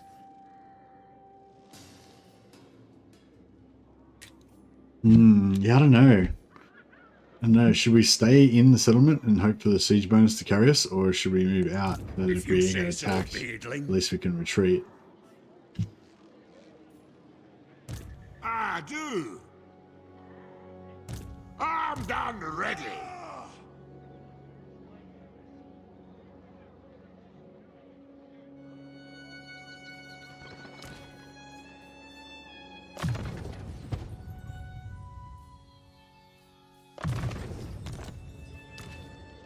Master of runecraft. My anger burns bright.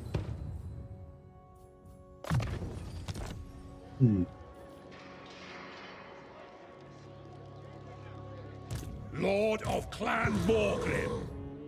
Send me to vengeance. Alright. Yeah, he's probably going to come in. He's probably going to attack that. We're going to retreat. He's going to take the settlement, and then we counterattack and take him out. That's the plan. There we go. I'm going to take the Rune of Spite off of him. And I'm going to give it to this bad boy. Vengeful Ridlord. So yeah, hopefully we've got slightly less chance of losing it that way. It is time.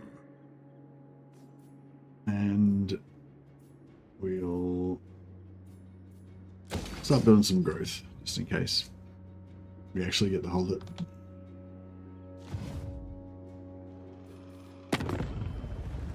So,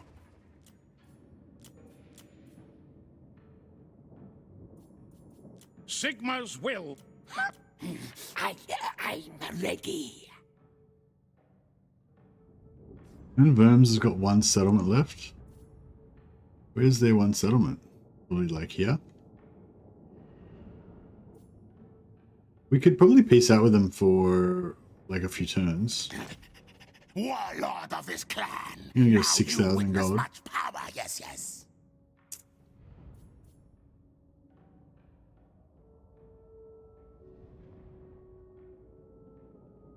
Indeed. All right, it's a little bit, Comes.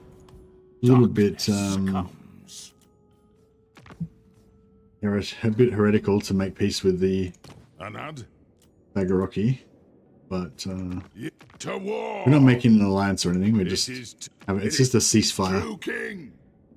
temporary Yes. ceasefire. We'll get back to genociding the time? rats very soon. It is time. Who called? What? I hunt. Trenched Craven Tail. Roar.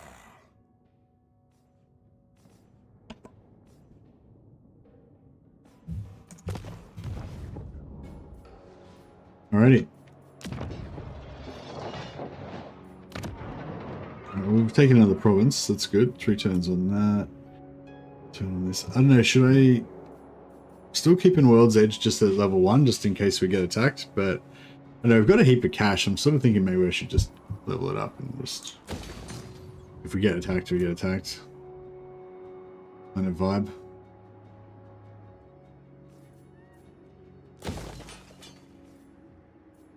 What's the income generated covers it? Wow, that's pretty nice. All right. We need to try to take a couple more settlements down here so that we can actually protect this.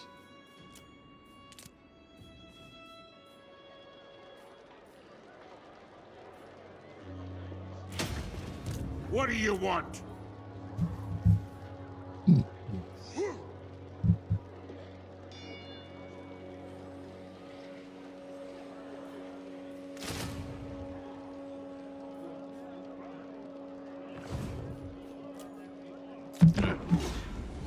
See what they're gonna do. Hopefully they attack and they fail their ambush attack. Oh, they didn't even attack. All right, cool. That's good.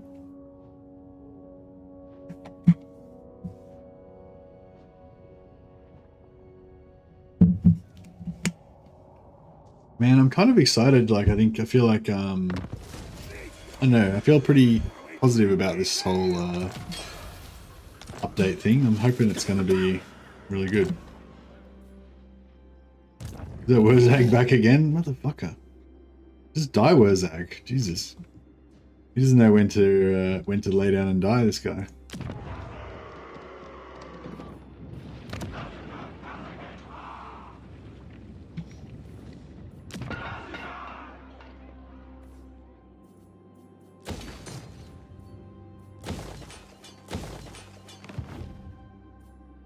Vengeful Rune Lord. I'll cast the rune. See, I feel like if we're If you attacking, say so, Beardling, it's as good as done. like if we're attacking, then we should be alright. I'm off.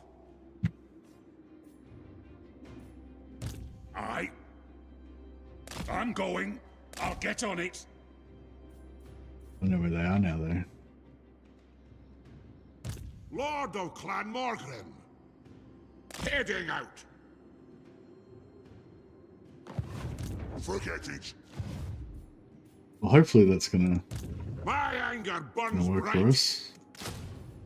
Let's get some solid dwarf warriors. Oh, we can get. Can we get any? Oh yeah, cool. We can get some Barrack Var warriors. Nice. Get some Avaland. Oh, we get some Avaland cavalry. Sweet. How good is allied recruitment? It's just like the coolest thing ever. You forget how many like cool things that they added in Warhammer 3. Yes? All right. What you dare? Ready. I don't know, should I declare war on... Yeah, I pretty much have to declare war on Gelt, don't I? To get back Karakern. Yes.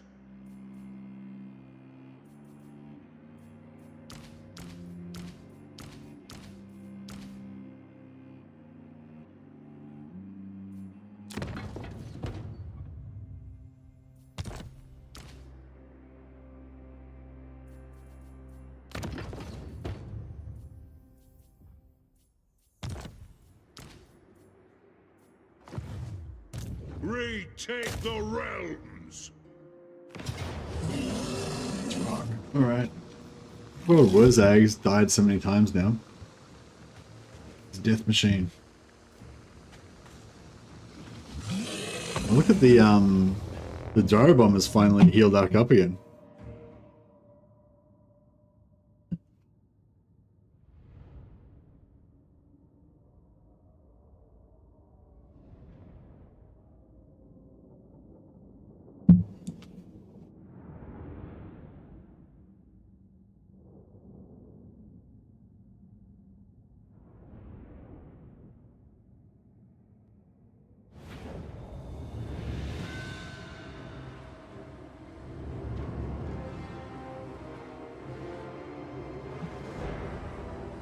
Preparing bombing run.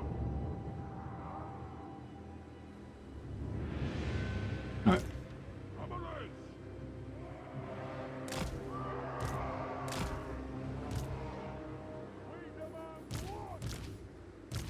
Quarrelers for the Karazhan Corps.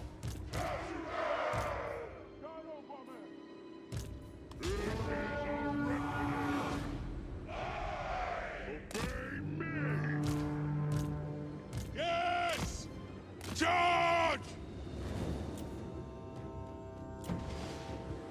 Gyro bomber! Move off! Let's see if we can take out their artillery.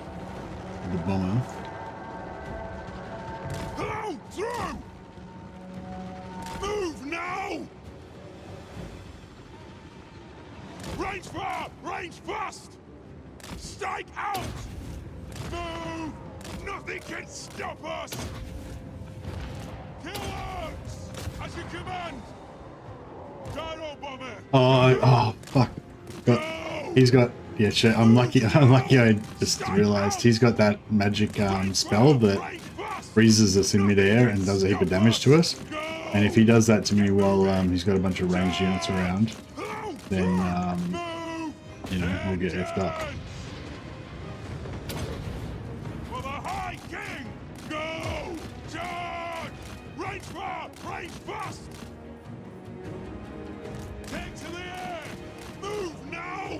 But plus 100 miscast chance. I wonder if that probably means that if we do any spells with our, we try and do any spells with our runesmith, he'll probably get overcast as well. Yeah, what do you call it? Miscast. Expand debuff those trolls. Debuff those savage orc boys. You guys can get a shit shot out of you. Okay, cool. Yeah, this is good. Now he's separating from the artillery, so we'll try and get these guys to come in and wreck the artillery. They're going to be in range any second. Has he got he does have it on. Alright, fuck it. Let's just do it anyway. See if he takes backlash. He did not take backlash. It's weird. So maybe it's plus 100% of whatever your current miscast chance is. And so since they have like 0 miscast chance when you're not overcasting, it's still 0.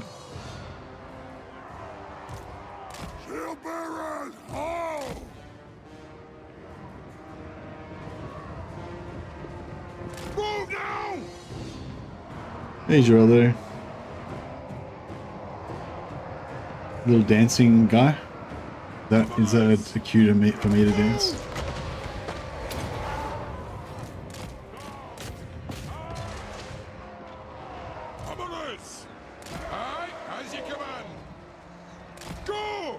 I'm gonna blow up my hammers.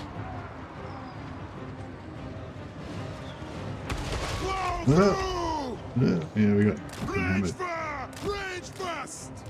Range fast! Range fast! They have wronged us!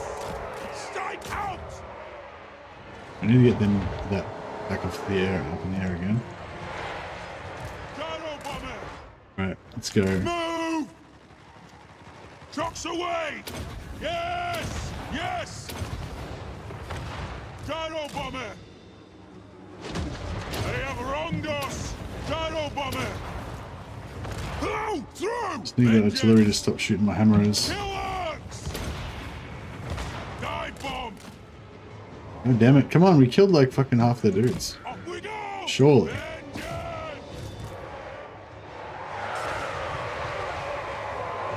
Attack the arcs! Nothing can stop us! We're out, you fuckwords. Yeah, we should hopefully get him. The room's closed! Sorry, that was a bit undignified of me. I hate these guys shooting at my hammers though. This is my Everguard. The pinnacle of dwarfdom.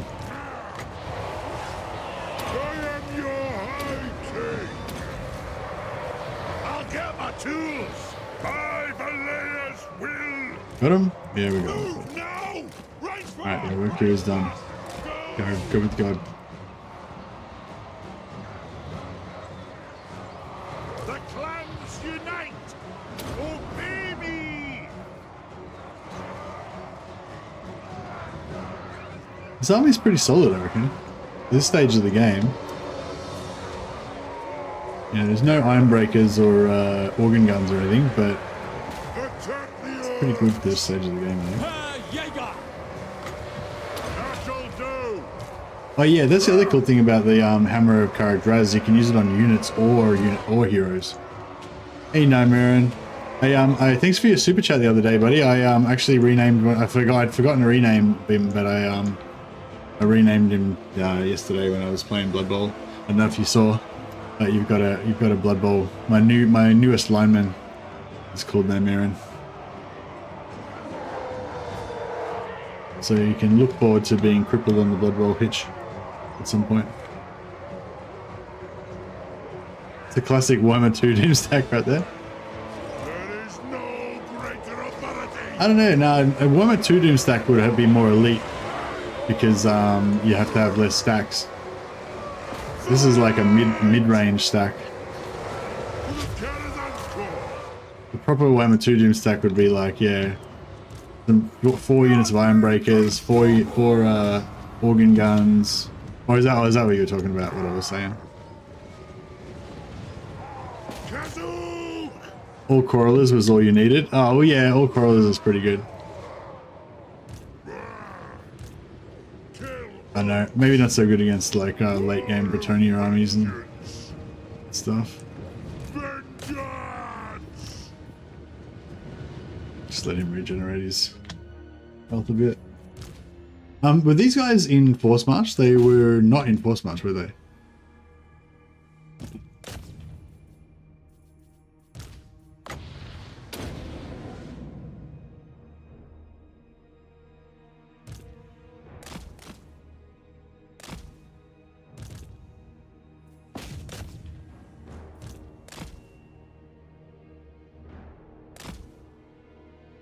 You're really close, and it's a large target. I think you do pretty good damage with this.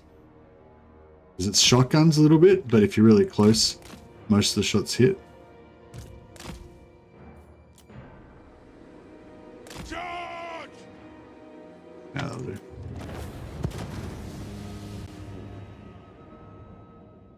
Yeah, Quarrelers are a rock solid unit, hey. They're really good. Thunderers are really good too, but I feel like if you have more than a couple of units of Thunderers, you don't tend to use them very efficiently. But there's nothing like an enemy lord running into a squad of Thunderers and just getting fucking deleted in 2 or 3 volleys.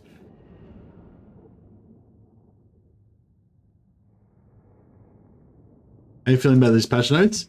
I put up a poll on YouTube. Sorry, I'm still not very good at doing Twitch. I put up a poll on YouTube anyway, and basically it was like the options are, what do you think about the additional content being added to Shadows of Change in 4.2? Ranging from update looks amazing, really excited. DLC seems like good value now. DLC looks awesome, but still too expensive. Or the DLC still seems like a ripoff. And for the most people said, 42% said the DLC seems like good value now. 27% said update looks amazing. And 20% said it looks awesome, but still too expensive. And 11% said it's still a ripoff. So I would say that I am I'm somewhere between DLC seems like good value now and update looks amazing or excited. Well, actually, my real opinion would be I don't really care about the value, but the new content looks good, and I'm looking forward to trying it out.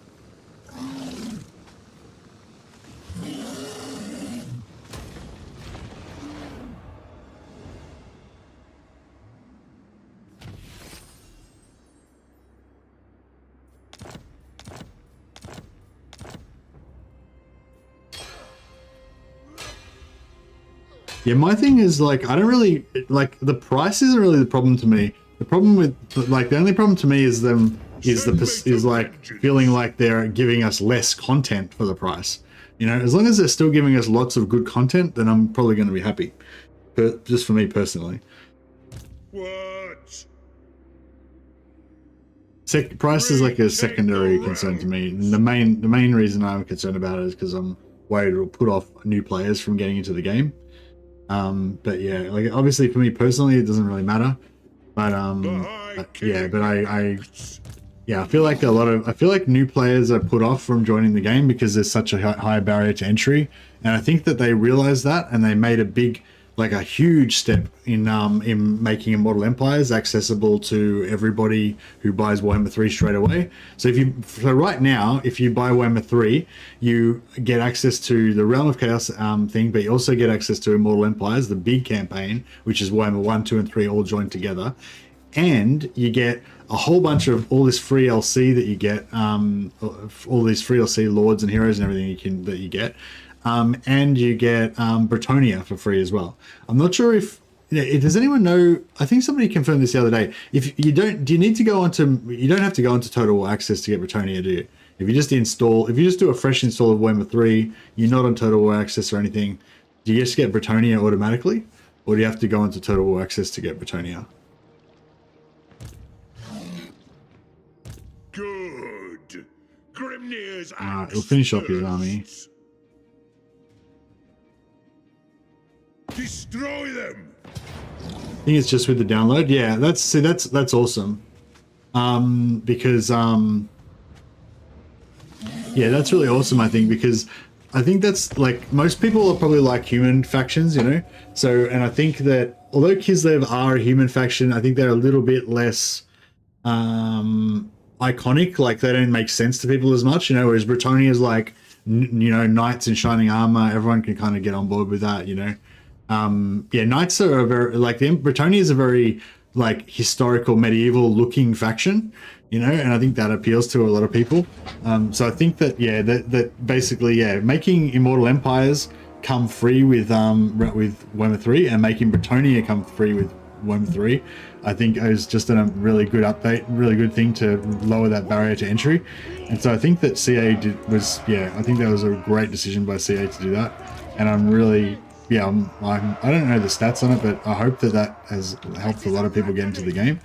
And I'd like them to keep thinking in that same mindset of you know, and like adding more free kind of like, I don't know, like we were talking about, somebody was talking about the other day saying that if you don't have the DLC but you not vassalize, but you get allied recruitment from another faction, then you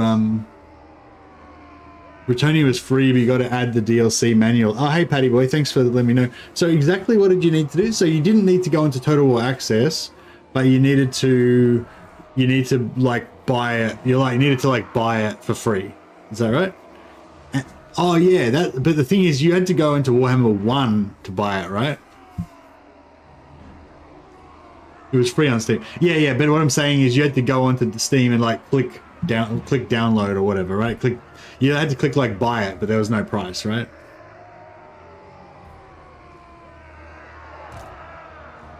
And yeah, and the other thing I was going to ask is it was not in Warhammer 3, was it? You had to go into Warhammer 1 to buy it, right? Like it was listed in the DLC for Warhammer 1, not the DLC for Warhammer 3, right? Or was it listed under Warhammer 3? Vengeance! Actually, I can tell myself, sorry. I could just look it up myself, I just realized.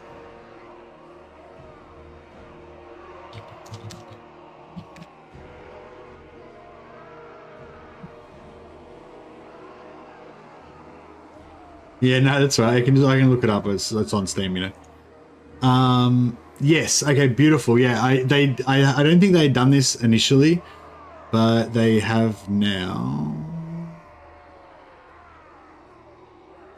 Yeah. So if you go into Warhammer 3 now, it lists like every single DLC, on there, except I don't see Bretonnia.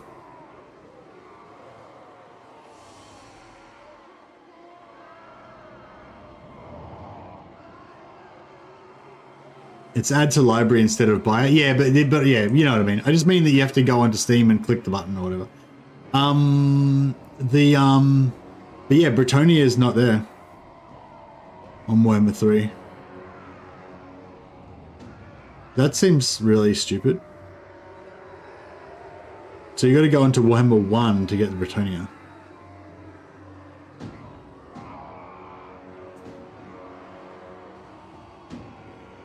Wait, let me just double check with a fresh account. Maybe it's like because it knows me or some shit. It's like.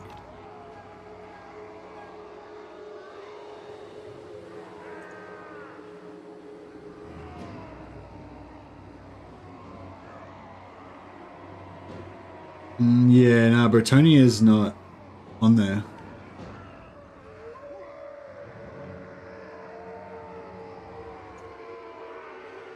It was just available on a new install when you open it. Oh, so you didn't have to buy it? It was just, you didn't even have to click anything, Jin? It was just there already?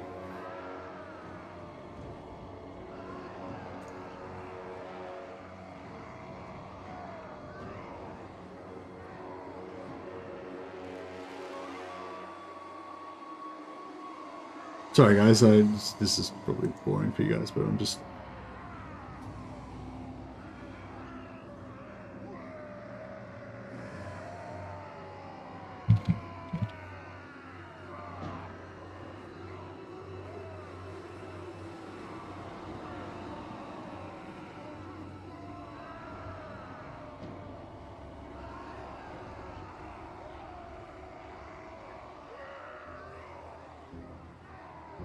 Britannia free. Yeah, no, you got to go onto Warhammer 1 to get it.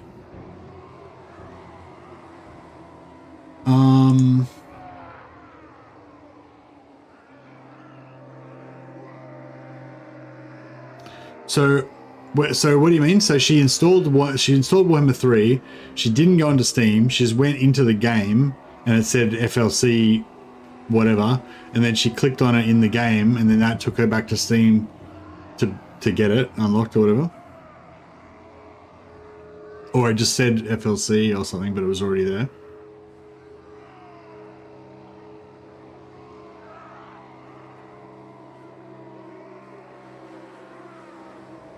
It was just playable as soon as she installed it. Okay, cool.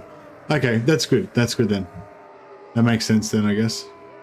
So it's like, yeah, so they didn't bother to...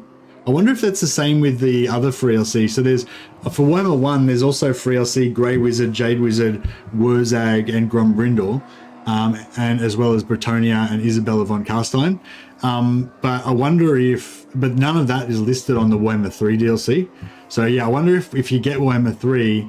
If you bought like, yeah, if you, oh no, yeah, probably, yeah. So probably if you buy Warhammer 1, yeah, I wonder if you buy Warhammer 1, if it just instantly gives you all that free stuff. I'm guessing it does, if it did it for Britannia.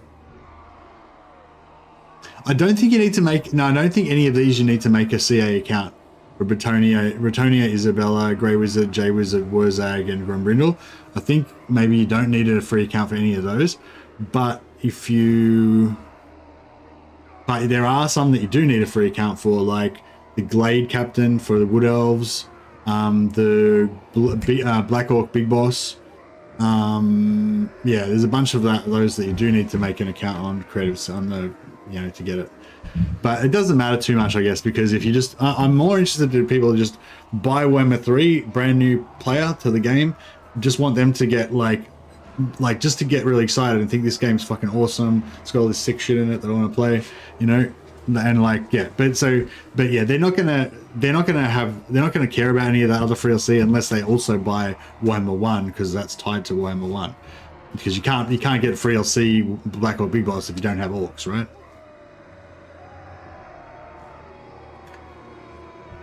Yeah, no, you can't get the free LC for a faction if you don't own the faction, yeah, because they won't have anything to add it to, you know.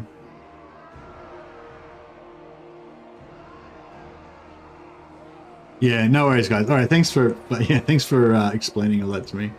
Yeah, no, that sounds like it's in a good place, but yeah, yeah. Anyway, I'm really happy, really excited that they added Immortal Empires for everybody, and I'm really excited that Britonia is free for everybody with Immortal Empires. I think that just makes it so much better for, you know, because like I said, because a lot of people don't really like monsters and stuff, or maybe Kislev's not as recognizable, you know, but I think Knights in Shining Armor are a real selling point for most people. I think they should just really do an update for Britonia though. Like, especially if they get, now that if they're going to Britonia, so essentially now Britonia is part of Warhammer 3, right? So from what Jin was saying, and so yeah, like they should do another DLC for them, I reckon.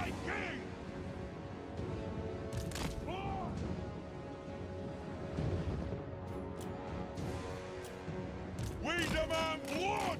Charge! Nothing can stop us! Range far! Range fast!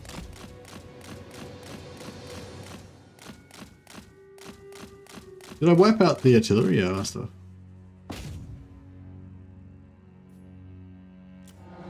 Gears of Zafbar! Ready to fight!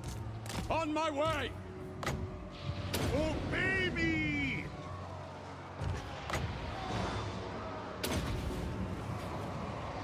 Fillet of flesh our aim!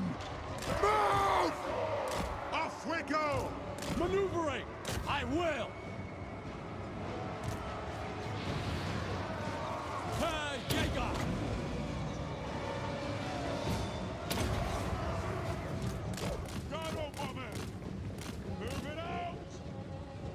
Oh, he's got that spell that he's going to cast on me. Dick. Just running that way.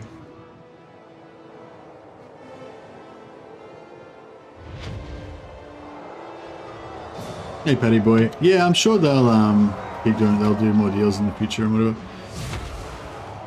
And my hammer is getting fucked up here. Works. Casualty, casualty.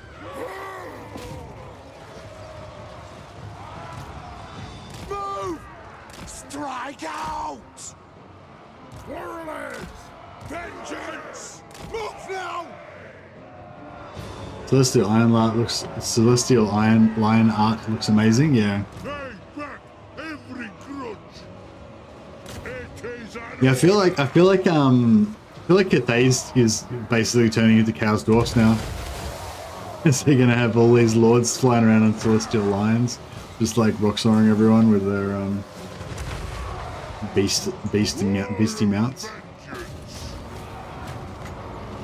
That's an order!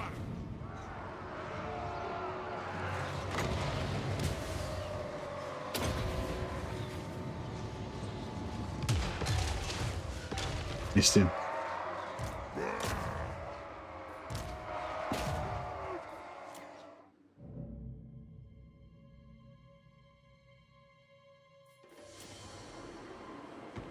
The art looked a bit Final Fantasy to me, not really Warhammer style. Yeah, I get what you mean. I don't really know what you can do with Cathay though, because Cathay's style is just full on, you know, Chinese ancient dynasty warriors style sort of shit. So you know that kind of is what they're meant to look like, I guess. But yeah, I don't know. It'd be kind of cool if they had a bit more of a, I don't know. How would you do Cathay if you wanted to make Cathay a bit more Warhammery? Because I think Cathay in general as a faction is not very Warhammery. I think the new Kislev is not very Warhammery either. They've got all of like the magical ice sleds going on everywhere and stuff. But that's just my personal preference. But like if you wanted to make, you know, if you wanted to make Cathay a bit more grimdark, like what would you do? Range far! Range fast!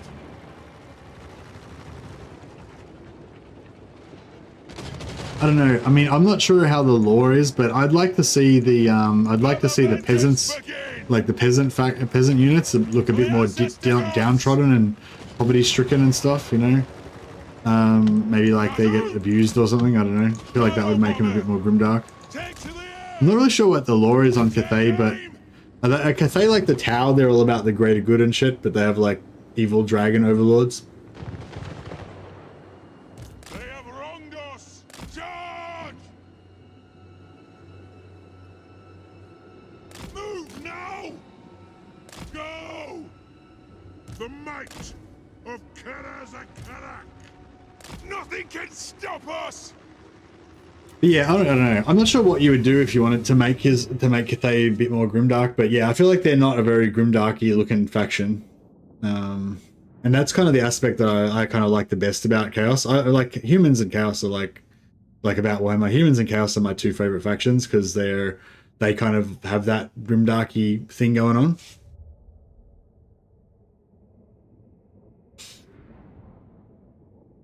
Yeah, no, Warhammer Fantasy is not as grimdark as 40k. Like the whole term grimdark comes from 40k, but yeah, but a lot of the Empire stuff is especially when Empire interacts with Chaos, gets pretty grimdark. Like it's pretty horror themed and stuff, you know. Whereas I feel like Cathay's got some kind of like evil power behind the throne thing going on or something. I'm not really sure what the vibe is exactly, but there's something kind of bit like nefarious going on with the dragon lords and stuff, but it doesn't really come across visually on, you know, as them being, yeah, I don't know. They're super authoritarian, obey the dragons, worship the dragons, serve the dragons, know your place. Yeah, that makes sense. So like maybe they could show that off more by making the peasants like a little bit more abused or something. I don't know. That might make it a bit more grimdarky. Throne bearers, let's march. I don't really like this attrition. Yes. Can we? The runes are cast. If we get back over here.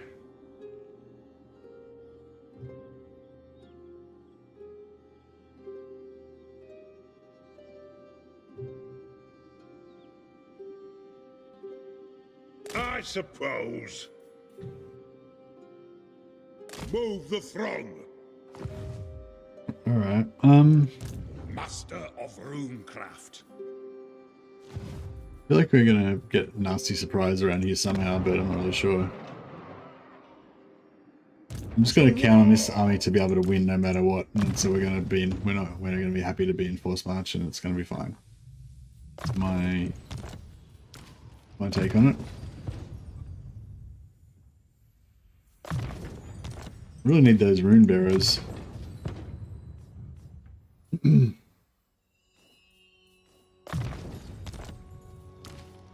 Send me to vengeance. 10% physical resistance. Yeah, nice. What's we already get, doesn't he already gets 10% physical resistance for 15% physical resistance for hammerers. So now they'll have 25% physical resistance. If we put the banner on them, we could get 40% physical resistance on them. Not bad. Total Warhammer 40k? Yeah, I'm looking forward to that. I think it's, I mean, I don't know. It seems like it's definitely got to be on the cards at some point. You know, it would be great if Henry Cavill's, oh yeah, did you guys, I don't know if you guys saw it already, but I reposted it on my Twitter. Valrak posted a Twitter, blah, blah, blah, what am I saying? Valrak posted a video on Twitter, which had an interview with Henry Cavill, which that's not it, which I reposted.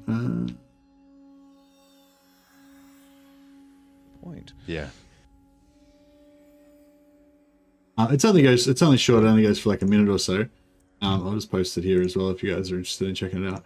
And yeah, they're interviewing him about, I think, his latest movie, the whatever it's called, the something or other of ungentlemanly warfare. What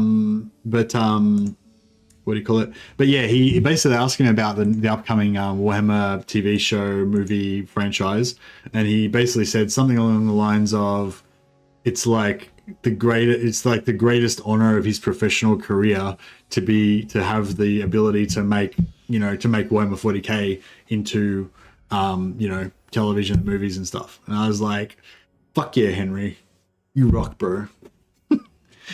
Henry is our prince. But yeah, how cool would it be if the Henry Cavill Warhammer 40k Amazon TV show stuff comes out in like 2 years or so, and at the same time Warhammer 40k Total War comes out in about 2 years or so. I mean, how cool would it be for Creative Assembly, because they'd make a fucking shit ton of money.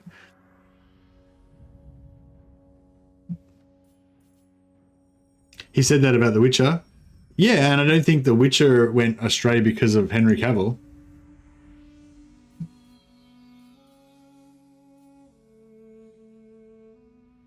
I don't think, he didn't say that about The Witcher. He didn't say exactly that about The Witcher. He said other stuff. He said other stuff similar about him being a big fan and everything. He didn't say it was like the greatest fucking, the greatest privilege of his career. But yeah, no, he said something, he said something similar, but like, I think he's a fan of The Witcher, but I don't think he's anywhere near as much of a fan of The Witcher as he is of 40k.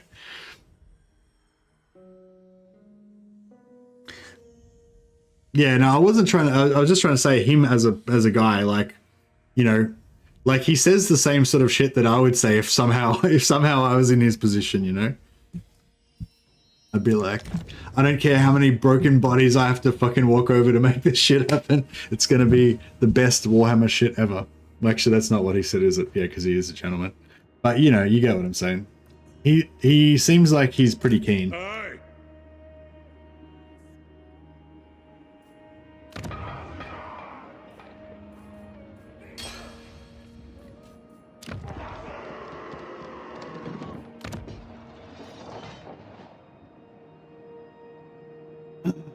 Yeah, as I understand it, he was a big fan of The Witcher, and he played The Witcher computer games. But he's been into Warhammer 40k since he was a little kid. You know, as was I, and as probably many of you were as well. And it's a different kind of thing when you're into it since you were a kid, you know.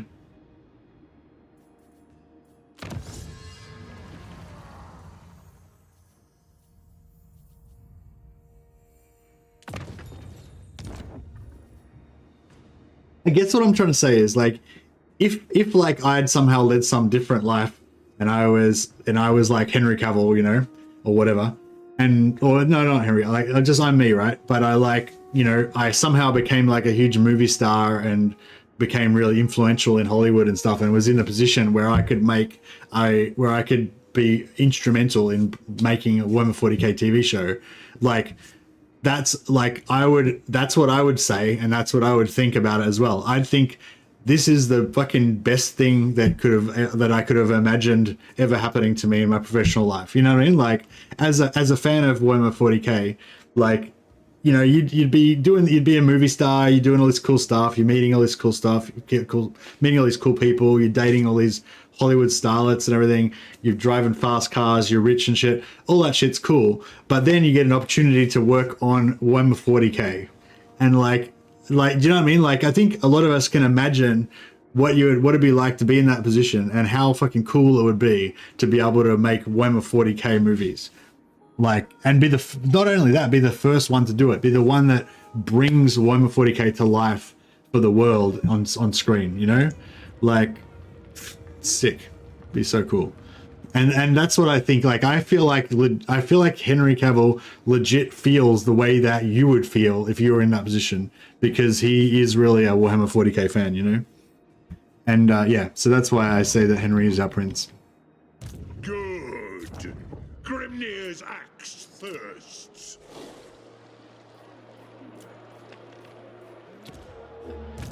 One rug.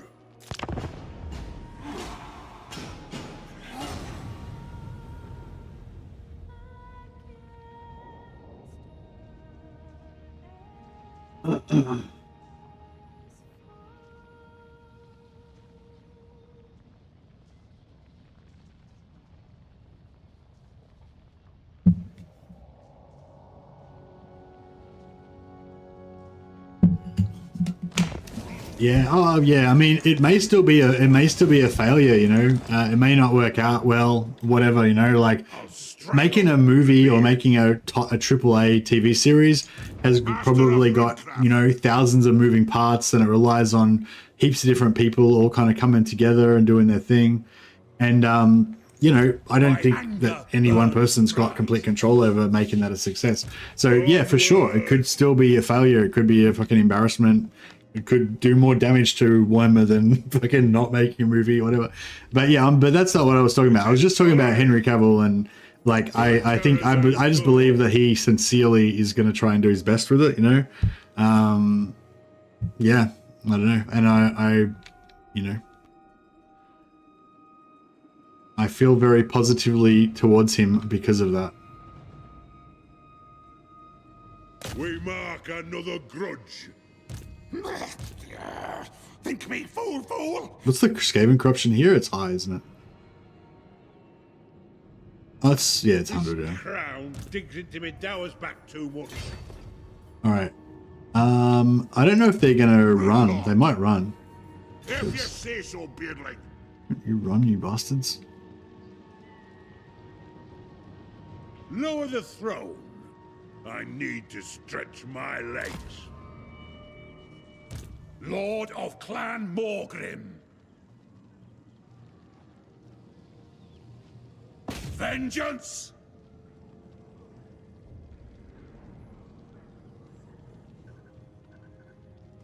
Who owes me money? What? Against council orders. Aye up. It's gonna be bad. Cast the runes. It's probably gonna be bad. Getting out of here. Ready? Aye, it will better our cause. Can't go back now. Vengeful rune lord. I'm committed. Alright. Ah, dear. This is gonna be bad. Is that quick? Yeah. Yes.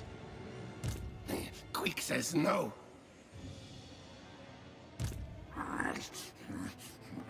No! Blame you, you!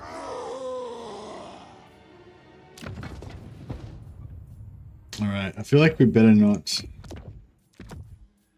We better not leave these guys in force march here. So...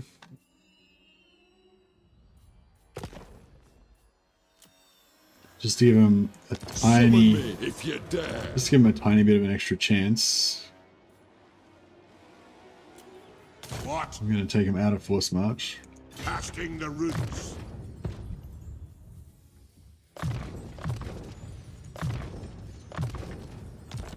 And this is probably really stupid. We're probably going to get totally fucking wrecked here. digs into me dowers back too much. An ad. What? Couldn't help myself. They were like leading me on. Not enough warpstone. I don't know. Hopefully, because they're going to attack this guy, right? So then and then if they get their ambush, then we're screwed. But if they fail their ambush, then we're good. We smash him. If they get the ambush, then he retreats. So he retreats back to here or whatever. Then they attack. Maybe they attack this guy. They get the ambush, then we're fucked, and then he retreats as well. Actually, no.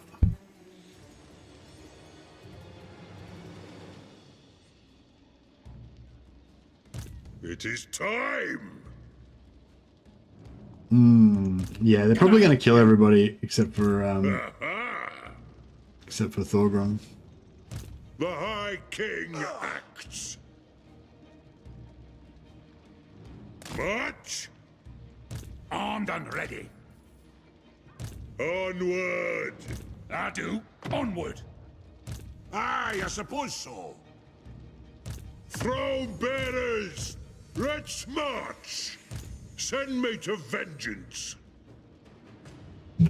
Really like the Hell's Reach animation. Yeah, the Hell's Reach animation was great.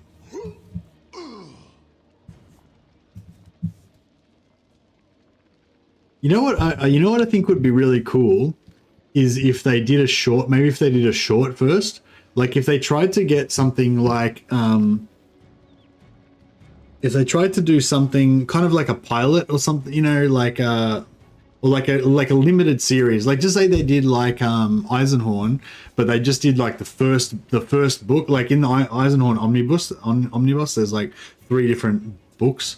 If they just did like the first book as like a limited series that goes for like 5 episodes or something like that.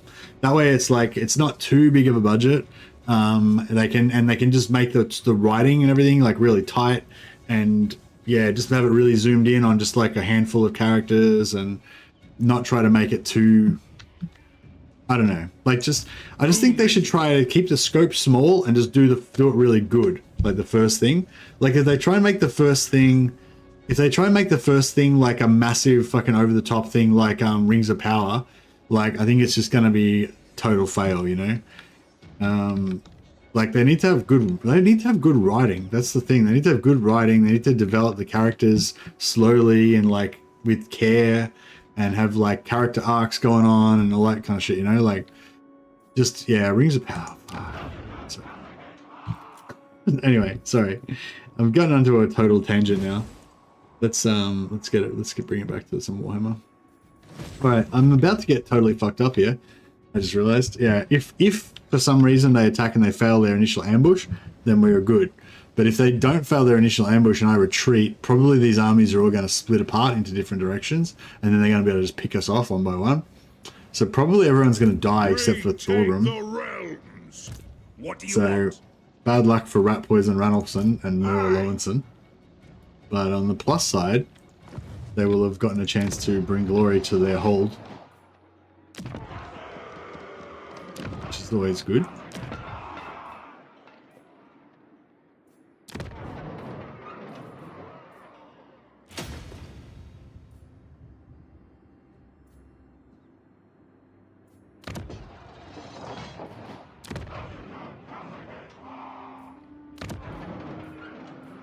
Only one turn until we hit tier 4, that's pretty good.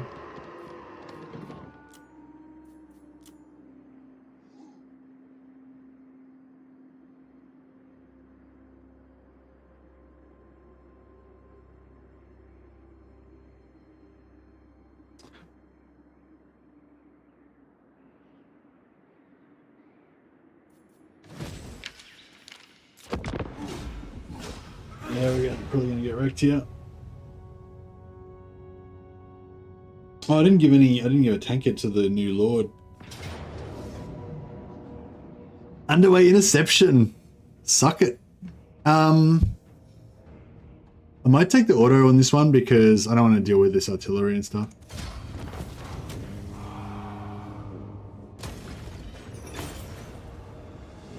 Glory. Our gamble paid off. Very nice.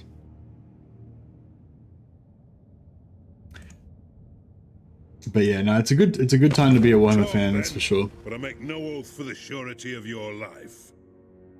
Did I hear? Who are these guys? Oh yeah, those guys. Did I hear that somebody else got a Warhammer license? Was it Tencent or something? Or a company that's owned by Tencent got like a license to make Warhammer games or something like that?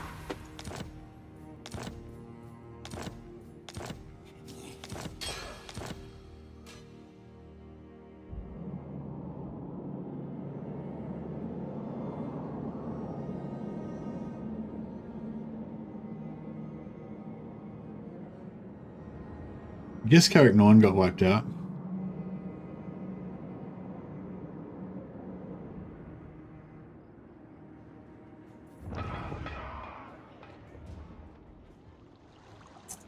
I hope. Good. Grimnir's axe thirsts. I'll cast the runes. Getting out of here.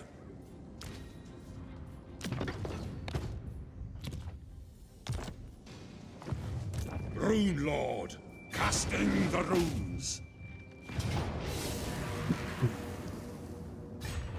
For Karazankor. Oh, Tencent's in negotiation for Dungeons and Dragons. That's what I was thinking of. Jinya, thanks. Not Warhammer. The High King. Yeah, Dungeons and Dragons. I don't really care about Dungeons and Dragons, honestly. I figured out that I'm into the settings, you know. I don't really care about like the rules, you know. It's the settings. I'm like, yeah, Forgotten Realms is cool, but it's not as cool as Warhammer in my mind. I feel like the Dragonlance setting was kind of a bit cooler than Warhammer, than Forgotten Realms. Sorry. Iron Weld.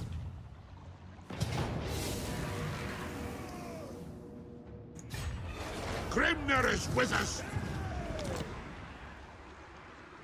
By the ancestor gods. Alright, looks like we're gonna have to go help him over here. Thongni.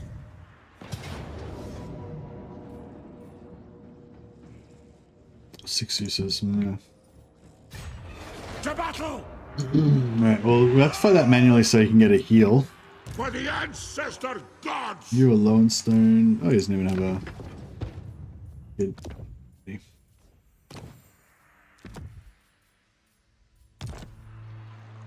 To battle.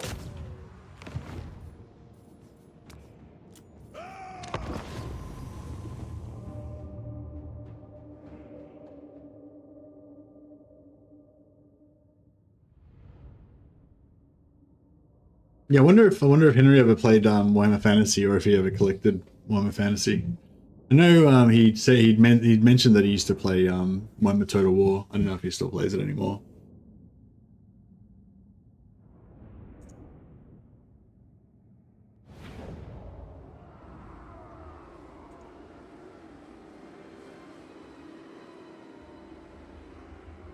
Oh man.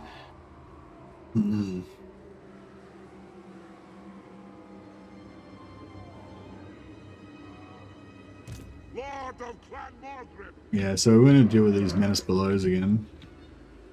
So we'll try and get away from Try and get away from their army a little bit.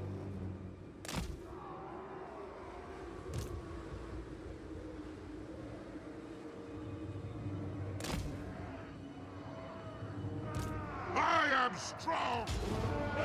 It'll get done. No faffing about. Grudge thrower. Battle ready. Advance. Got an Empire Pistoliers. Yes, sir, quickly! Who's that? Never played Warhammer Fantasy, but I collected and loved the painting models. Yeah, I never played Warhammer Fantasy either, but yeah, I love the painting models and stuff as well. I don't do it anymore, but I've got some Warhammer 40k models that I'm painting very slowly. Dwarf warriors. Charge for the Kara's anchor. Wyverlia's will. Go. Armed and ready. Dwarf warriors. Crimson of power. For our ancestors. Miners. Vengeance. Dwarf warriors. Move. Ready! Take the ground! Are they coming? How many, fuck, I didn't remember how many we had to kill. It was like 6? Give me vengeance! Faster! Yes, Lord! Miners! Fine! Dwarf warriors! Vengeance! Defiant and unbowed! Grudge thrower! They have wronged us! Master of Woodcraft! In short order!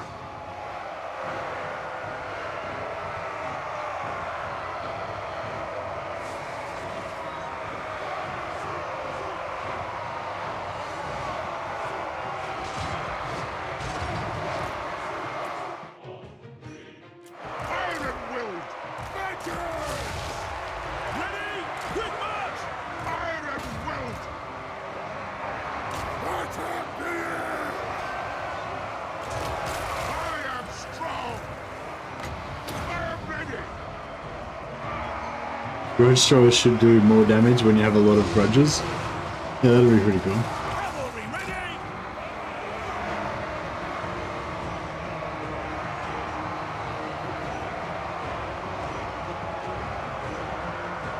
Grudge thrower! We'll guard it! With haste! Good Lord! At once! Yes! Now! Move! Unbending! Onward! How to try!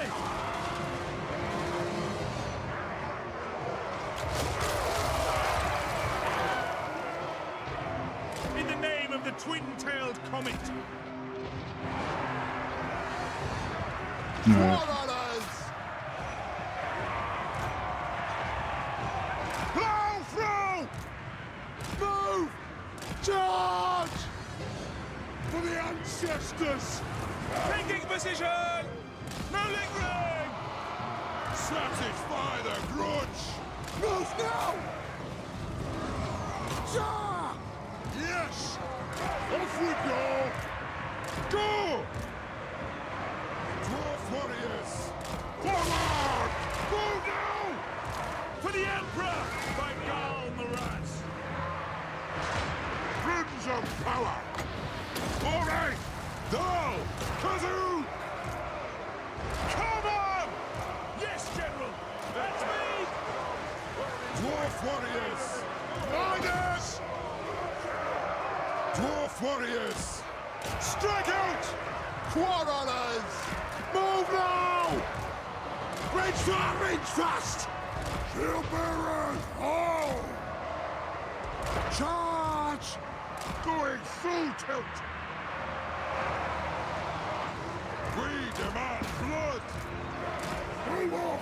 Yes! Strike out! Alright, it's looking pretty good. What? Kazoo! Get him! Ordnance ready! How's that? Very nice. Right! Ricky! They have wronged us! Battle ready! I will do it! They have wronged us! Fire on the foe! Kill orcs! Warriors! You'll do! Fire on the foe! It is a reckoning! Aye! Sigma calls! In range! Unbending! Alright, good. The runes glow! Dwarf warriors! Ah! As you command! Move! Put those dwarven legs! Quarrelers! Kazoot! Understood, Lord! They have wronged us! Go! We fire on your command! Oh, then I'll get him! Tsar! Dwarf warriors! Alright. Missiles ready! Move now! Quarrelers!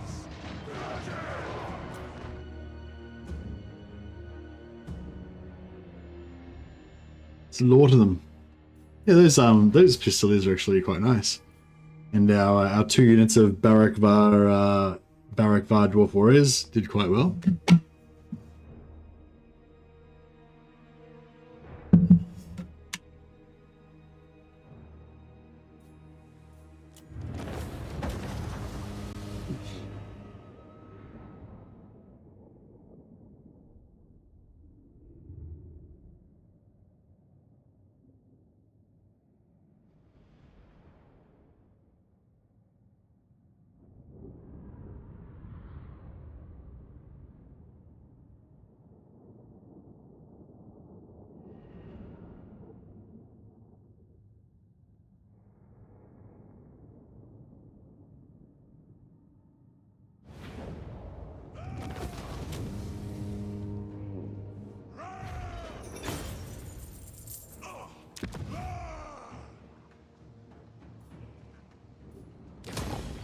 Takes it in, Cashin, come soon. If you say so, Beardling. I don't know where they are, so and we don't need much replenishment, so we'll just sit outside the settlement. So we've always got the it's hard with escaping because if you sit outside the settlement, then you don't have any ambush defense. Whereas if you sit inside the settlement, then you basically can't get ambushed. But if you get caught by overwhelming force, you can't retreat when you're in the settlement. Where if you're outside, you can. So it's like, yeah. I mean, normally you just always sit outside the settlement, just so that unless you really need the replenishment, you're pretty sure you're safe. But yeah, versus Skaven though, it's a bit more a complicated equation. Domgribben!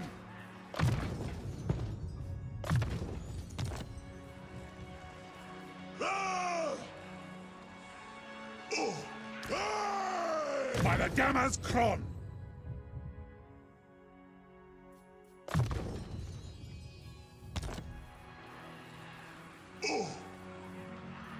For the king!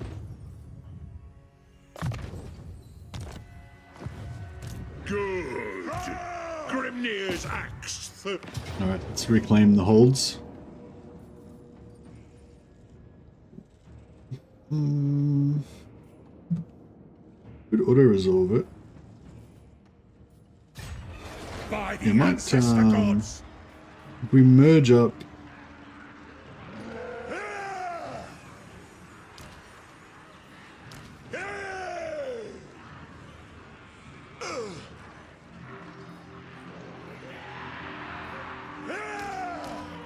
Grimnir is with us! By the fort, father!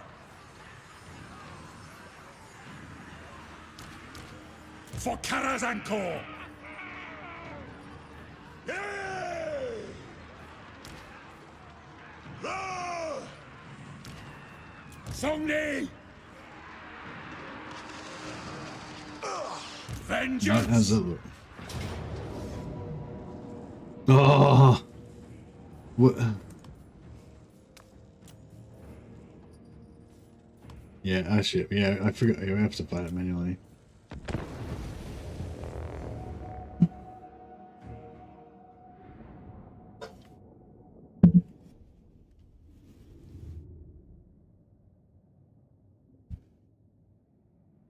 Yeah, Hell's Reach is cool. Hell's Reach is still like the best Warhammer 40k TV show, like on YouTube, I'd say.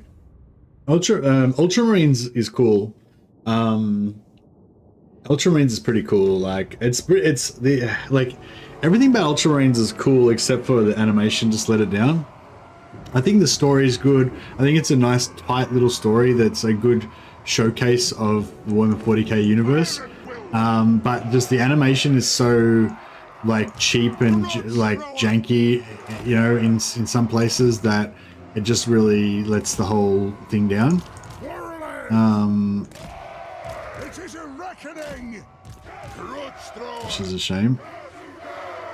Warlords, let the vengeance Yeah. begin. Let the vengeance begin. I forgot to watch how many. Got to check how many dwellers, how many mass belows we had. For the ancestors.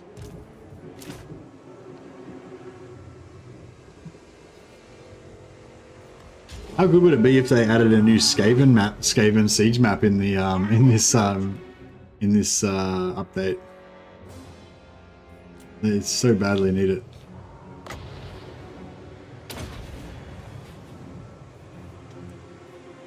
Guts out, boys. Is it 45 seconds we get our first one? Go. Ready to strike. All right.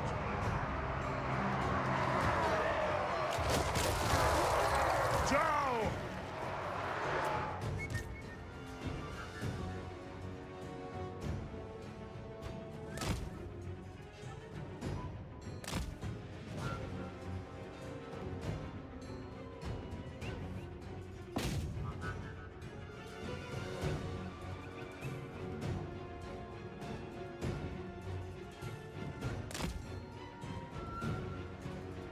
Yeah, it's just like Skaven. The Skaven settlement, there's only one siege map for Skaven, so every single Skaven settlement, like main settlement on the map, you fight this siege.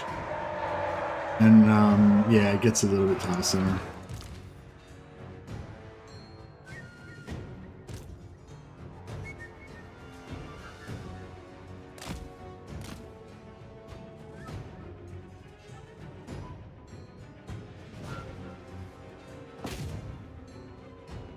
I mean, even if there was two different ones so that it would sort of alternate, that would be pretty cool.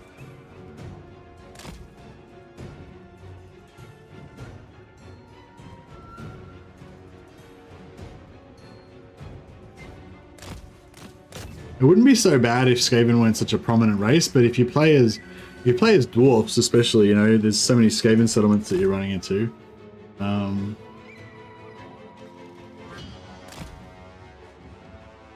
Now, if you play as Empire of Kislev, it's not too bad because there's only Hell Pit.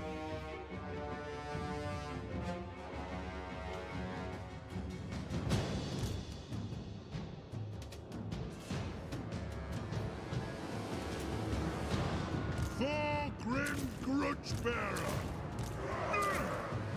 Vengeance. Rage far. Rage fast.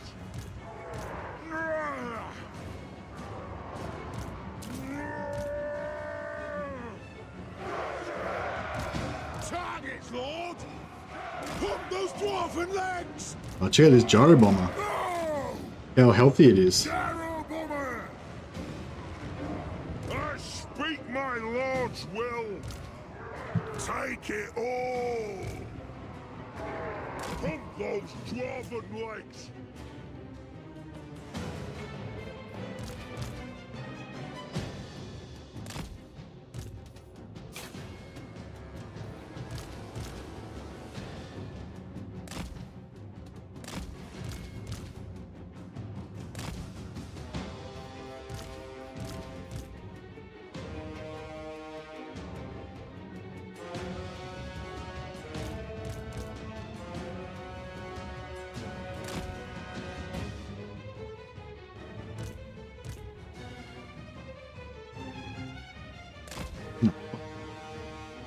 too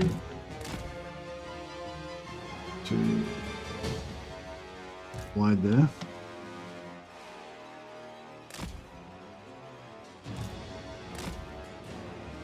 Glory. There's only 9 different maps that are reskinned. I think racial capitals should be unique at a bare minimum. Yeah, I mean, I'd love to see some unique maps, but I kind of think that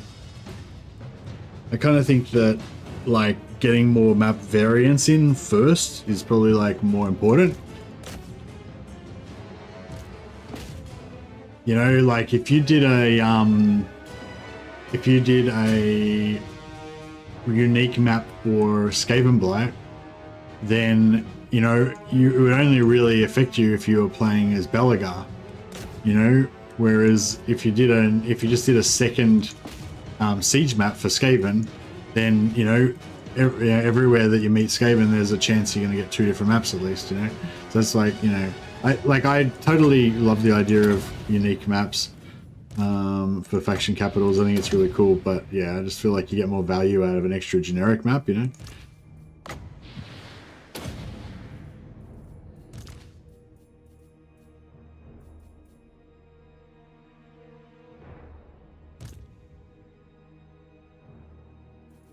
We can just sit outside and just cheese this without even having to damage our guys.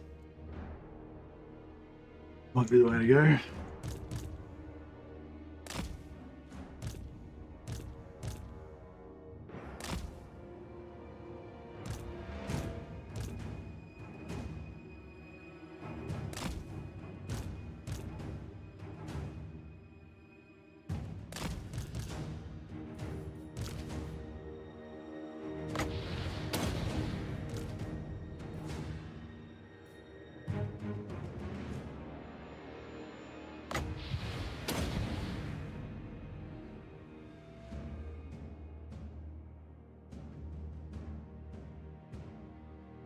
Oh yeah, maybe even just make a Skaven skin for like one of the Empire maps or something. Yeah, no, fair enough, that could work.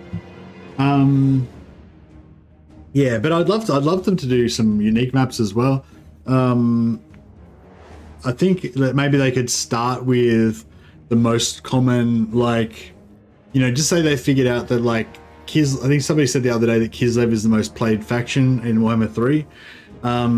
So, you know, maybe if they said, okay, Kislev's the most played faction, so we'll make a unique map for Prague or something, you know, or another, what's another place that's near Kislev? Maybe like Beckhaven, Beckhaven, because that's close to Kislev, and also Empire, Dryka, Wood Elves, Azag. You know, there's just heaps and heaps of factions that could potentially interact with Beckhaven. Or actually, you know what would be cool if they made a unique siege map for Talabheim, because Talabheim's got like Talabheim's built inside a giant crater, I believe, and because of the giant crater, the deep sides of the crater make like this natural giant wall around the entirety of Talabheim. So like it'd be just look really cool. Another place I reckon that needs a unique siege map is Middenheim.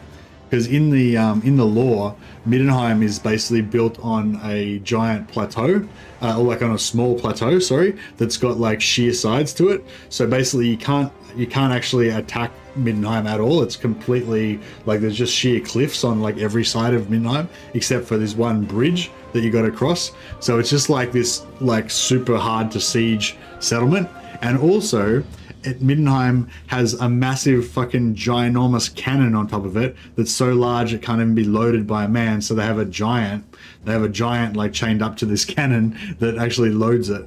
There's like massive siege cannon on the top of it. So like that would be sick. Just have this, and then that way Middenheim would be one of those places where you could always just know that you could always fight a manual siege and you'd always win. I think that'd be really cool.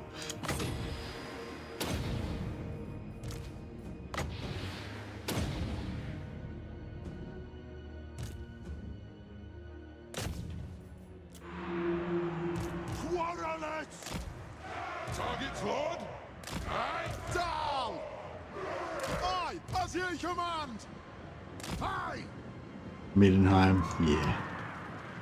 Cheers for Middenheim. They got a great Blood Bowl team as well, Middenheim Marauders. Defiant and unbowed!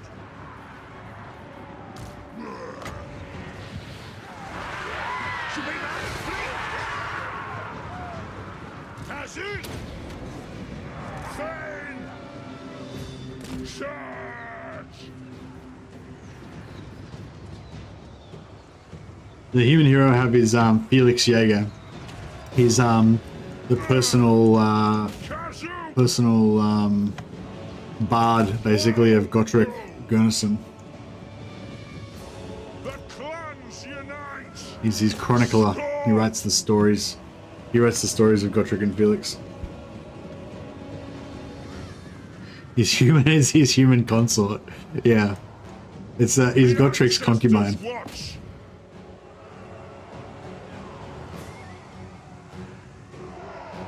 Yeah, there's a particular story, I can't remember, one of the Gottrick and Felix novels, where they go into the mountains, and they stop in at some like really just like isolated little mountain hamlet that's got an inn. It's basically just an inn on like a mountain trail somewhere in the you know, out in the wilderness, and yeah, they're in. Felix is in there. Gottrick's out doing something else. Felix is in there, and he's I think he had a bit of a shine for the waitress in the place. And there's these big mountain men, and they're like, you know, these rough mountain men that are in the tavern, and I think they're being like kind of, you know, rude to the tavern wench, and whatever. And yeah, anyway, so like Felix like sticks up for her kind of thing. And then, but these huge mountain dudes, they just basically immediately overpower Felix. One of them like says something about him having like pretty blonde hair, and like bends Felix over a tavern bench, and Felix is now like, you know, face down on a tavern bench, contemplating how he's about to lose his maidenhood. And then Gottrick just fucking kicks the door in, and I can't remember what he says now, but he says something along the lines of like, if anyone's going to abuse that manling, it's me, or something. And and then proceeds to, you know, destroy these mountain dudes. Classic Gottrick.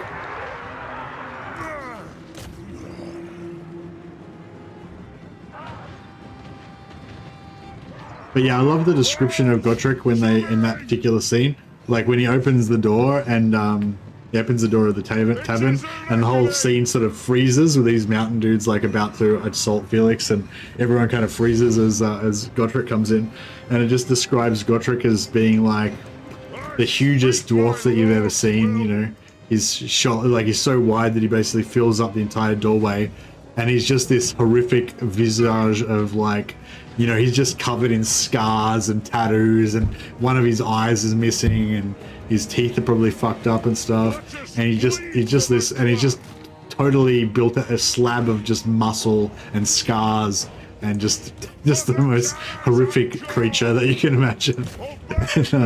And yeah, and these mountain men that were previously quite big and scary, suddenly, you know, wilt away a little bit. Good times. But yeah, I feel like Gottrick just doesn't really... Gottrick in the game doesn't quite, like, represent, you know? He's like a friendly... He's kind of like a friendly PG-rated Gottrick, I feel like, in the game, compared to the real Gottrick.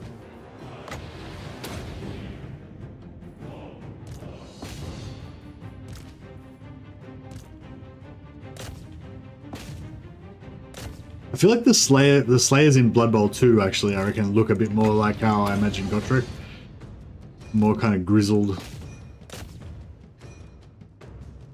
Toss a coin to your dwarfer.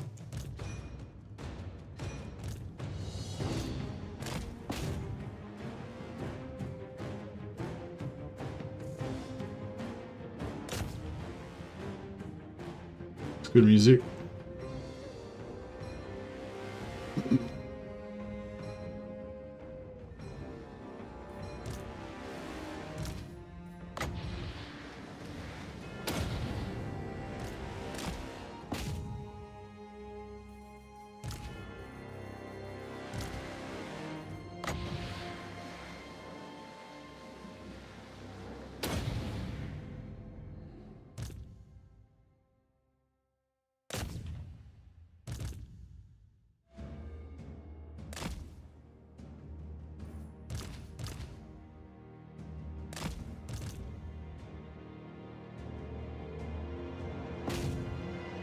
If you can hire Felix and Gotrek as any of the Oh hey Anthony, do you it's Gotrek and Felix is a free LC. If you might need to go onto the are you registered on Total War Access? Yeah, I think you just have to register on Total War Access and then go in there and you can claim all your free LC heroes and lords and stuff. And yeah, Gotrek and Felix is free, and if you play as any Dwarf faction, any Empire faction, or any Bretonnian faction, or Cathay, you get Gotrek and Felix. The ancestors watch. How worthy. Yeah, if you just Google like Total War Access, you just register with your Steam account, link it to your Steam account, and then you can get all your free stuff.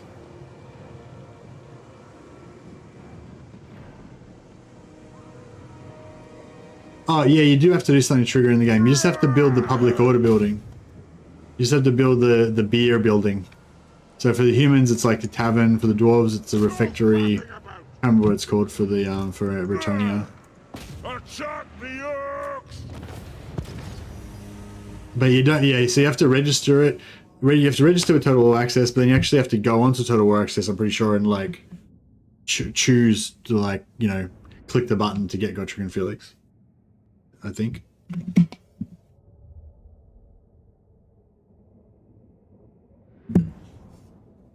Kislev can get him as well. That's awesome.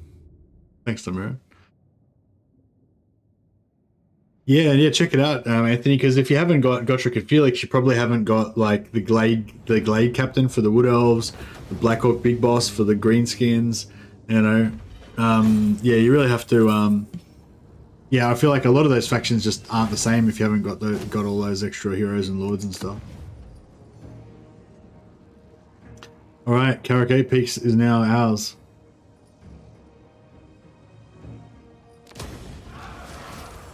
Big Spidey mount for the Gobbo, yep, for the Goblin Lord.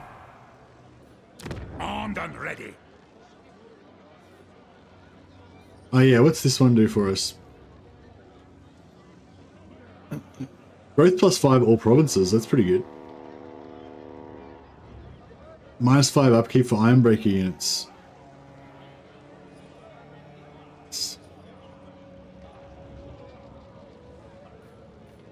Alright, yeah, we get extra growth.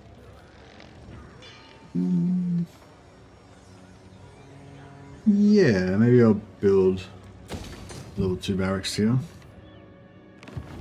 Good. Grimnir's axe thirsts. I want to try and bring Karak Azul back to life and then give them all of this land. But I'm worried I need to go and take out Wurzag as well.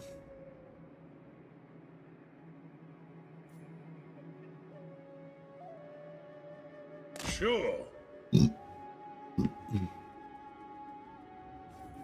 I force march. Very well. No. Yeah, we should be able to take Karak Azul next turn, hopefully. You finished the green skin, you haven't got any goblins on spiders, so you think you're missing? Yeah. Have you got the Black Orc Big Boss hero? That's probably the more important thing. Black Orc Big Boss heroes are awesome. I would, yeah, like, I never liked, but yeah, when they brought out the Black Orc Big Bosses, that's pretty much when I started liking greenskins. And before that, I was like, yeah, nah. I was like, yeah, nah. Rune Lord. I should do an orcs. I should do like an orcs focused campaign one day with greenskins, because whenever I play greenskins, I always go goblin focus and play Skarsnik or sometimes Grom. Yeah, I should go and focus on the boys. With Grimgor, you had them. No, not the Black Orc units, but the Black Orc Big Boss heroes. Vengeful Rune Lord. Armed and ready. Rune Ricky.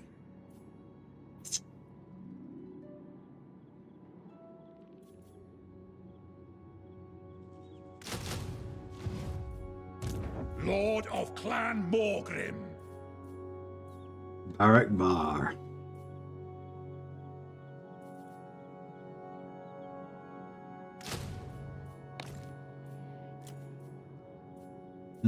We'll wait till we can get some more pistoliers. The pistoliers are pretty good. Oh, the Empire Knights could be good too. Actually, I like it.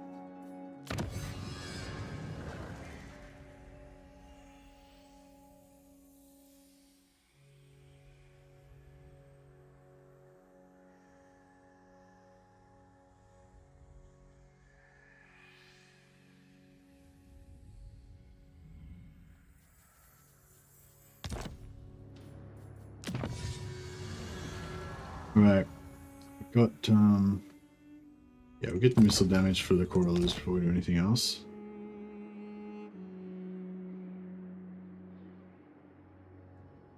Yeah, it's not that. Yeah, no, I'm glad you got all the stuff, Anthony. Yeah, it's not very clear the way they do it. You know, I think yeah, I reckon they should build an interface into. Yeah, like, so the point, I think the point of it is that they want people to register to Total War Access, but you know what, if they actually built in like the DLC, like, you know how when you go into the game and you go to choose your lord and it says like, oh, this lord, you know, you can't play this lord unless you get the DLC, and have like a little banner across them. And then you click on that and it sort of tells you how to, it takes you to Steam or fucking whatever. Like, they should do a thing like that. So when you go into the greenskins and it'll be like, you haven't got this DLC, you haven't got this DLC, you haven't got this DLC, and you can click on that and it'll take you to register on Total War Access. You know, I mean, it would be kind of annoying and it would look a bit like they were, I don't know, doing something. But like, but it's free. Actually, no, it'd be cool because it's free. Like, people might be like, oh, this is fucking annoying and shit, but they'll be getting free stuff. But the thing is, like, what I'm saying is, at the moment, it's like, oh, we want you to go on Total Access, so we're gonna lock all this extra content free, but behind you registering for Total Access. But no one fucking knows about it, you know, like, so no one does it. They just miss out on that content, you know. Whereas if they had a thing in the game where when you go into greenskins, there's like a little thing saying you don't have the Black Hawk Big Boss, click on this to get it, and then it took you to Total Access, like, they would just instantly get like thousands of people would register for it, you know. So I don't know, that seems like a no-brainer to me, but maybe it's a bit hard to like create it, you know. Maybe it's a bit hard to mechanically do it or something, or maybe there's some other marketing reason that I don't understand why they wouldn't do it.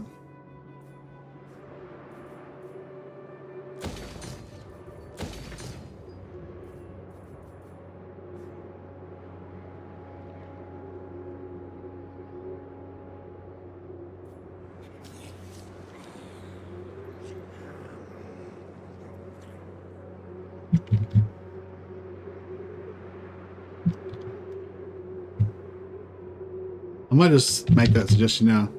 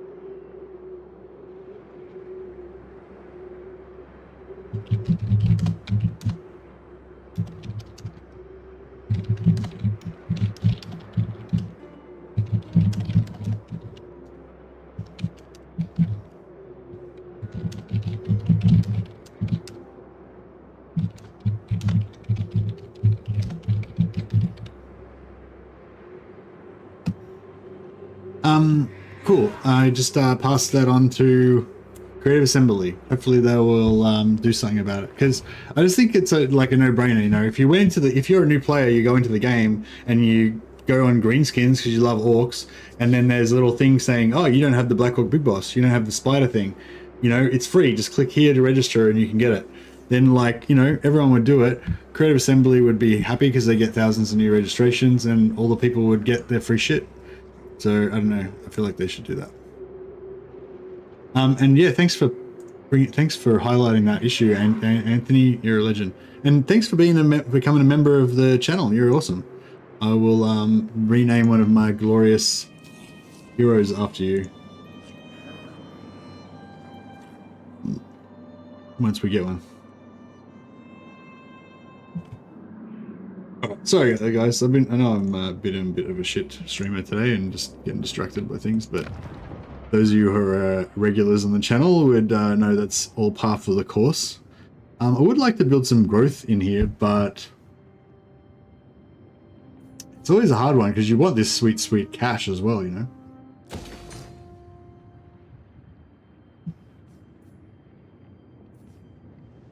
Hey, brother Brian the Benevolent. That's so funny that you changed your name to match your Warhammer character. I love it though. Here you go, buddy. I'll keep. We'll keep an eye out. We'll figure. What's your dwarf name going to be, Anthony? Anthony Computer is a terrible dwarf name. We need to change it around a bit. Make it more dwarfish. Can I help you? Retake the Alright, I realm. think we're pretty much done here.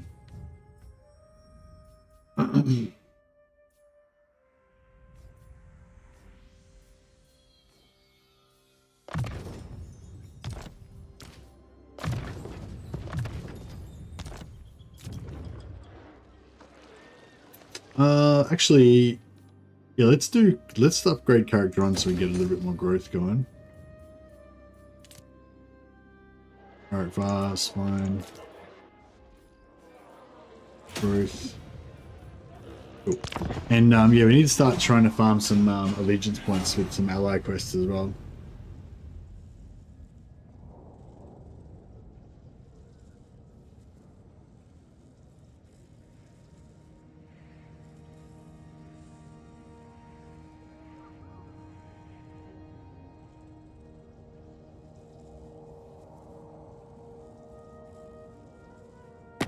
Greetings, Sigmar's chosen. Not yet. We will join the war against the vampires at some point. You got to take that growth thing if you're playing dwarfs.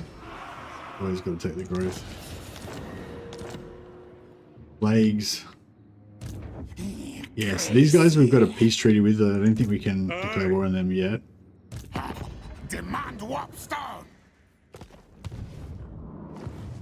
Send me to vengeance. Much? And Rictus. So if we declare war on Crown Rictus, then we're gonna have these guys coming in at us there.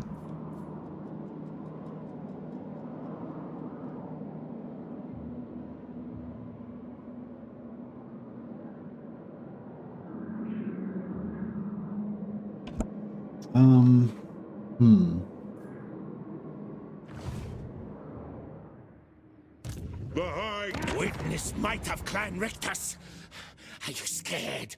Should we be? Alright, okay, let's do it.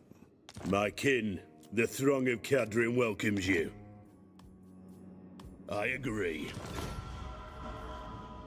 Oh, I should have checked if we could have gotten a defensive alliance out of it. I didn't even think about it. The Empire. I crave. exporting spices. I don't really know if we need spices, but Ready. What? Now, Fire and metal. by the comet. no, we're exporting wine. I do need wine. The Empire. Yes?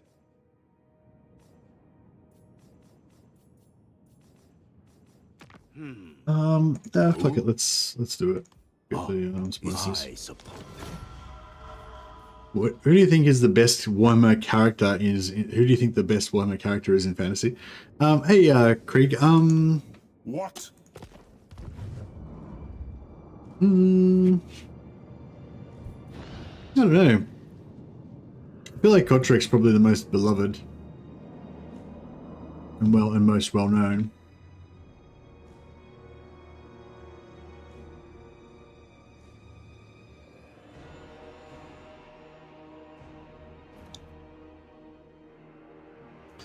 Yeah, do you mean who do I think is the best, objectively the best character, or who do I like the best?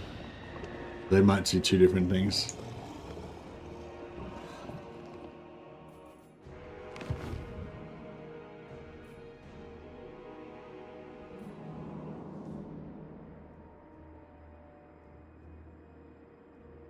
Yeah, I don't really like that. Don't really like that Gelt's doing too well. Doing so well, I mean.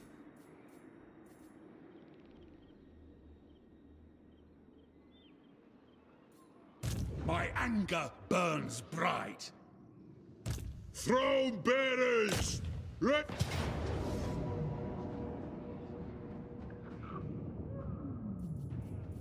Right, 6 years. At least this is not the Skaven settlement again. This will be a dwarf settlement this time, I believe. It's versus. It's again. Ah, fucking what? I thought this was a dwarf settlement. Yeah, is Carrick Asgal is owned by the dwarfs normally, isn't it? Why are we fighting in a Skaven settlement?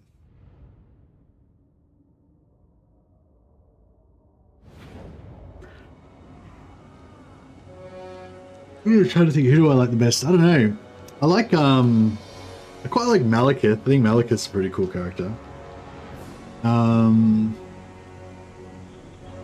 Malice Darkblade, actually. I really love Malice Darkblade. He's pretty awesome. And I just love the Malice Darkblade novels. So yeah, Malice Darkblade would definitely be up there. Snorri, what do we... No, Snorri Nosebiter from the Gotrek and Felix books. He's probably one of my favorites as well. We demand blood! Quarrelers! I quite like Volkmar. I guess I don't have a favorite, I guess. I've got a few favorites. It's hard to choose this one. For the ancestors! Let the vengeance begin!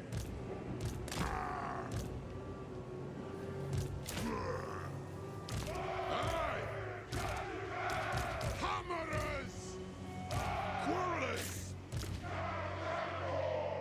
Gyro bomber! Alright, same old again. Good old Skaven battle. Skaven siege battle.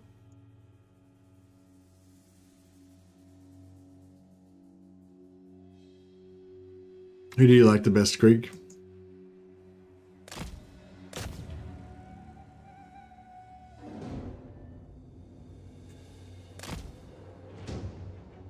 Oh, I didn't check how many they had. They probably have about 6. Yes.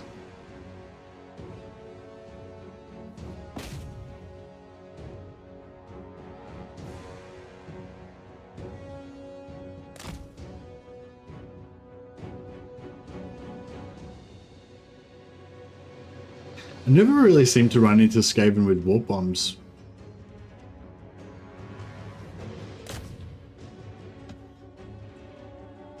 Is it only Ica Claw that has them, or do they need to, like, is it because they, it's because they need to level up their walls, don't they? They need to have like tier 2 walls or something before they get the war bombs. The Demon Prince is one of your favorite factions. Oh, that's interesting. Do you own all the DLC, Krieg, or you just have Warhammer 3 so far, or what?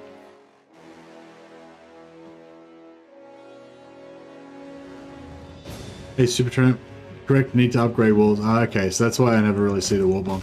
See, if I did this maneuver when they had warp bombs, then when do they use the warp bomb? It's if they have less than 50% health on the unit, but the unit's not routed. Is that right? Or can they still use it when they are routed? The only one you don't own is the Shadows of Change. Oh, really? So that's crazy. So Demons of Chaos, the Legions of Chaos, the Demon Prince, is one of your favorite factions, even though you've got access to High Elves, Empire, Dark Elves, Dwarfs, Warriors of Chaos. It's crazy. What is it that, obviously we have very different tastes in factions.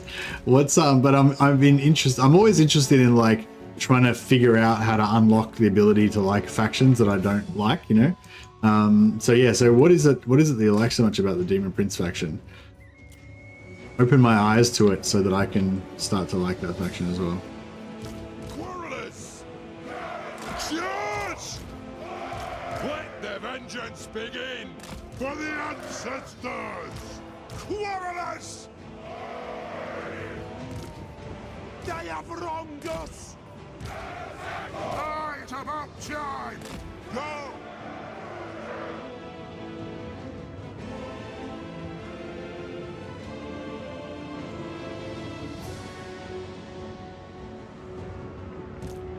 Hello! Through!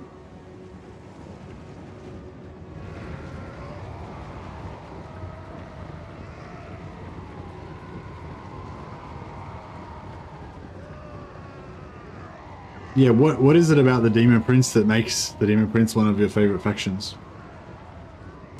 THORGRIM GRUDGEBEARER!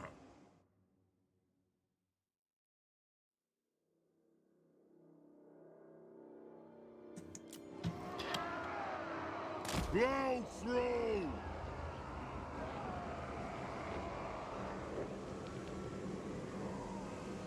For the Karazanko! I mean, from my point of view, the coolest thing about the Demon Prince... For the Oh, here we go. I'm a Chaos Boy with a small amount of gameplay mods to make it more enjoyable. It's fun and you get access to all the gods. Better version of Chaos Undivided.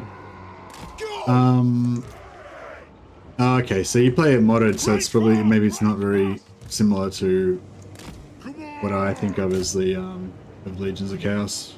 I guess, so with Legions of Chaos, I think what I think is cool about it is when you dedicate to one of the gods, you get all these really powerful abilities, like you get upkeep reduction and yeah, the ability to recruit like elite units and like, you know, overpowered buffs and all this kind of stuff. So, you know, so you can have these like armies of just like, you know, 18 bloodthirsters or whatever, and the army is actually pretty cheap or free even, maybe you might be able to make it, I can't remember. Yeah, so basically that's probably the thing I think that's the cool thing about the Demons of Chaos, from what I understand, that you can make like crazy doom stacks. Because you can make like, yeah, you can make an army with like 18 bloodthirsters with a Nurgle caster lord that can heal the bloodthirsters, and then just go around smashing everything and stuff like that. You know, you can do that kind of stuff. But I guess the main reason I don't like them is because I really like the Chaos Warriors heroes and stuff. Like Exalted Heroes of Chaos, Aspiring Champions of Chaos, Chosen, all the different Chosen. You know, those are kind of my favorite Chaos units. The Demons are not really my favorite units, and it really annoys me that he gets like 4 different heroes, but they're all the demon heroes. You know, it's like the Plague Herald and the Corn Herald and everything. And so yeah, they're like my least favorite heroes, yeah.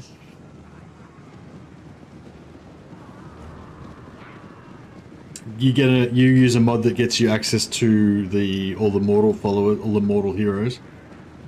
Yeah, if I could just get if I could play as Demons of Chaos, but I could recruit all the mortal lords, so I could get like the you know, Chaos Sorcerer Lord of Nurgle, Chaos Warrior Lords of Khorne and Slanesh, Chaos Sorcerer Lord of Zeech, and I could get the aspiring champion, not aspiring, the exalted hero champions of Khorne and Nurgle, and I could get the Chaos Sorcerer heroes from Slaanesh and Tzeentch.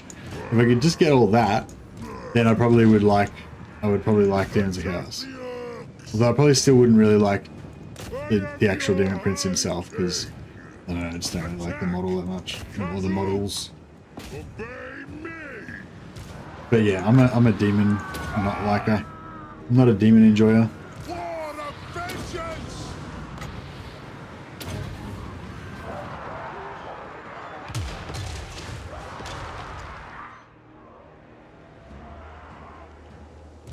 Quarrelers! Yes, Lord!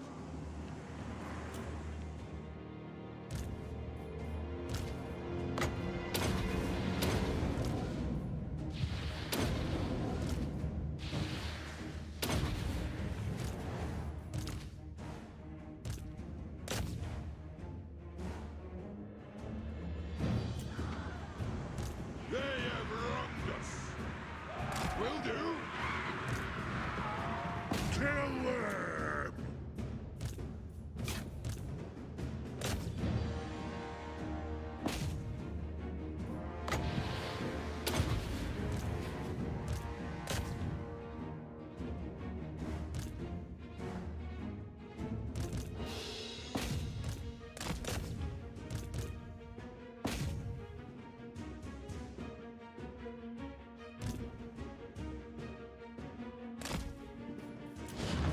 The clans unite!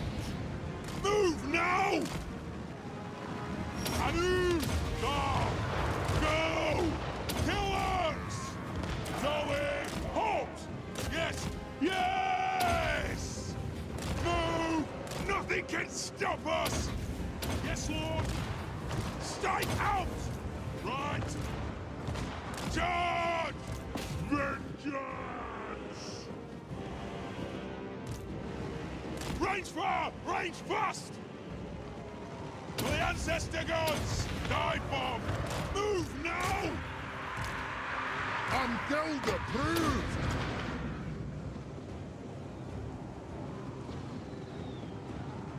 I don't like factions that require combat for a healthy economic growth. Pretty much all of the Chaos factions.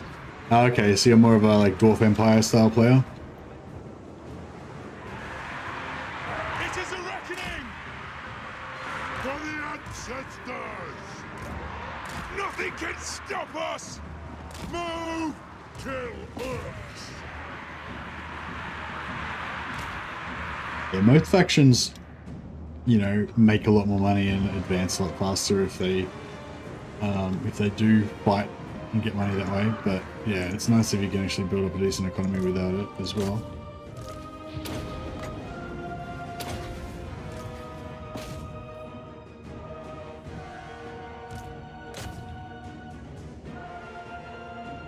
Surprised they haven't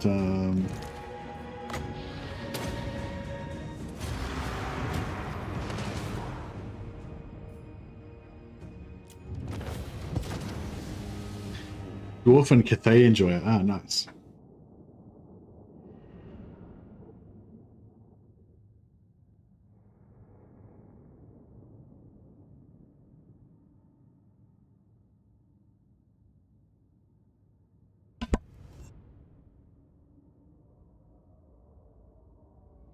Does Khorne bloodletting doesn't make you money, does it? I thought maybe it does. I don't know. I thought it was just growth.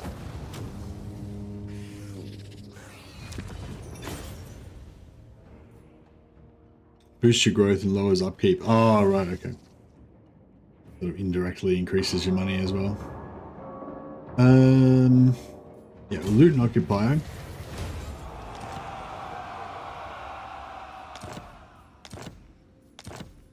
Good. Grimnir's axe thirsts.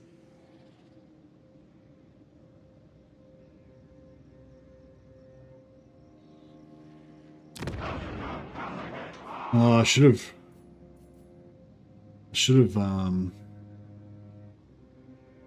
sacked it Retake the first, maybe, realm. so that we could have damaged these buildings more.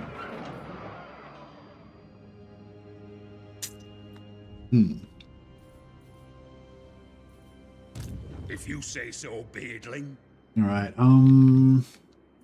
yeah, we probably need to really push down into here more. Aye, I suppose so. No! This would shame my ancestors. I'll cast the runes. Yeah, we probably need to get back up here ASAP and defend against Tretch over here. I don't know if we should better off come on the inside or just come through here maybe.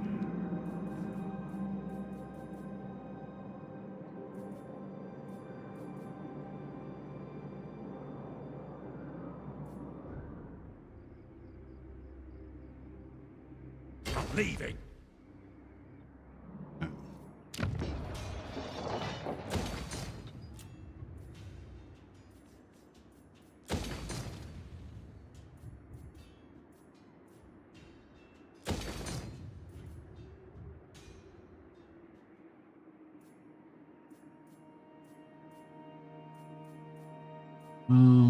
We put some more control on here, that'll give us more growth. It might be worthwhile.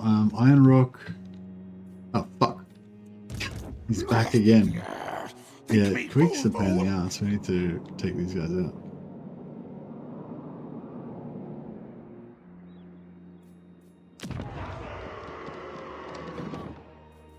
Could try Glorious! Glorious. For maidens.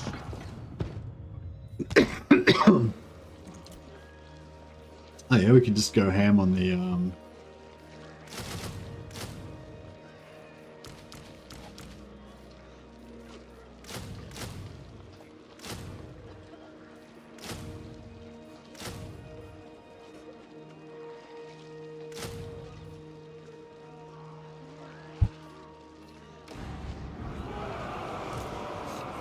Foolish thing! No! I feel like that might be nearly enough to defend that, you know? Fear no peril. Iron Rock's only tier 1, so if we lose it, it's not, you know, the end of the world.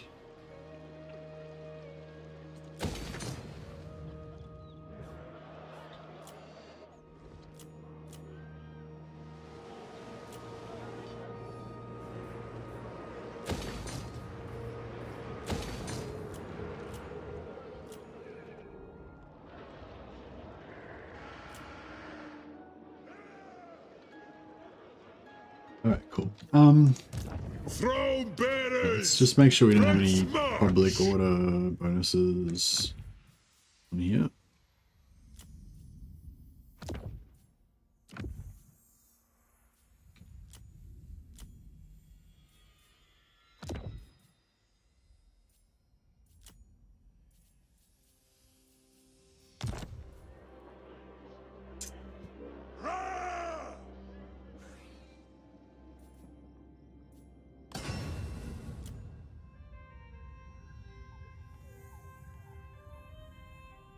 I thought I just got dyes. Was it dyes I got? Oh no, it was spices I got. I don't think we actually need spices for anything. Oh yeah, we do. For this. Weakness to fire. Weakness to fire damage plus 20%. Like, I didn't even know about that.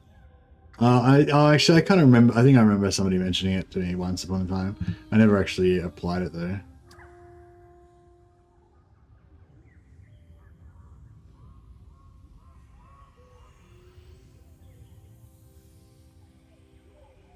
Wait a second. What? How does that work? So it's weakness to fire damage plus 20%. And the ability has a 100-meter range and effect range of 35 meters. But it doesn't... So we could put this on our...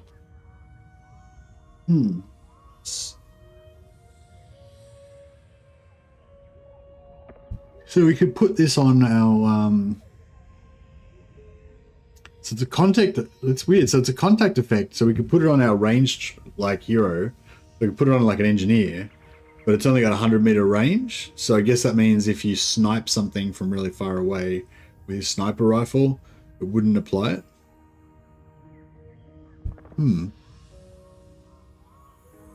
It's pretty cool though. Anyway, if we can get a couple of Thanes with these and get our flame cannons rocking.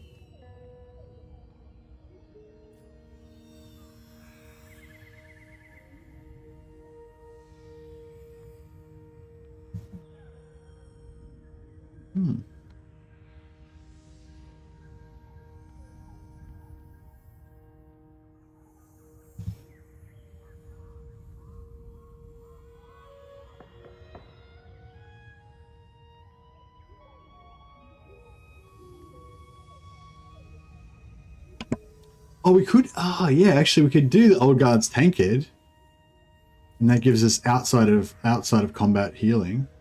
Oh, the scepter. We lost the scepter. We lost the marble. Fuck.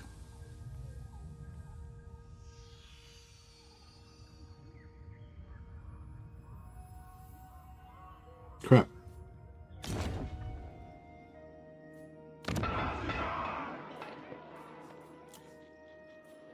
Got wood. We can build wood there. Got iron there. We haven't built yet.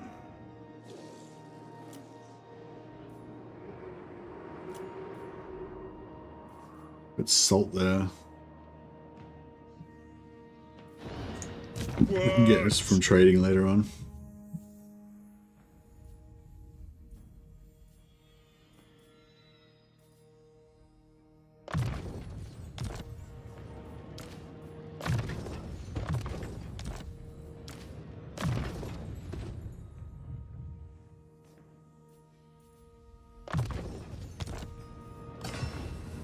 Oh yeah, it's good. Yeah,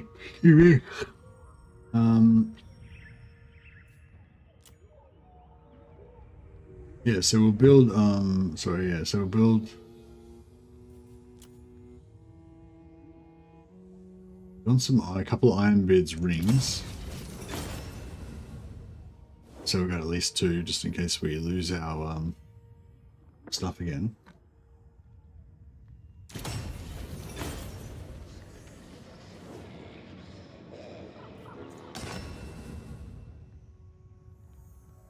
And yeah, I kind of want to get some Old Guard's Tankards as well, so that we can, in case we want to use any enchanted items, we can use that with them.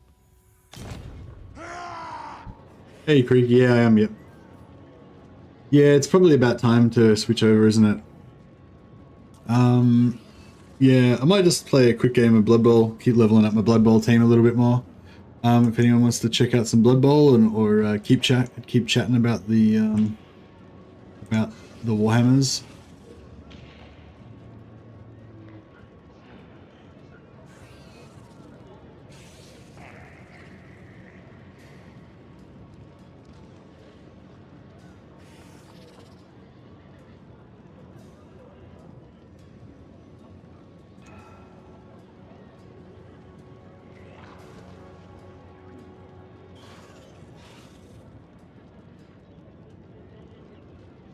Just fix it up.